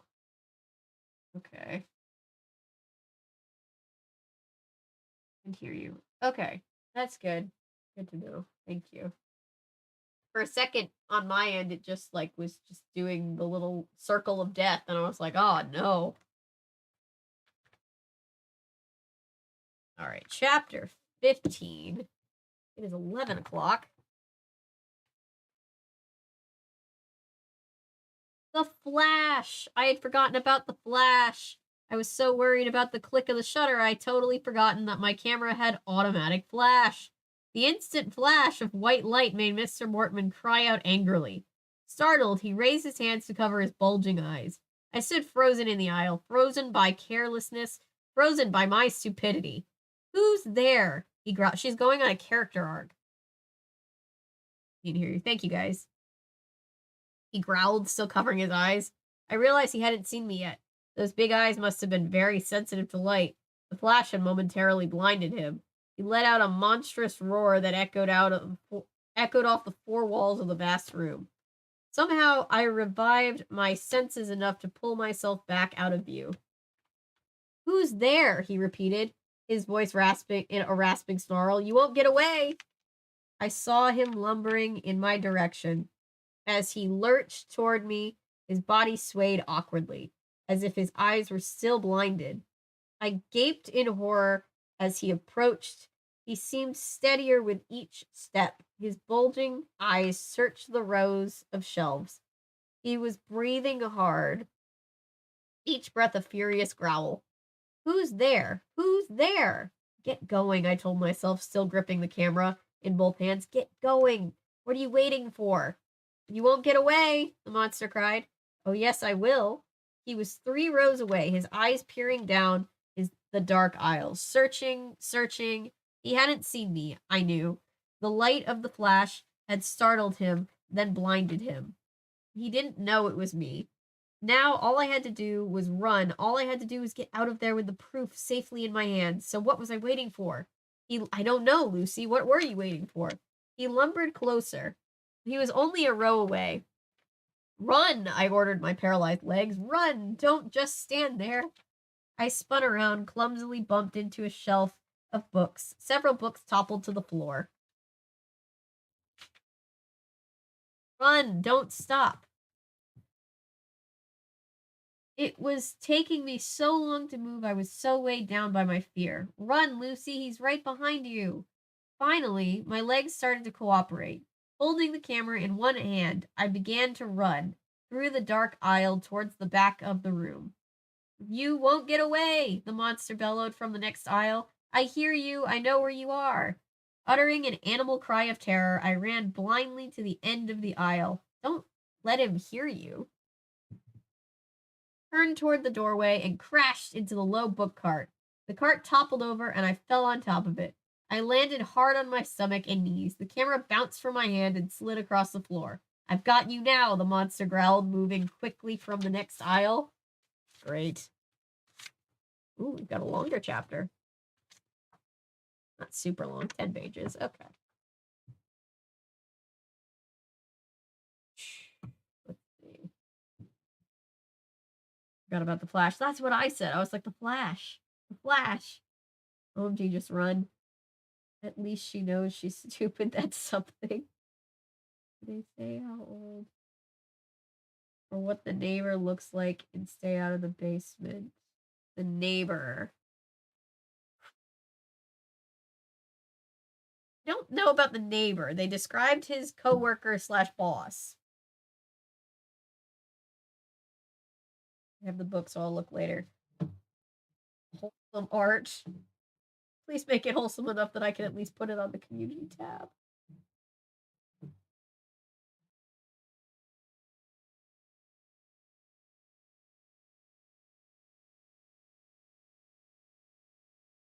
What am I kicking? Oh, it's my controller. Sorry we didn't get to stream Kingdom Hearts controller. So you're probably just as sad about it as I was. I was texting Maddie being like, I don't think we can stream. And we were like, no. So sad. Hope Lucy survives till dinner. Yeah, right? All right, we're getting there. Getting into the final home stretch, guys. All right, chapter 16. I scrambled to get up, but my leg was caught in the cart. The monster lumbered toward me, panting loudly. Once again, my fear tried to paralyze me. I tried to push myself up with both hands, but my body felt as if it weighed 1,000 pounds. I'm dead meat, I thought. She said that twice now. Finally, man was on a deadline. It's fine. Finally, I pushed myself up and freed myself from the cart. Dead meat. Dead meat. He really likes that phrase.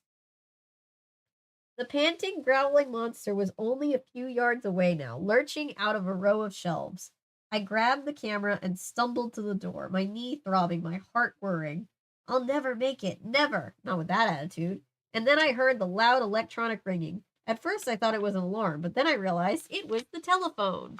I pulled myself into the doorway and turned and turned. The monster hesitated at the end of the aisle. His bulbous black eyes floated up above his face, his gaping mouth drooling green liquid, twisting in an O of surprise. He stopped short, startled by the sudden interruption.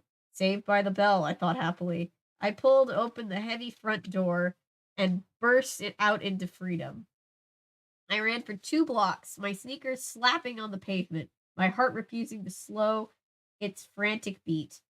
I closed my eyes. I ran, enjoying the feeling of the warm, fresh air on my face, the warmth of the late afternoon sun, the sweep of my hair flying behind me as I ran, feeling free, free and safe. When I opened my eyes and slowed my pace, I realized that I was gripping the camera so tightly my hands hurt. My proof. I had my proof. I thought for a second she had just straight up lost it. I'd forgotten that she said she grabbed it. One snapshot that nearly cost me my life, but I had it in the camera. My proof that Mr. Mortman was a monster. I have to get it developed, I said out loud, fast. I jogged to the rest of the way home. I remember developing photos. Good times. Cradling the camera under my arm. As my house came into view, I had a chilling feeling that Mr. Mortman would be waiting there, that he would be waiting beside the front porch, waiting to grab the camera from me, to rob me of my proof. How can he have beaten you back there, though? You left before he did. And he had a phone call. Would it be funny if he just stopped and answered the phone in the middle of all that?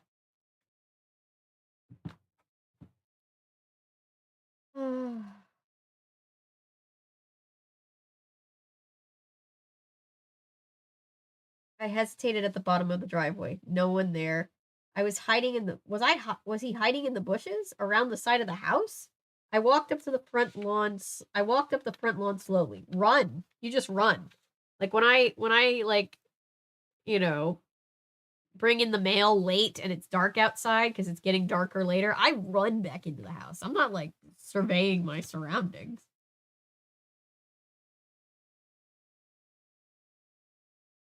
You're being stupid, I scolded myself. How could Mr. Mortman get here before you? Besides, I wasn't even sure he'd recognize me. The lights were out in the library. The room was dark. The closest he had come was the aisle next to mine, and he was blinded for a long while from the camera flash. I started to breathe a little easier. Yes, it was possible that the librarian didn't know who he was who he was chasing. It was possible that he never got a good look at me at all. My dad's car pulled up the drive as I reached the front porch. I went tearing after him, running around the side of the house to the back. Dad, hi, I called as he climbed out of the car. Hey, how's it going? He asked. His suit was rumpled, his hair was disheveled, he looked tired. Dad, can we get this film developed right away? I demanded, shoving my camera toward him. Whoa, he cried. I just got home. Let's talk about it at dinner, okay? No, Dad, really. I insisted. I have to get this developed. There's something very important on it. He walked past me toward the house, his shoes crunching over the gravel driveway. I followed right behind, still holding my camera up high. Please, Dad, it's really important. Really, really important. He turned chuckling. What have you got? A picture of that boy who moved across the street? No, I replied angrily. I'm serious, Dad. Can't you take me to the mall? To the mall? Can't you take me to the mall? There's that 1 hour developing place there. What's so important? He asked, his smile fading. He ran a hand over his head, smoothing down his thick black hair. I had the urge to tell him. I had a photo of the monster in there, but I stopped myself. I knew he wouldn't believe me. I knew he wouldn't take me seriously. And then he wouldn't drive me to the mall to get my film developed. No way. I'll show it to you when it's developed, I said. He held open the screen door. We walked into the kitchen. Dad sniffed the air a couple of times.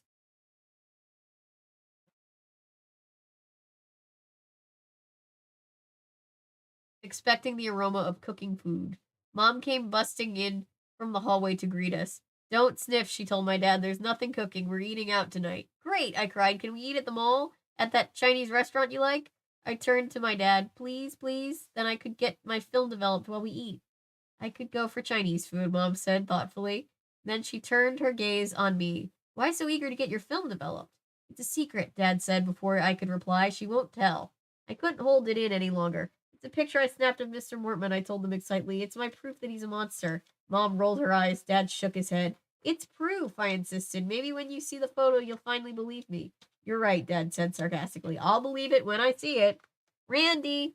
Hurry downstairs, Mom shouted into the hallway. We're going to the mall for Chinese food. Oh, do we have to have Chinese food? Chinese food is great. What do you mean, kid? My brother called down unhappily. His standard reply. I'll get you the plain lo mein noodles you like, Mom called up to him. Just hurry, we're all hungry. The button on my camera to rewind the roll of film. I'm going to drop this at the 1 hour developing place before dinner, I told them. Then we can pick it up after dinner. No monster talk at dinner tonight. Promise, Mom said sternly. I don't want you scaring your brother. Promise, I said, pulling the film roll out of the camera, squeezing it between my fingers. After dinner, I told myself, I won't have to talk about monsters. I'll show you one. Dinner seemed to take forever. Randy didn't stop complaining the whole time. He said his noodles tasted funny. He said the spare ribs were too greasy and the soup was too hot. He spilled his glass of water all over the table. I barely paid any attention to what anyone said. I was thinking about my snapshot. I couldn't wait to see it and to show my mom and dad. I could just imagine the looks on their faces when they saw that I was right, that I hadn't been making it up, that Mr. Mortman really was a monster. I imagined both my parents apologizing to me, promising that they'd never doubt me again. I feel so bad, I imagined my dad saying, I'm going to buy you that computer you've been asking for. Yeah, you wish. And a new bike, I imagined my mom saying, please forgive us for doubting you. And I'm sorry too, I imagined Randy saying. I know I've been a real jerk. Keep dreaming, kids.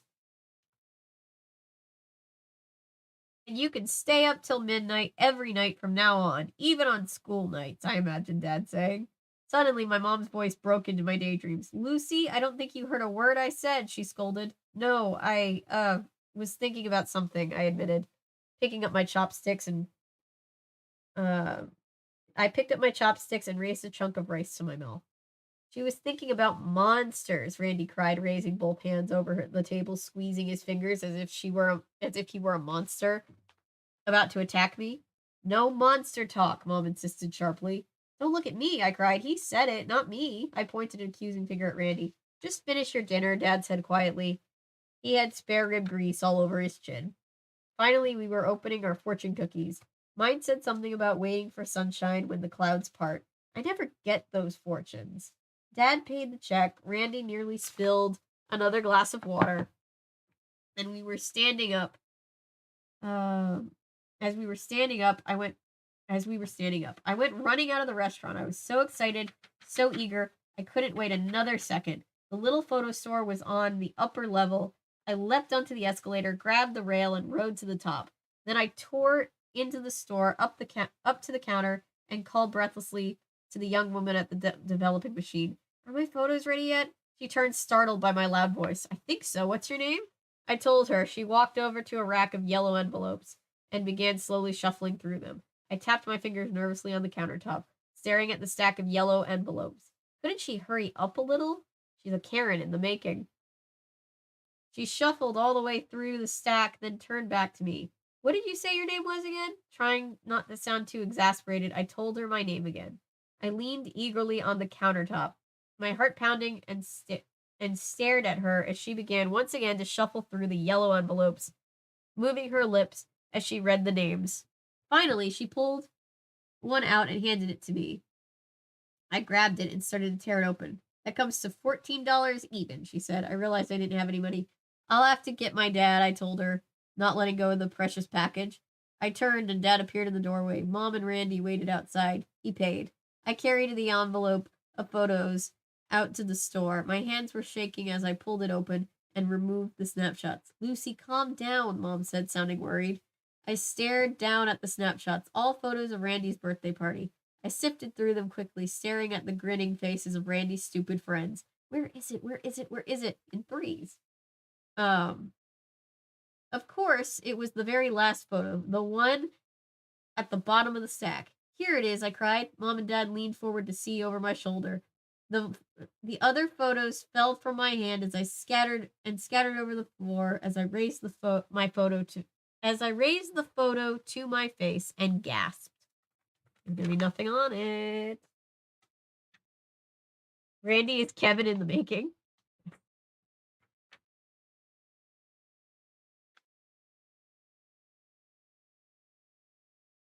Right, almost done. Almost there.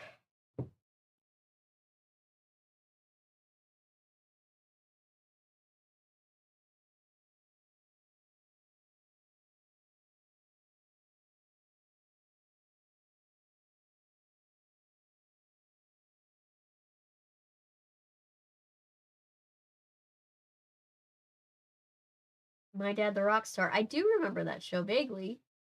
Let's see.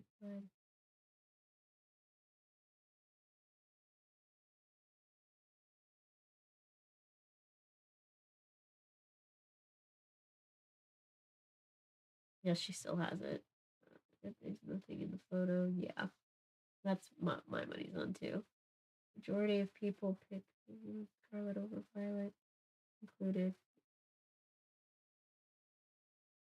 A dramatic little stalker child, yes.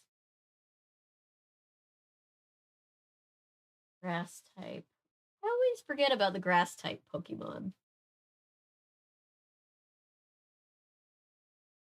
I find these so soothing. Oh, I'm so glad. Late horror show. That means a lot. Today it's too late now.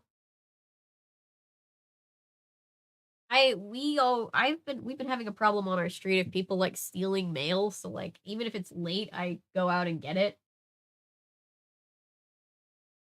I said you took a picture of your crush works every time.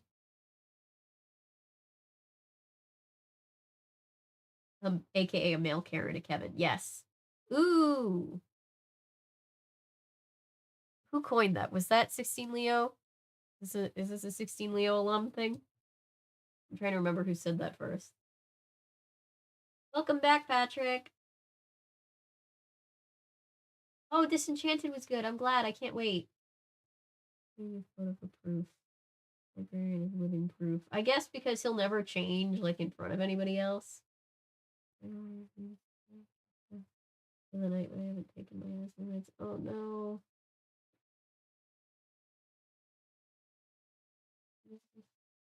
Simple but interesting series of books to read. Highly recommend the Railway series. There are 4 short stories in each one book. Cool, I'll look into that. On the other side of my apartment. Oh no. Plant Dad a grass type Pokemon? I guess so. Imagine having Pokemon, like playing Pokemon, but with like all the monsters of Goosebumps.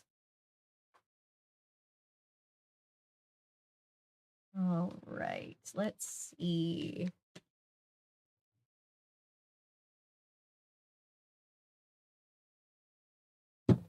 Whoa, I slammed that down way too loud. My building would steal their own mail. They take it out. The 3 shared mailboxes. Oof. Yeah. I felt so bad. I was so sick all week and I couldn't get to my P.O. box. And I was just like, oh, the girls at my post office are going to kill me. I got there were like 3 or 4 things forwarded to a locker. There was like a whole bunch of letters in the box. There was all this stuff. And I was just like, oh, and then I had to go and then I picked up at the counter and I was just like driving there thinking about like imagining them just like buried in mail. I was like, I feel bad.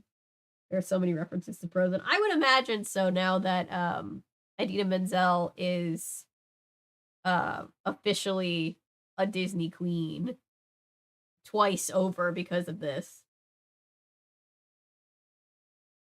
Played Rocket League the other night and somebody said, oh my god, I did the classy thing and said I love.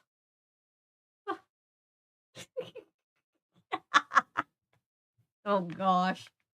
What is it about game lobbies that bring out the absolute worst of humanity?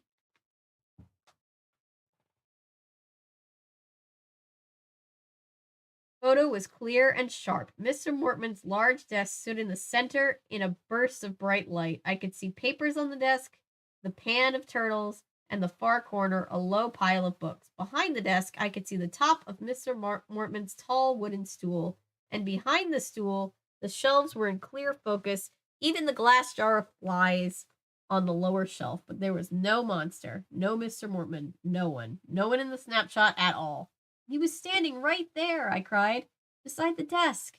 The room looks empty, Dad said, staring down over my shoulders at the snapshot in my quivering hand. There's no one there, Mom said, turning her gaze on me.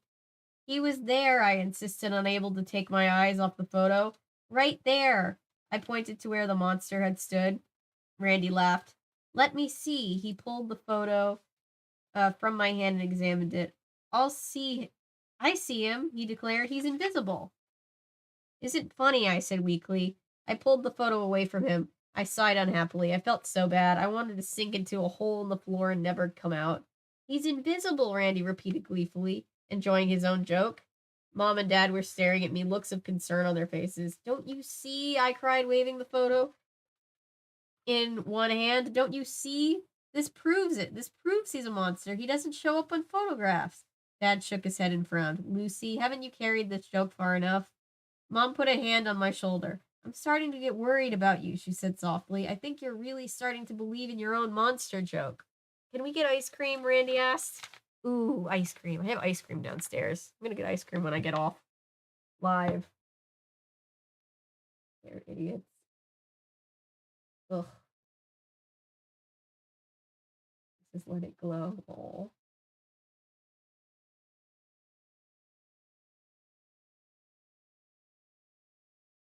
Evil. Ooh, I'd like that too. I'm excited. I'm excited to see it, and I'm excited to do a video about it and the original Enchanted. It's one of my absolute favorites for sure. Where was I? Okay, I guess here at the top of page 102. Believe we're doing this, Aaron complained. Just shut up. You owe me, I snapped. It was the next evening. We were crouched low, hiding behind the low shrubs at the side of the library. It was a crisp, cool day. The sun was already lowering itself behind the trees, the shadows stretched long and blue over the library lawn. I owe you? Aaron protested. Are you crazy? You owe me, I repeated. You were supposed to come to the library with me yesterday. Remember? You let me down. He brushed a bug off his freckled nose. Can I help it if I had an orthodontist appointment? He sounded funny. His words were coming out all sticky. He wasn't used to his new braces yet. Yes, I insisted. I counted on you, and you let me down, and you got me in all kinds of trouble. It's not his fault. What kinds of trouble? He dropped to the ground and sat cross-legged, keeping his head low behind the evergreen shrub. My parents said I'm never again allowed to mention Mr. Mortman or the fact that he's a monster, I told him. Good, Aaron said. Not good. It means I really need you, Aaron. I need you to see that I'm telling the truth. And tell my parents, my voice broke. They think I'm crazy. They really do. He started to reply, but he could see I was really upset, so he stopped himself. A cool breeze swept past, making the trees all seem to whisper at us. I kept my eyes trained on the library door. It was 5:20, past closing time. Mr. Mortman should be coming out any second. So we're going to follow Mr. Mortman home? Aaron asked, scratching the back of his neck, and spy on him at his house? Why don't we just watch him through the library window? The window is too high, I replied. We'd have to follow him. He told me he walks home every evening. I want you to see him turn into a monster, I said, staring straight ahead over the top of the bush.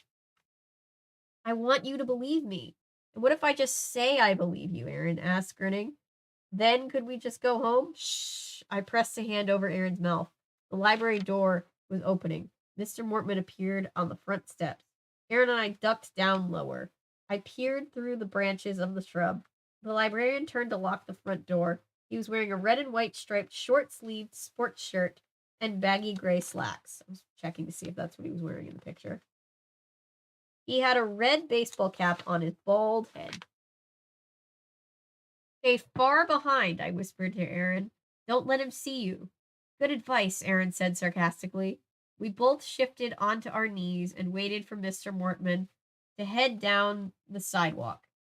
He hesitated on the steps, replacing the keys in his pants pocket. Then he hummed to himself. He walked down the driveway and turned away from us. What's he humming about? Aaron whispered. He always hums, I whispered back. Mr. Mortman was more than half a block away. Let's go, I said, climbing quickly to my feet, keeping in the shadows of the trees and shrubs. I began following the librarian. Aaron followed just behind me. Do you know where he lives? Aaron asked. Oh my gosh. I turned back to him, frowning. If I knew where he lived, we wouldn't have to follow him, would we? Oh, right. Following someone was a lot harder than I thought. We had to cut through the front yard. Some of them had barking dogs, some had lawn sprinklers going, some had thick hedges we somehow had to duck through. At every street corner, Mr. Mortman would stop and look both ways for oncoming cars. Each time, he's a cautious monster. Each time, I was certain he was going to look over his shoulder, too, and see Aaron and me creeping along behind him. He lived farther from... They need to learn how to tail people effectively, I guess. He lived further from the library than I had thought. After several blocks, the houses ended in a bare, flat field spread out in front of us. Mr. Mortman cut through the field, walking quickly, swinging his stubby arms rhythmically with each step. We had no choice but to follow him across the field. There were no hiding places, no shrubs stuck behind, no hedges to shield us. We were completely out in the open. We just had to pray that he didn't turn around in the middle of the field and see us. A block of small, older houses stood beyond the field. Most of the houses were brick, set close to the street on tiny front yards. Mr. Mortman turned onto a block of these houses. Aaron and I crouched behind the mailbox and watched him walk up to a house near the middle of the block. He stepped onto the small front stoop and fiddled in his pocket for the keys. We're here, I whispered to Aaron. We made it. My friend Ralph lives on this block, I think, Aaron said. Who cares? I snapped. Keep your mind on business, okay? We waited until Mr. Mortman had disappeared through the front door of his house, then crept closer. His house was white clapboard, badly in need of a paint job.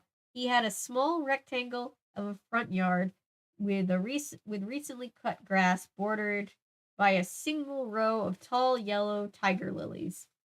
Aaron and I made our way quickly to the side of the house where there was a narrow strip of grass that led to the back. The window near the front of the house was high enough for us to stand under.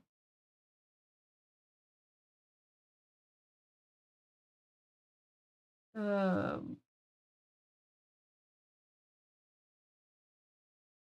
saying, and not be seen. A light came out in the window. That must be his living room, I whispered. Aaron had a frightened expression. His freckles seemed a lot paler than usual. I don't like this, he said. The hard part was following him, I assured Aaron. This part is easy. We'll just watch him through the window. But the window's too high, Aaron pointed out. We can't see anything. He was right. Staring up from beneath the window, all I could see was the living room ceiling. We have to stand on something, I said. Huh? What? You could have just done this back at the library then at this point. I could see Aaron was going to be no help. He was so frightened, his nose was twitching like a bunny rabbit's. I decided if I could keep him busy, maybe I could keep him from totally freaking and running away. Go in back. See if there's a ladder or something, I whispered, motioning toward the back of the house. Another light came on, this one in a back window. Probably the kitchen, I figured. It was also too high to see into. Wait, what about that? Aaron asked.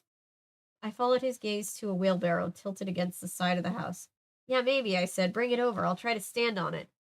Keeping his head and shoulders... This feels dangerous. Keeping his head and shoulders bent low, Aaron scampered over to the wheelbarrow. He lifted it away from the house by the handles, then pushed it under the front window. Hold it steady, I said. He grabbed the wooden handles, gazing up at me fearfully. You sure about this? I'll give it a try, I said, glancing up at the high window.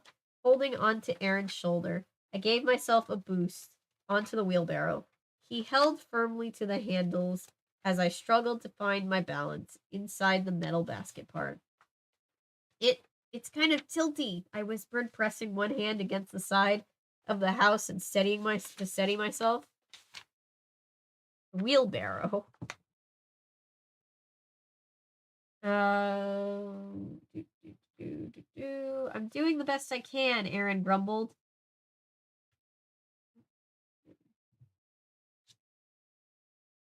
There, I think I can stand, I said. I wasn't very high off the ground, but I wasn't at all comfortable. A wheelbarrow is a difficult thing to stand on. I know, that's what I said. Somewhere down the block, a dog barked. I hope he wasn't barking because of Aaron and me. Another dog closer to us quickly joined in, and it became a barking conversation. This just reminds me of that Monk episode where they're like, they think they're being kidnapped, and they're like, what are we gonna do? Let's throw them in the river. And he goes, I hope they're not talking about us. Are you high enough? Can you see anything? Aaron asked.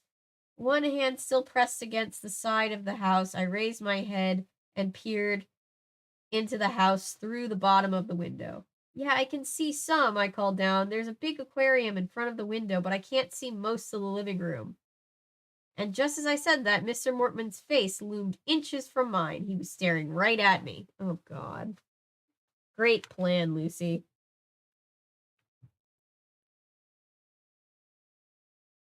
Oh.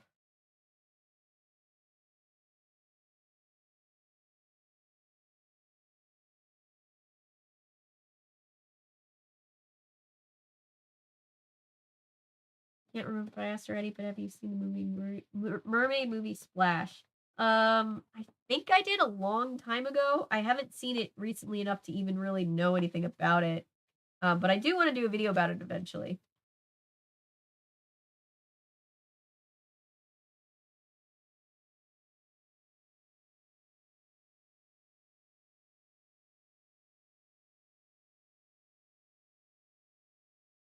Her sister is obviously the evil queen of Maleficent put together, yeah.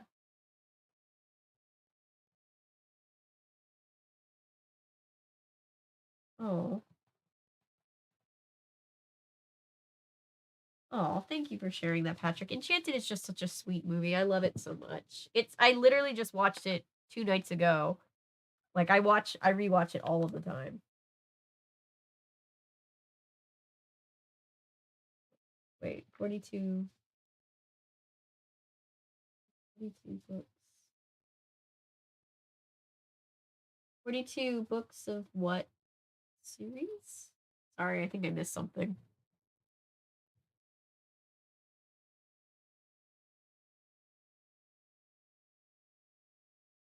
And then I am, in fact, on the live chat. There we go. I gasped. I lost my balance. I toppled to the ground, knocking over the wheelbarrow, landing on my knees and elbows. Ow! What happened? Aaron cried, alarmed. He saw me, I choked out, waiting for the pain to stop throbbing. Huh? Aaron's mouth dropped open. We both gazed up at the window. I expected to see Mr. Mortman staring down at us, but no sign of him. I climbed quickly to my feet. Maybe he was looking at his aquarium, I whispered, motioning for Aaron to set up the wheelbarrow. Maybe he didn't see me. What are you going to do? Aaron stammered. Get back up, of course, I told him. My legs were shaking as I climbed back onto the wheelbarrow. I grabbed the window ledge and pulled myself up. The sun had nearly gone down. The darkness outside made it easier to see inside the house, and I hoped harder for Mr. Mortman to see out. I didn't have the best view of the world, I quickly realized. The aquarium, crowded with colorful tropical fish, blocked my view of most of the room. If only I were a little higher, I thought. Oh, don't we all think that all of the time?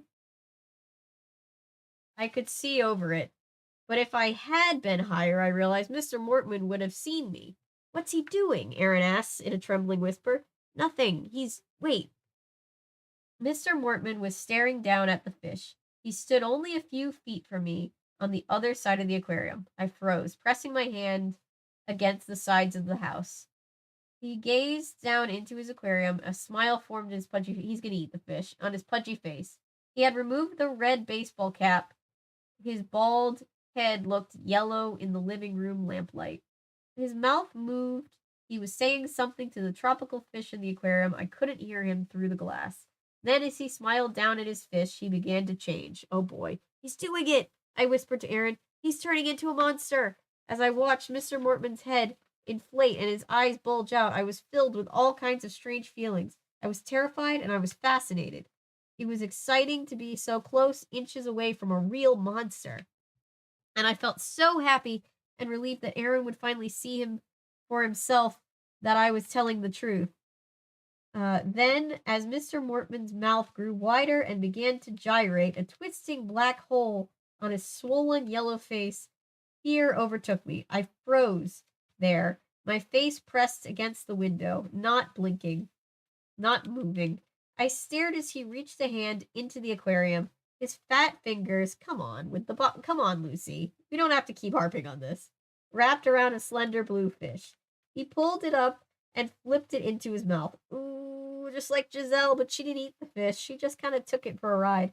I could see long yellow teeth inside the enormous mouth biting down, chewing the wriggling fish. Oh! Then, as I gaped in growing terror, Mr. Mortman pulled a black snail out of the side of the aquarium. No. Glass. Holding its shell between his fingertips, he stuffed the snail into his mouth. It just had like a gag reflex.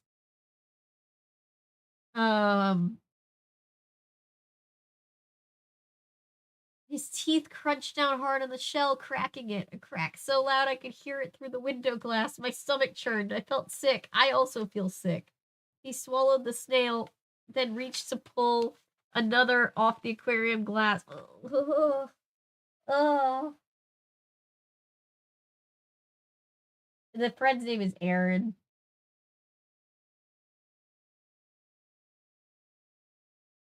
Oh, the Railway series. Sorry. I forgot what series we're talking about. I'll definitely look those up. I think I've seen them around. I tend to see a lot of middle grade books. There's so many in like Goodwills and stuff. And a lot of times I see ones that I don't know too much about and I don't end up getting them. And then people are like, have you heard about this? And I'm like, damn it, I just saw those. Where am I? I think I'm going to toss my lunch, I whispered down to Aaron. Aaron?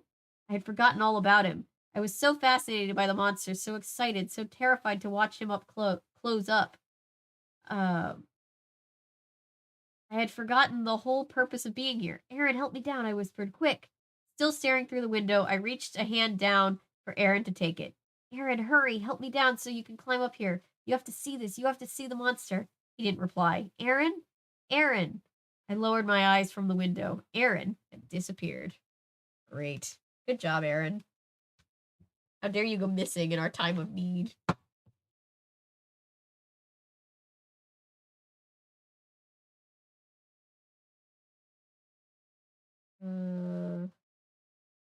Like Nigel the Pelican did in Finding Nemo. Exactly.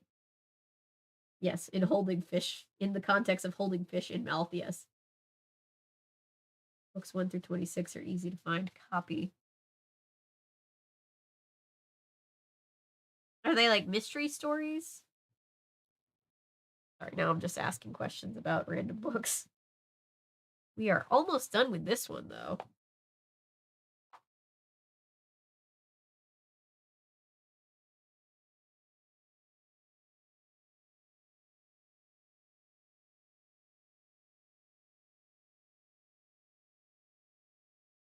If you're becoming a librarian, I will. Hopefully I'll pass the test. I'm gonna read over their manual and then take the test tomorrow, I think. Wish fat shaming wasn't acceptable during my time. I know, right? It sucks. Books 27 through 42 are ridiculously hard to find, but some made a digital copy of them. So I'll share those if you want. Of course, that would be fun. Yeah, I know that with like collecting books like nostalgia middle grade books like this, some books in series can be just so hard to come by. I'm always for anything that preserves media like that. Okay, Hannah, I need to give you a warning. This book is about a guy who eats bugs and snails and live turtles. It's a lot.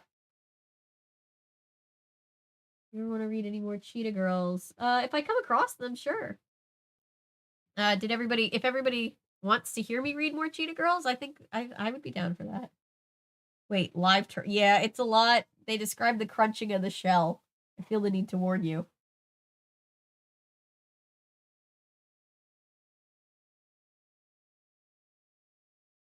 They're just basically about talking trains along with the main character. Okay. Oh, okay. Cool, cool.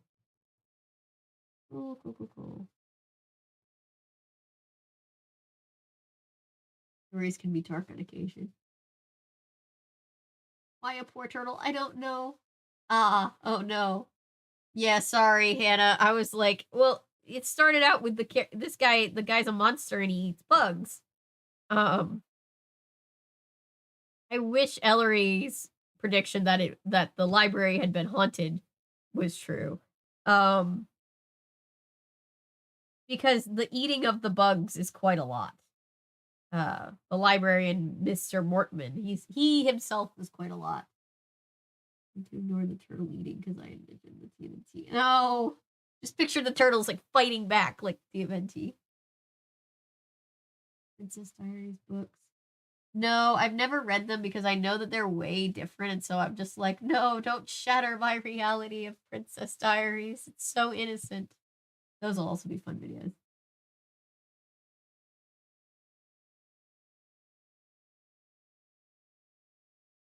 Oh yeah, also has the train sent to the scrapyard. Has anybody seen Tom Scott's video about his Thomas video? It's so funny. Oh my god.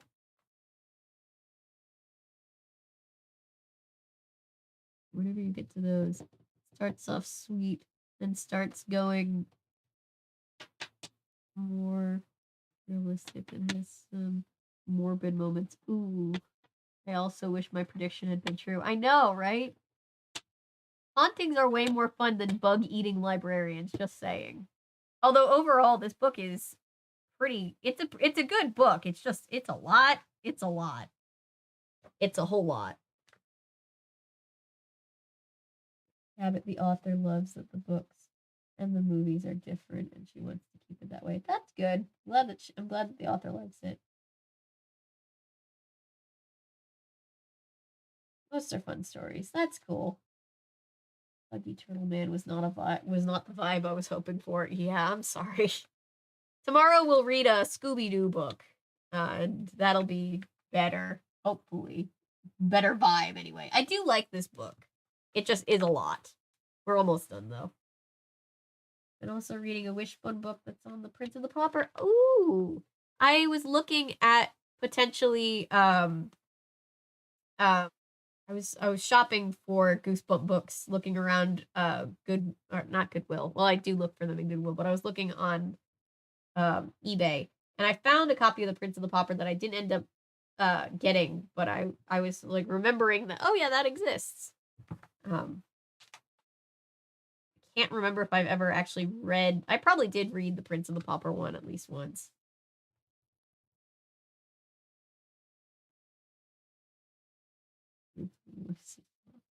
Oh. All right, chapter 19. I felt a stab of panic in my chest. I feel that multiple times a day.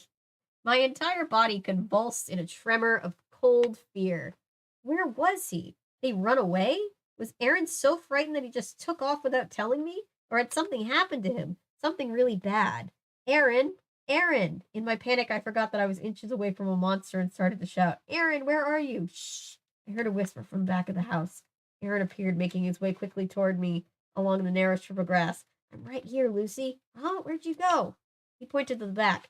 I thought maybe I could find a ladder or something, so I could see too. You scared me to death, I cried. I returned my I returned my glance to the window. Mr. Mortman was sucking a slithering eel. Oh, God. No. No. Into his mouth like a strand of spaghetti. Why would you do this, Arlstein? Why has it come to this? Quick, Aaron, help me down, I instructed, still feeling shaken from the scare of his disappearance. You have to see this. You have to see before he changes back. He's really a monster? Aaron's mouth dropped open. You're not joking? Just get up here, I cried impatiently. Why does he believe it now? But as I tried to lower myself to the ground, the wheelbarrow slid out from under me. It toppled onto its side, its handle scraping the side of the house. My hand shot up to grab the windowsill. I missed it and fell heavily on top of the wheelbarrow. Ow, I cried as sharp pain cut through my side. How many times has she fallen? Poor kid.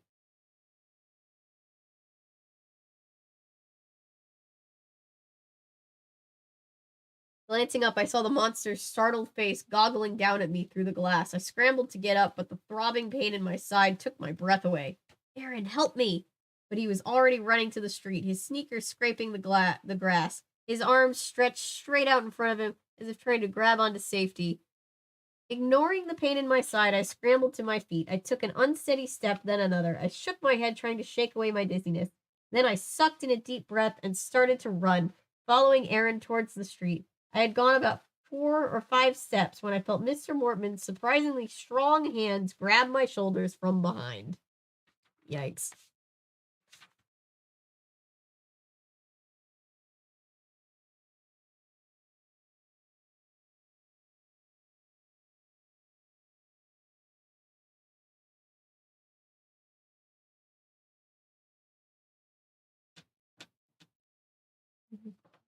Wait.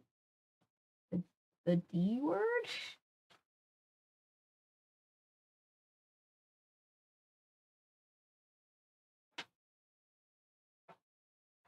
I think I'm gonna be sick. I think I'm gonna be sick all over again, Hannah. Yeah. I'd eat eel before. I didn't really care for it. Oh, death. Okay, I was like, wait. Huh? And so hear me out. This book, but Scooby-Doo, like Lucy in the place of Scooby and the Scooby Gang in place of Aaron, since Scooby was kidnapped by a class villain from Where Are You? Oh, interesting.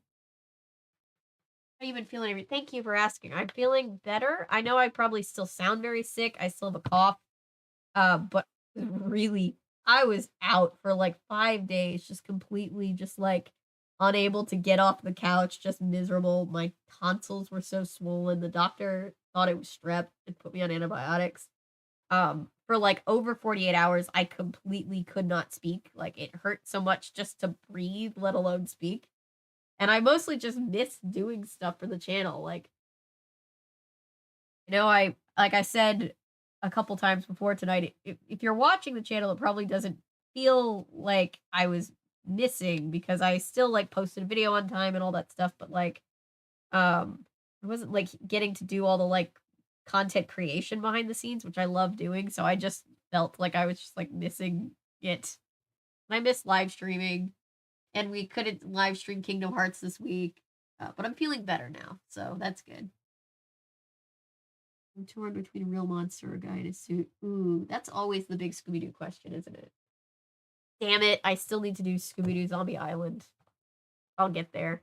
I know we've been having a lot of Scooby-Doo content, but I want to do Zombie Island. There's so many good Scooby-Doo things to talk about.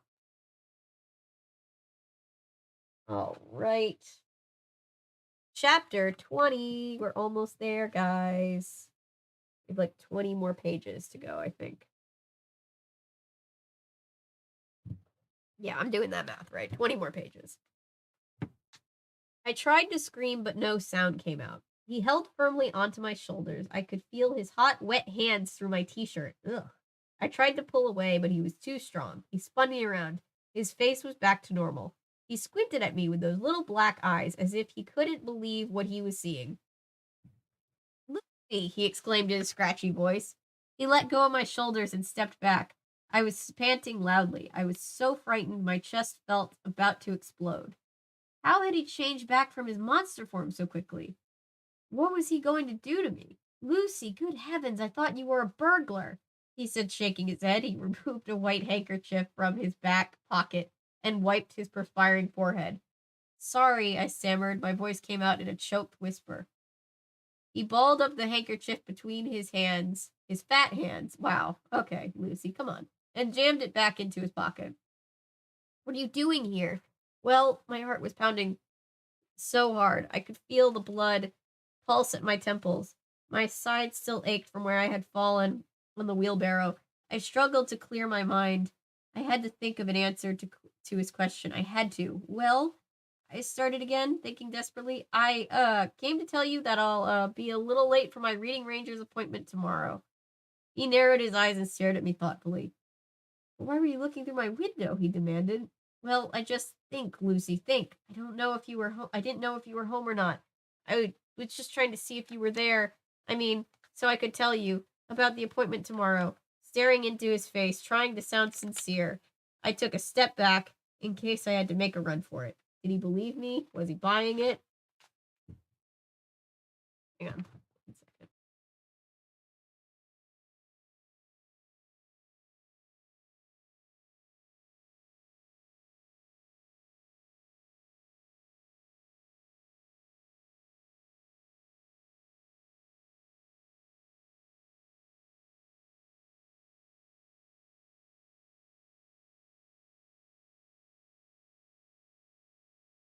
Oh, when I just randomly think about David Hasselhoff, not just David Hasselhoff in general, but David Hasselhoff as Jekyll and Hyde, I get very happy.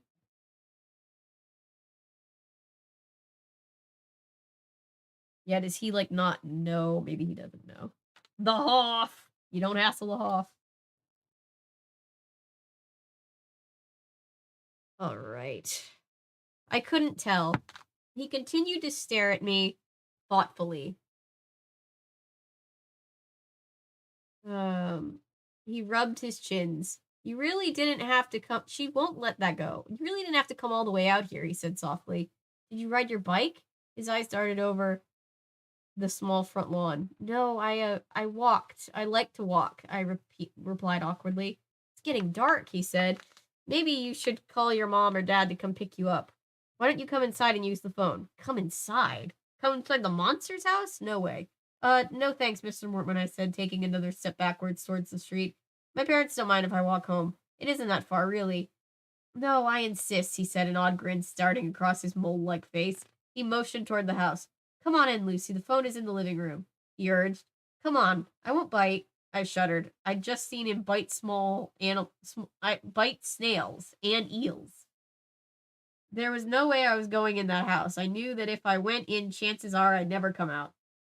I've got to go, I said, giving him a wave of one hand. I could feel the fear creeping up my back, running over my body. I knew if I didn't get away from there, that moment, I'd be frozen. Fuck, the Jekyll and Hyde soundtrack is still it's stuck in my head again. Sorry, it is a good soundtrack. I'd be frozen by my terror, unable to escape. Lucy, Mr. Mortman insisted. No, really, bye, Mr. Mortman. I waved again, turned, and started jogging to the street. You really shouldn't have come all this way, he called after me in his high, scratchy voice.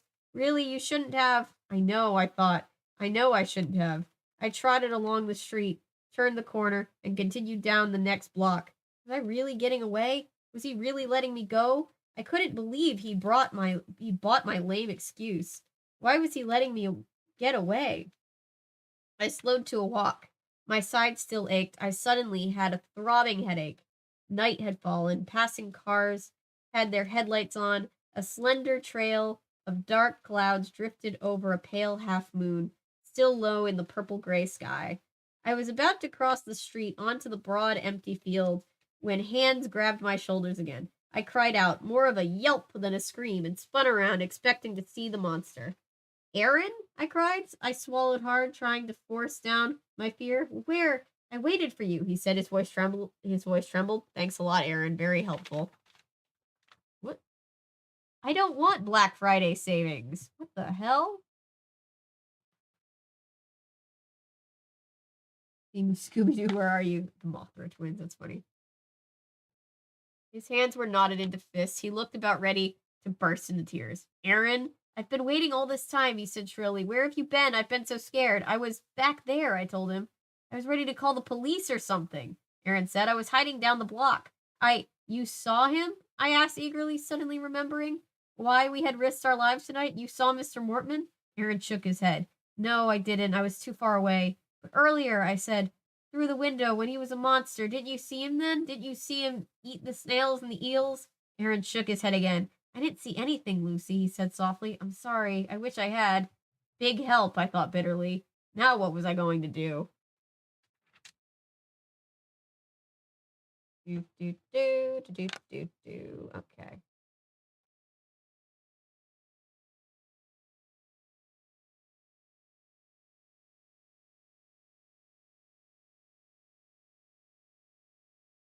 And only Michael Knight and Kit.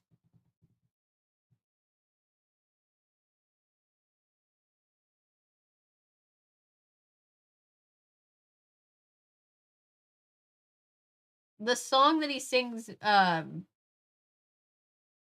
one where he's like the conversation between him and Jekyll and Hyde. It pops into my head at random times. Stanny forever and ever. It sounded too jovial to be the haunted shining twins. They're more like they sound exhausted. Float too. You'll float too.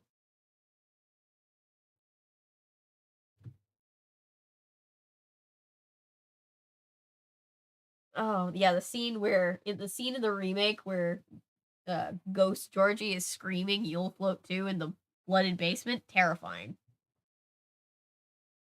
Oh right, it is almost midnight here, and we are almost done with this book. So let's finish it, and then write a review, and then hopefully get some sleep. I haven't populated a stream for tomorrow night, but I do think I'm going to read a Scooby-Doo book tomorrow. Because I don't want to be streaming really late into the night tomorrow because we're streaming Sunday morning, but, a Scooby-Doo book will be fun and short. The character in it named Patrick. Oh, you're right. 4 p.m. my time. Yeah.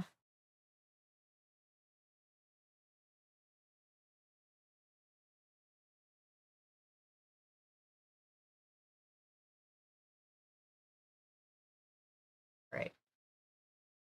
Chapter 21. Mom, you don't understand. I can't go. Lucy, I'm not giving you a choice. You're going, and that's that.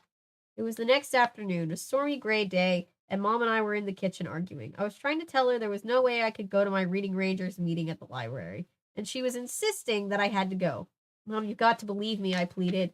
I was trying not to whine, but my voice kept creeping higher and higher. Mr. Mortman is a monster. I can't go to the library anymore. Mom made a disgusted face and tossed down the dish towel she'd been folding. Lucy, your father and I have had it up to here with your silly monster stories. She turned to face me. Her expression was angry. The fact is, Lucy dear, that you are a quitter. Oof. You never stick with anything. You're lazy. Oh, that's your problem. Jesus Christ, Mom. Mr. Mortman is a monster, I interrupted. That's my problem. Well, I don't care, Mom replied sharply. I don't care if he turns into a drooling werewolf at night. You're not quitting Reading Rangers. You're going to your appointment this afternoon if I have to take you by the hand and walk you there myself. Gee, would you? I asked. The idea flashed in my head that Mom could hide in the stacks and see for herself when Mr. Mortman turned into a monster, but I guess she thought I was being sarcastic. She just scowled and walked out of the kitchen. And so an hour later, I was trudging up the stone steps to the old library. It was raining hard, but I didn't take an umbrella. I didn't care if I got drenched. My hair was soaked and matted on my head. Am I hearing thunder outside, or is a neighbor playing really loud music? Guess we'll find out later. I shook my head hard as I stepped into the entryway, sending drops of water flying in all directions. I shivered more from my fear of being back in the frightening place than from the cold. I pulled off my backpack. It was dripping wet, too. How can I face Mr. Mortman? I wondered as I made my way reluctantly into the main reading room. How can I face him after last night? He must surely suspect that I know his secret. He couldn't have believed me last night, could he? I was so furious at my mom for forcing me to come here. I hope he turns into a monster and chews me to bits. I thought bitterly. That will really teach Mom a lesson. I pictured Mom, wow, wanting to get eaten by a monster to own your parents. Nice. I pictured Mom and Dad and Randy sitting mournfully in our living room, crying their eyes out, wailing, "If only we had believed her! If only we had listened!" She really does have a wild imagination. Holding my wet backpack in front of me. If you get eaten by a monster, no one knows that it was a monster that ate you. You're just never found again. Sunday morning is the parade stream. Yes. 10 a.m. our time. I know you're in my time zone. We're watching the parade from 89. That's the one where they let Alf co-host, and I'm excited. Holding my backpack in front of me like a shield, I made my way slowly past the long rows of books to the front of the room. To my relief, there were several people in the library. I saw 2 little kids with their mothers and a couple of other women browsing the mystery book section. Great, I thought, starting to feel a little calmer. Mr. Mortman won't dare do anything while the library is filled with people. The librarian was dressed in a green turtleneck today, which really made him look like a big round turtle. He is what he eats, I guess. He was stamping a stack of books and didn't look up as I stepped close to the desk. I cleared my throat nervously. Mr. Mortman? It took him a long while to look up. When he finally did, a warm smile formed above his chins. Jesus Christ. Hi, Lucy. Give me a few minutes, okay? Sure, I said. I'll go dry off. He seems very friendly, I thought, heading over to a chair at one of the long tables. He doesn't seem angry at all. Maybe he really did believe my story last night. Maybe he really doesn't know that I've seen him turn into a monster. Maybe I'll get out of here alive. I sat down at the table and shook some more water from my hair. I stared at the big round wall clock nervously, waiting for him to call me up for our meeting. The clock ticked noisily. Each second seemed to take a minute. The kids with their mothers checked out some books and left. I turned to the mystery section and saw that the 2 women had cleared out. The librarian and I were the only ones left. Sorry. It sounds worse than it is. Mr. Mortman shoved a stack of books across his desk and stood up. I'll be right back, Lucy. His desk stood, he said, another friendly, reassuring smile on his face. Then we'll have our meeting. He stepped away from his desk and, walking briskly, headed to the back of the reading room. I guessed he was going to the bathroom or something. A jagged flash of white lightning flickered across the dark sky outside the window. It was followed by a drum roll of thunder. I stood from the table and, carrying my wet backpack by the straps, started toward Mr. Mortman's desk. I was halfway to the desk when I heard the loud click. I knew at once that he had locked the front door.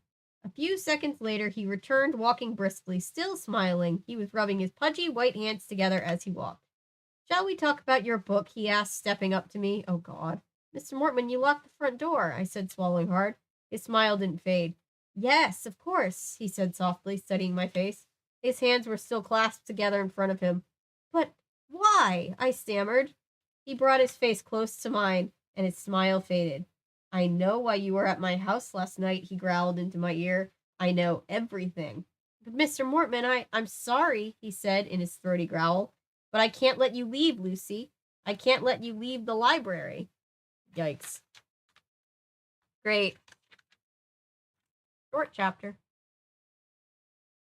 Oh no, he's a were-turtle.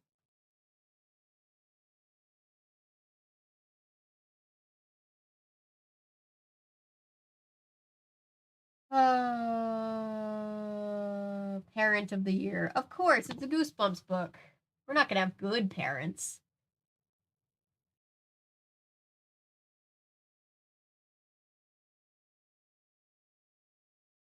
Oh, cops, yes, lock up all the parents and throw away.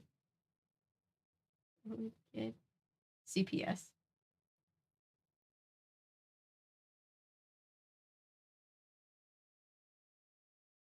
I'll be rewatch after. That's fine.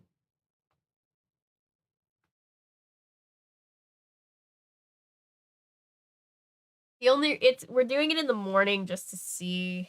Thought about moving it to later, but like it's the parade and you always watch the parade in the morning, so I just felt like it was more of like a morning vibe type thing, but we'll see. I don't know. I might move it a little bit later.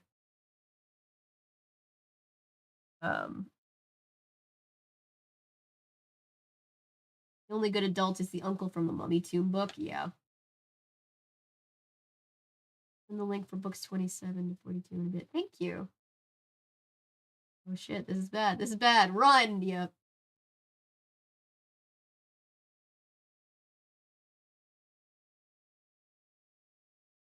Book is definitely not Lots of Blood. No, I think this book either deserves the 4 or 5. For sure. We'll run a poll once we finish it.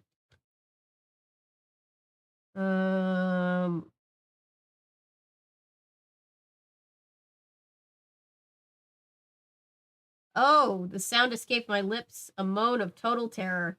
I stared at him without moving. I guess I wanted to see if he was serious or not, if he really meant what he said. His eyes told me he did.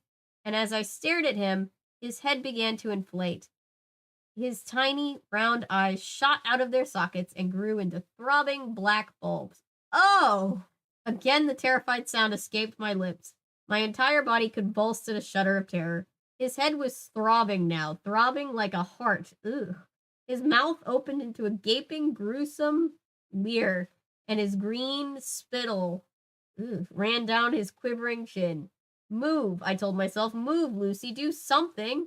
His disgusting grin grew wider. His enormous head bobbed and throbbed excitedly. He uttered a low growl of attack and reached out both arms to grab me. No, I shrieked. I leaned back and with all my might swung the backpack into his flabby stomach. It caught him by surprise. He gasped as it took his breath away. I let go of the backpack, spun around, and started to run. He was right behind me. I could hear his panting breath and low, menacing growls. I ran through a narrow aisle between 2 tall shelves.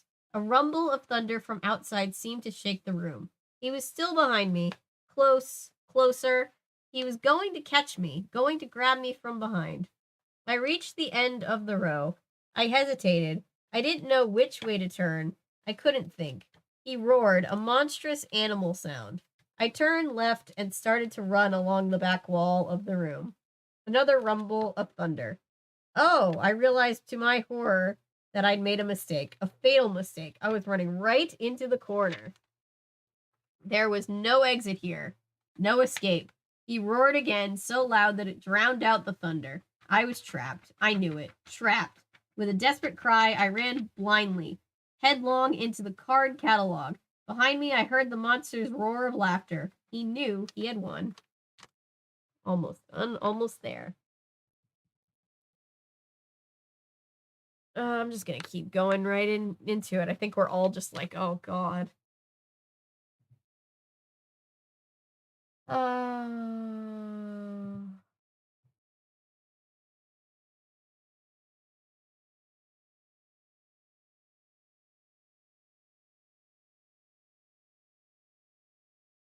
Okay. The card catalog toppled over. Drawers came sliding out. Cards spilled at my feet, scattering over the floor. Thanks, Toonimations. No, the monster howled. At first, I thought it was a victory cry, but then I realized it was an angry cry of protest. With a moan of horror, he stooped to the floor and began gathering the cards. He's like, I just organized these, damn it! Staring in disbelief, I plunged past him, running frantically, my arms thrashing wildly at my sides. In that moment of terror, I remembered the one thing that librarians hate most, having cards from the card catalog spilled on the floor. Oh boy, who remembers the card catalog? Good times. Mr. Mortman was a monster, but he was also a librarian. He couldn't bear to have those cards in disorder. He had to try to replace them before chasing after me. It took only seconds to run into the front entryway, turn the lock, pull open the door, and flee out into the rain. My sneakers slapped at the pavement as I ran, sending up splashes of rainwater. I made my way to the street and was halfway up the block when I realized he was chasing after me. A flash of lightning crackled to my left. I cried out, startled, and as a deafening burst of thunder shook the ground. I glanced back to see how close the monster was, and stopped. With trembling hands, I frantically brushed a glaze of rainwater from my eyes. Aaron, I cried, what are you doing? He ran up to me, punching against the cold rain. He was breathing hard, his eyes were wide and frightened. I was in the library, he stammered, struggling to catch his breath. Hiding. I saw it. I saw the monster. I saw everything. You did? I was so happy. I wanted to hug him. A sheet of rain swept over us, driven by a gust of wind. Let's get to my house, I cried. You can tell my parents. Now maybe they'll finally believe it. Aaron and I burst into the den. Mom looked up from the couch, lowering the newspaper to her lap. You're dripping on the rug, she said. Where's Dad? Is he home yet? I asked, rainwater running down my forehead. Aaron and I were soaked from head to foot. Here I am, he appeared behind us. He had changed out of his work clothes. What's all the excitement? It's about the monster, I blurted out. Mr. Mortman, Mom shook her head and started to raise a hand to stop me. But Aaron quickly came to my rescue. I saw him too, Aaron exclaimed. Lucy didn't make it up. Mom and Dad listened to Aaron. I knew they would. He told them what he had seen in the library. He told them how the librarian had turned into a monster and chased me into the corner. Mom listened intently to Aaron's story, shaking her head. I guess Lucy's story is true, she said when Aaron had finished. Yeah, I guess it is, Dad said, putting a hand gently on my shoulder. Well, now that you finally believe me, what are you going to do, Dad? I demanded. He gazed at me thoughtfully. We'll invite Mr. Mortman for dinner, he said. Huh? I goggled at him, rainwater running down my face. You'll what? He tried to gobble me up. You can't invite him here, I said. You can't. Lucy, we have no choice, Dad insisted. We'll invite him for dinner. What?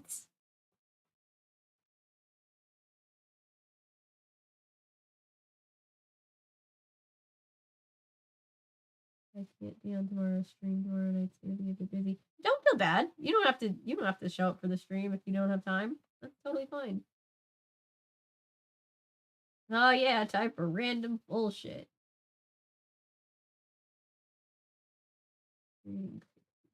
I don't think this is very long at all. My love of like middle grade chapter books has never left me. I've realized through these streams, and it's great if we've only got one more chapter. They're great length. They're not too long. The chapters can't be very long most of the time. I appreciate it, Toonie. Books, yeah. Versus my one weakness, yes. Ilias, it's going. We are almost done. We are right at the end of The Girl Who Cried Monster. Obviously the VOD will be available if you want to go back and listen. You missed almost everything. We're on the last chapter. Sorry, but the VOD will be available. We're going to finish this book. We're going to write our review. And then I will get off. Are they sacrificing their daughter to the soggy turtle man? Oh god, can you imagine? Okay. Chapter 24. Mr. Mortman arrived a few evenings later carrying a bouquet of flowers. He was wearing lime green trousers and a bright yellow short-sleeved sport shirt. Mom accepted the flowers from him and led him into the living room where Dad, Randy, and I were waiting. I gripped the back of a chair tightly as he entered. My legs felt rubbery, and my stomach felt as if I'd swallowed a heavy rock. I still couldn't believe that Dad had invited Mr. Mortman into our house. Dad stepped forward to shake hands with the librarian. We've been meaning to invite you for quite a while, Dad told him, smiling. We want to thank you for your excellent reading program at the library. Yes, Mom joined in. It really meant a lot to Lucy. Mr. Mortman glanced at me uncertainly. I could see that he was studying my expression. I'm glad, he said, forcing a tight-lipped smile. Mr. Mortman lowered himself onto the couch.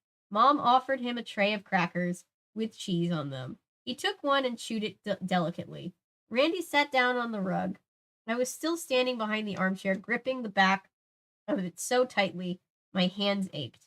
I had never been so nervous in all my life. Mr. Mortman seemed nervous too. When Dad handed him a glass of iced tea, Mr. Mortman spilled a little on his trousers. It's such a humid day, he said. This iced tea hits the spot. Being a librarian must be interesting work, Mom said, taking a seat beside Mr. Mortman on the couch. Dad was standing at the side of the couch. They chatted for a while. As they talked, Mr. Mortman kept darting glances at me. Randy, sitting cross-legged on the floor, drummed his fingers on the carpet. Mom and Dad seemed calm and perfectly at ease. Mr. Mortman seemed a little uncomfortable. He had glistening beads of perspiration on his shiny, round forehead. My stomach growled loudly, more from nervousness than from hunger. Chat, does your stomach growl with nervousness? I've never heard that before. In Goosebumps group therapy, Lucy fucking... Yeah. Oh, yeah, for sure. Lucy wins. For now, at least. Yeah. For sure.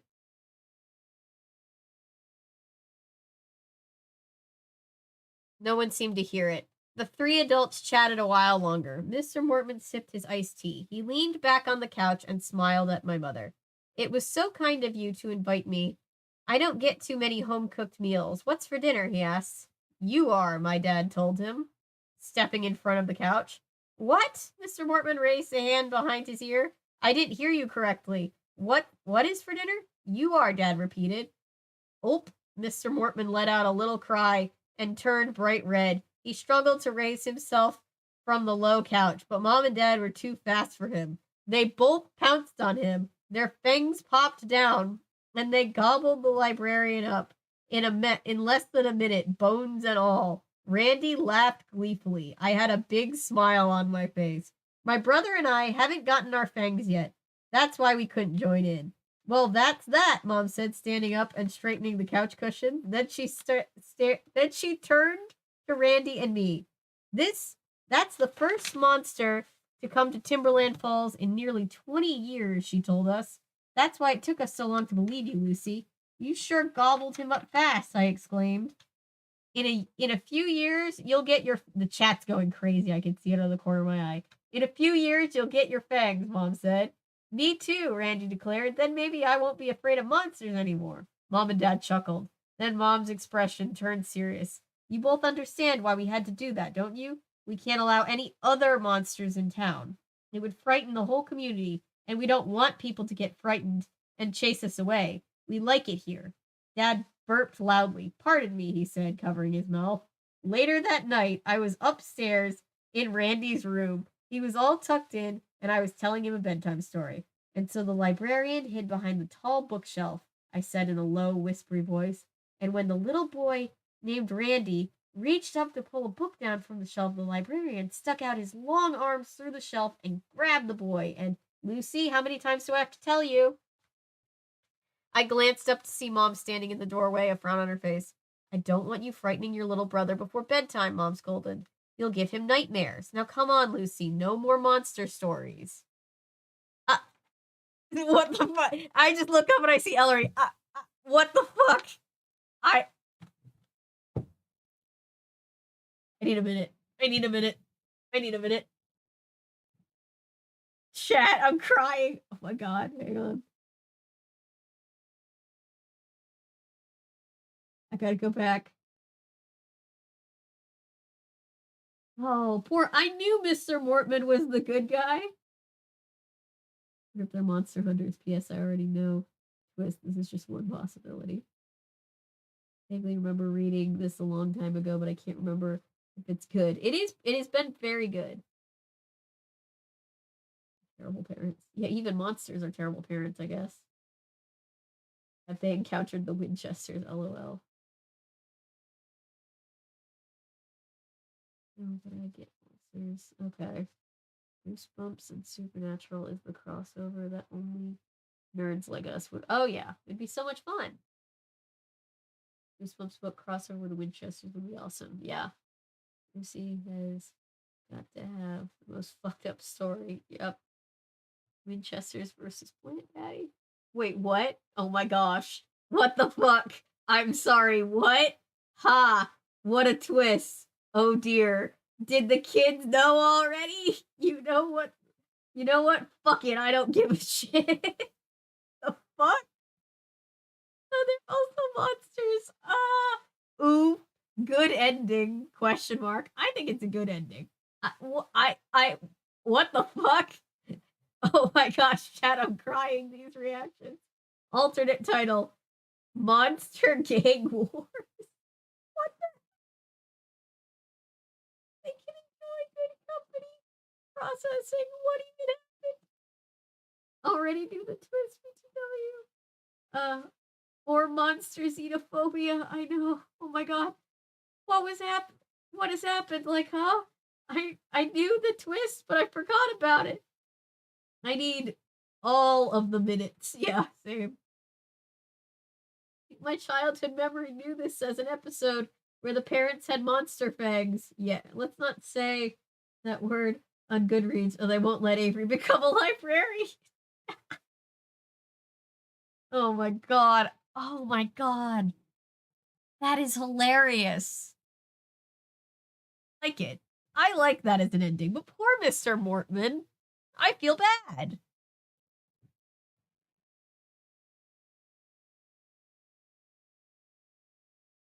So basically, the Scooby Gang is fucked, pretty much. Oh my god. I've already looked over the test. It's basically just a bunch of questions that and they let you refer back to their librarian manual and you have 30 minutes to answer the question. It's just questions about like different scenarios, like how would you log this kind of book? What would you do if the author starts writing by a different name halfway through their career? What kind of pictures of the author are you allowed to use on their Goodreads profile? Like that kind of stuff. From what I can tell, they don't really care. Um, and they don't expect really anything of you. They're just like, hey, if we're gonna let you catalog books, we need to know that you know how to do it. That's it. Recite the alphabet with a giant squid.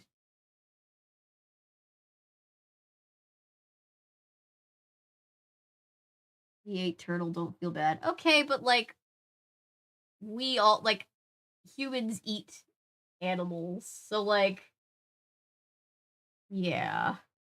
I don't know. I feel bad for Mr. Mortman. I think he was just trying to save his own life in retrospect. Imagine the Winchesters hunting Mr. Mortman, only for him to lead them to the real monsters. Oh my god. Okay. That'd be a heck of an episode of Supernatural. That would be. That absolutely would be. Maybe we'll have to write this story on stream sometime. Oh my god. I have to pull up my Goodreads.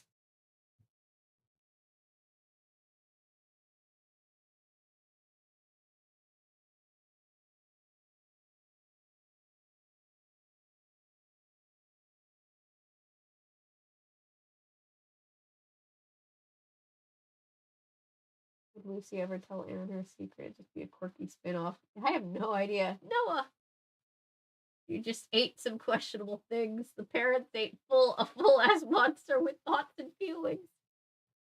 My friend is a monster. Pick of the book. Oh yeah. Okay, the parents, ex-plant daddy, thruple? I feel less awful suggesting that knowing the parents are fucking yeah, they're all monsters. Title. Yeah, I can see it. Well, we already have My Friend is Invisible, so I could definitely see it.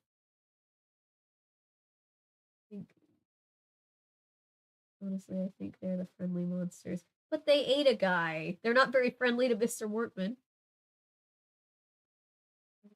Story together and come up with ideas would be fun. That would be fun. Rihanna is friends with the monster that's under her bed. Now that's gonna be my head. No, I can't even right now. It's a monster eat monster world out there. Oh god. I guess he's still a threat. I guess. I don't know. I don't know what to think anymore. Let's update our progress. We've made quite a bit of progress. When's the last time we had to write a or read a book in 2 sittings? Was it the Wishbone Sleepy Hollow? Was that the last time? Most of the books we've read in one go. The Nancy Drew book that I read, the first reading stream I did, took 3 streams to get through it. That was kind of funny. And they saved the humans from the monsters. Maybe. Ugly librarian. Hey, dude, we agree. Oh, it's too good.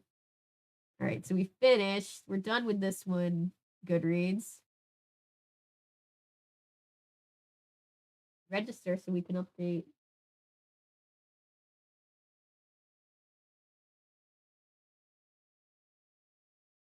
It was Wishbone, yes.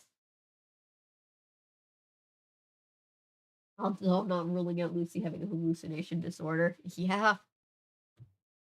That would be too peaceful for all of our sanity. Realizing that this book has like little indentations on it, like somebody like pressed down on it to like write. Like I was always bad about that. I would always press down. I was always really careful with my books, but I would always press down on them like when I was doing schoolwork. And you would just like see the indentations of it. All right, chat. How many stars are we giving this one? Honestly, there was one from the series that could be a contender for 5. I think it's this one. Definitely think it deserves at least 4. Why is my taskbar not going down? Go down. Go down, taskbar. Thank you.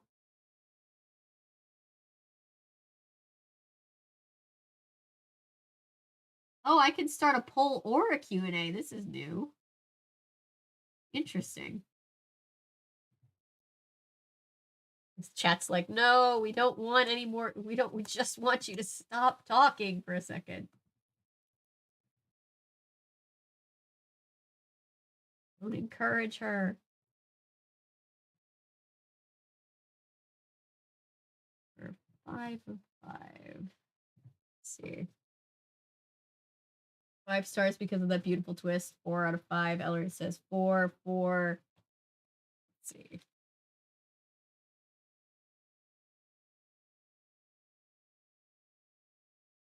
When I do get around to finally doing the big video about all the books once we've read all of them on stream, I am definitely going to talk about how this book is one of the better ones. So far, this one is solid.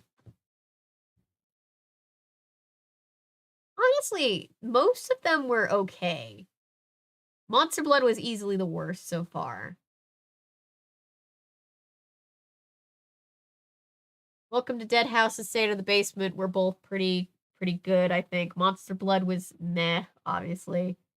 Say Cheese and Die was cool. Curse of the Mummy's Tomb was really fun. I liked that one. Let's Get Invisible was fine. Night of the Living Dummy was a lot. And then there's this one, yeah. All right, we've got 4 out of 5 at 62%. All right. You're 5 out of 5. Yeah, I'm like 4 or 5. Let's see, I'll give the poll a couple of seconds. It's only been up for a minute. But yeah, it was really good. Maybe once the books are all finished, We watch the corresponding episode adaptation on stream. We can't watch the episodes on stream, but I'll keep doing videos about them. Keep doing videos about them. I guess they just eat animals and not humans. Yeah, yeah, I guess. I think my top fave is Mummy's Tomb. Mummy's Tomb was good. I really liked Mummy's Tomb.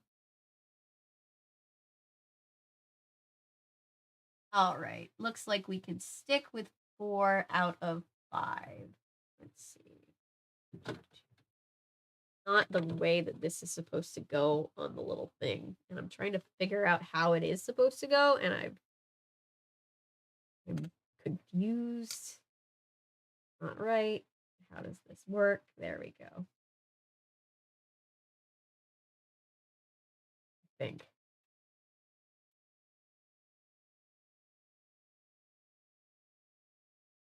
I'm deeply traumatized by this one. It's Dead House levels of spooky without the pacing issues. It is true. Favorite was the kid obsessed with books and his life becomes one. He is supposed. Okay. R.L. Stein had some good lessons. Don't lie, consistently sacrifice your and don't eat monsters. Yeah, you know, the life lessons of R.L. Stein. Episodes on stream without showing it on camera. I don't know that that would be a very fun stream, though. And it would detect it just from sound. Sound is usually what gets it. I think it's definitely 5 out of 5.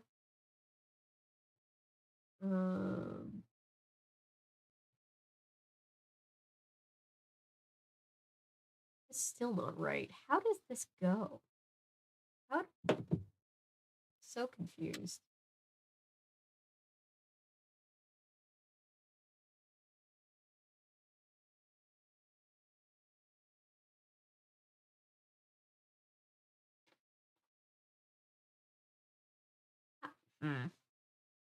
Well, we'll deal with it later. Oh. There we go. Another channel to subscribe to streams where he and the viewers watch animated DC shows all the time and discuss them without ever showing the episodes or their audio on stream. Interesting. Just Avery going, no. Ooh, that's gotta hurt. No, I mean, I think for right now, I'll save that kind of stuff for video format because I still obviously do mainly post videos, but the streams are kind of good for like books and more casual stuff. I think fuck it, I don't give a shit is the vibe right now. Yeah.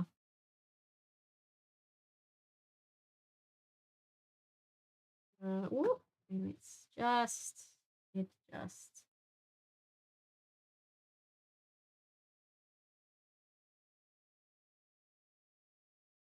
All right, polls saying 4 out of 5.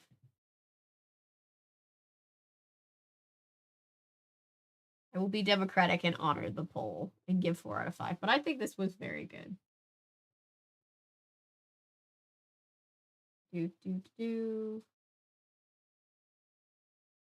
Yeah, it is traumatizing, but it was pretty good. All right. There we go. Let's see, it's on all. What does it go on? Read the Goosebumps books that we've read. Really don't need that separate shelf, but whatever. Because all of the red is there. Chat, do you guys want to start giving me some snippets for the review? And traumatizing kids since the 90s. I'm going to use that to animation. Pick since I only caught the ending. 4 turtles. I know. I know the 4 turtles. Classic R.L. Stein and retroactive trauma. Yeah. Go back to desk cam so I can start. Let's see. No.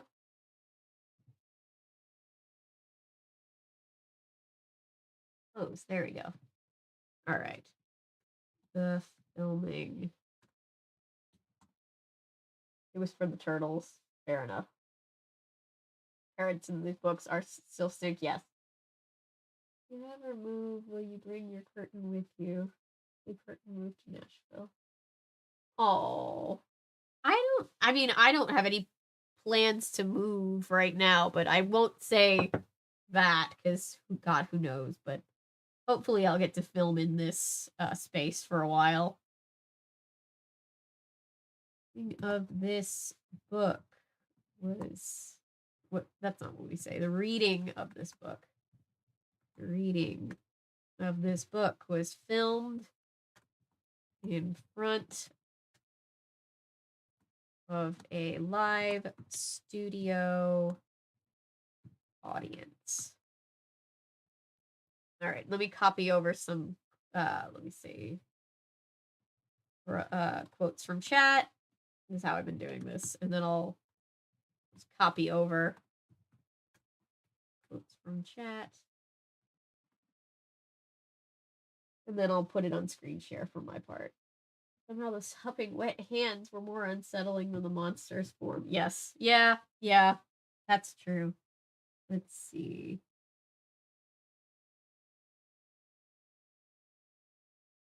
It's been traumatizing kids.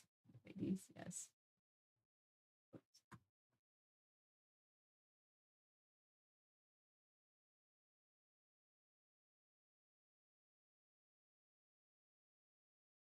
Oh, R.I.P. Ashley Burton's attic. No. But imagine being the person that moves in and is like, this is Ashley Burton's attic.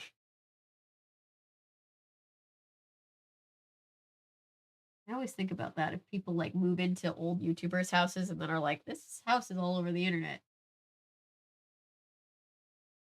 Classic R.L. Stein and retroactive trauma is going in.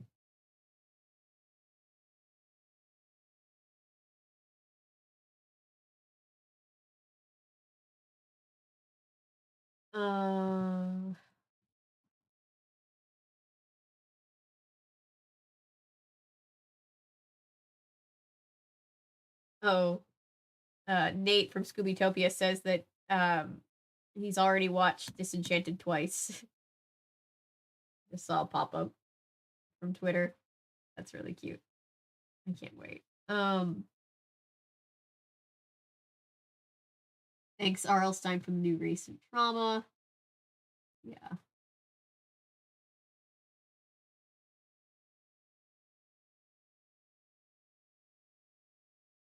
I did copy the emoji for it. Chat seems to be at a consensus. We're all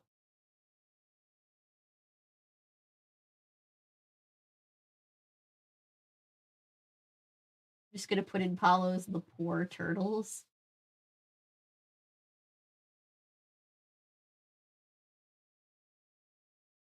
That was the craziest ending we've seen so far. And we've like R.L. Stein is kind of the underrated master of those twist endings, but yeah.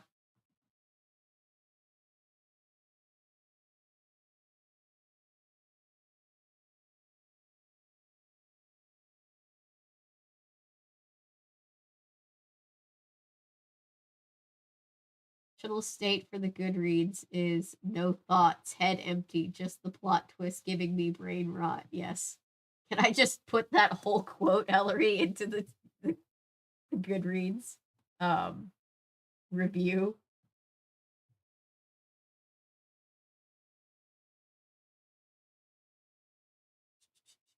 Thanks, R.L. Stein. That should be a t-shirt. A new catchphrase for these Goosebumps streams. Yes. Thanks, R.L. Stein.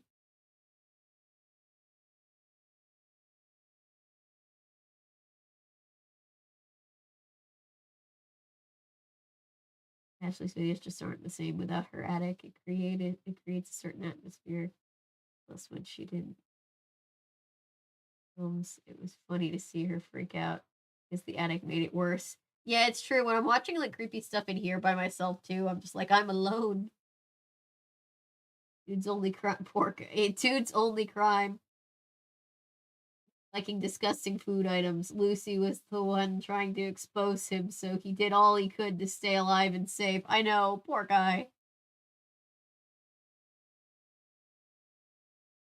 Plot twist broke me. How about you? I'm putting that in too, Hillary.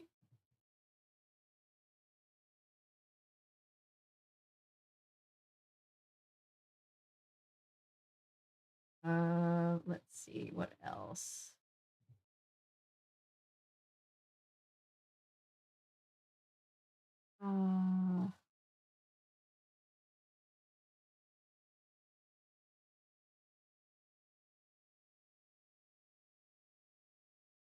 I like parents in these books still stink. Yeah.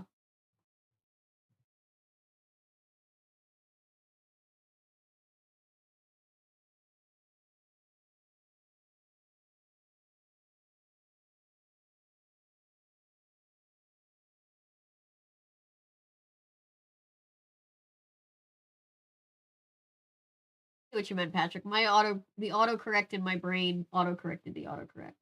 Lucy was the true villain. Now I'm gonna put under the following chat feedback contains spoilers.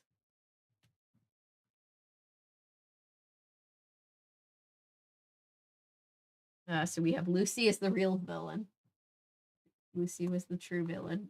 Oh, I didn't get the right quote. I know.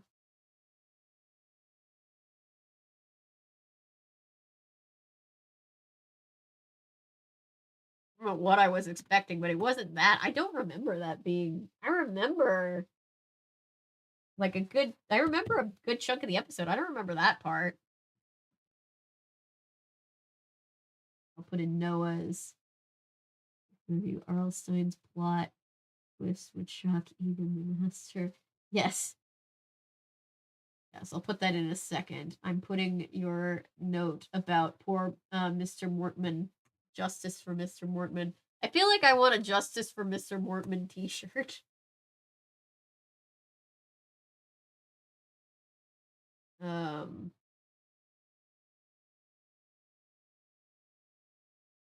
But I'm gonna put your other quote up here with the non-spoiler chatter.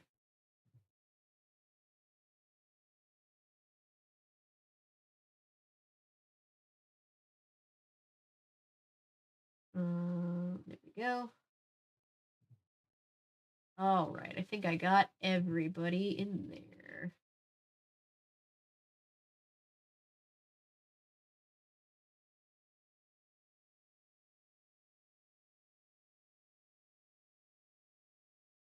Didn't even know she could unlock the door from the inside. Yes. Before Shyamalan himself did. Yeah. Shyamalan learned the game from our boy. Let me put this one in too.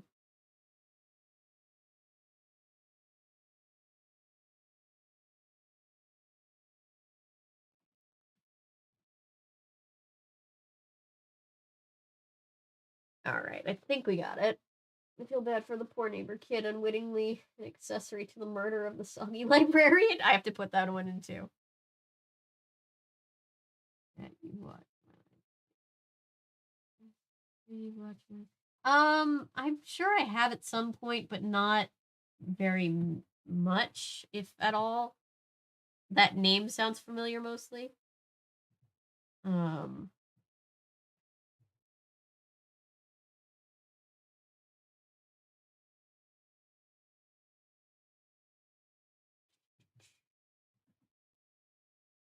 Soggy librarian will just always be a funny thing to say. Let's share. So chat, I now have, oh boy, the review just writes itself this time, doesn't it? We're gonna hide the review from spoilers. At the bottom, I'm gonna just write my own 2 cents, which is really that chat has said most of everything for me. It was legitimately scary before the twist. Chat has said most of what I could say about this one for me. I'm gonna try doing this from now on. I'm gonna try putting like host notes.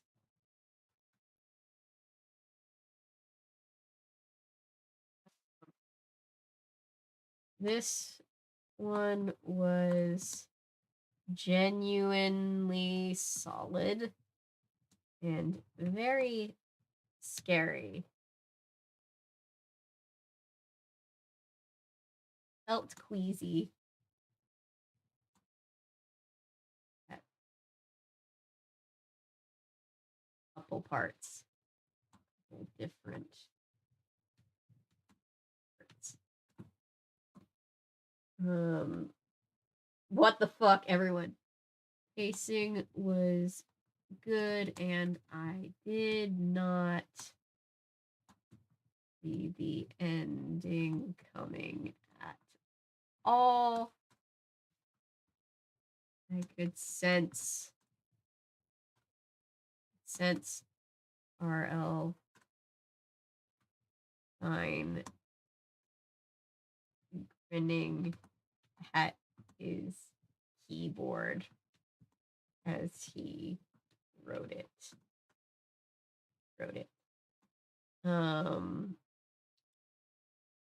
What else do I want to say? You never see it coming.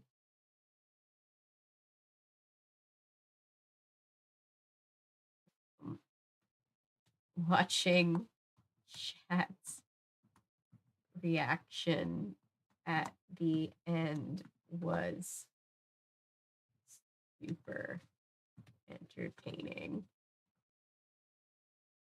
So thank you, Mr. Stein.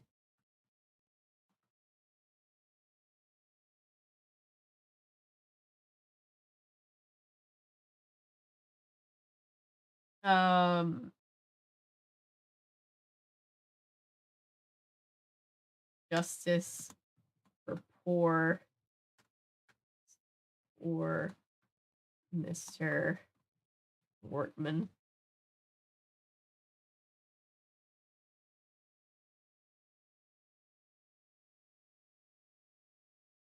Dramatically yours.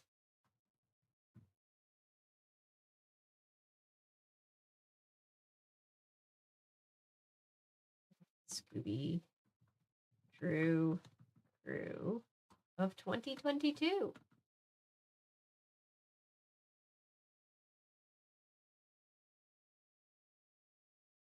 The date, almost 1 a.m. where you are. It is. I'm gonna get off in a second.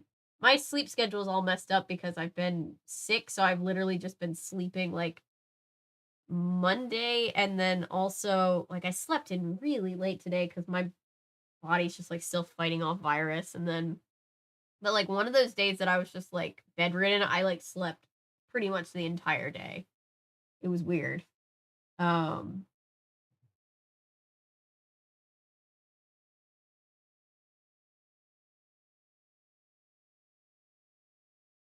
I don't really feel tired, but yeah. But yeah, we did it, guys. We read this book. We feeling? Have we digested what we read?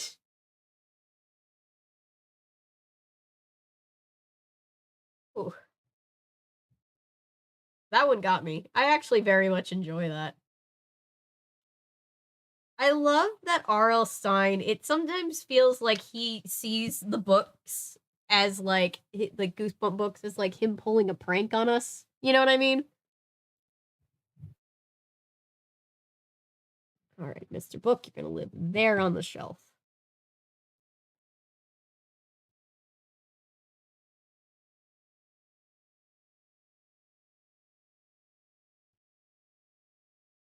And the next book we have is Camp Nightmare. We're into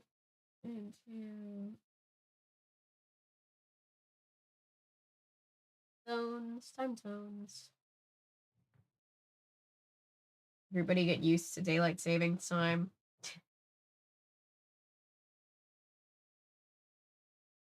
All right, well, we have read 25 books on stream, guys. Super fun. And we don't change our clocks for daylight savings time. I know we change time zones. That's so bizarre. I've read 26 books, but I have not. I've read 25 books. Goodreads.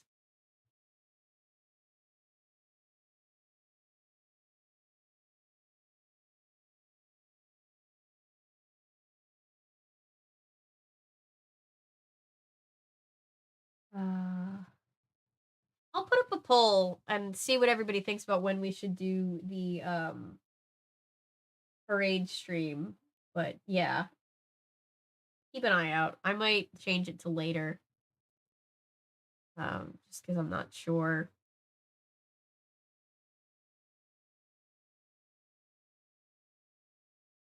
Oh, did we read 26? We did read 26. How? Huh.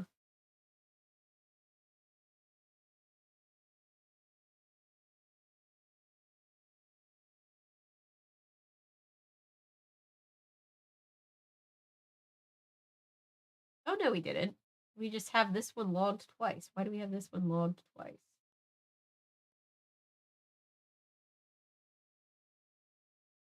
Weird. We'll figure that out.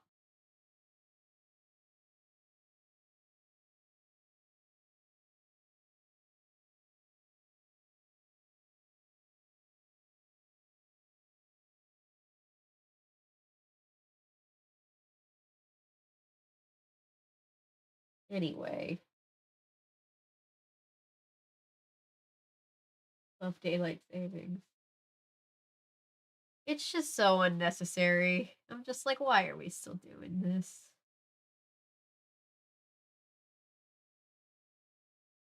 But yeah, I will let you guys go. Thank you guys for hanging out with me. I'm glad to be back.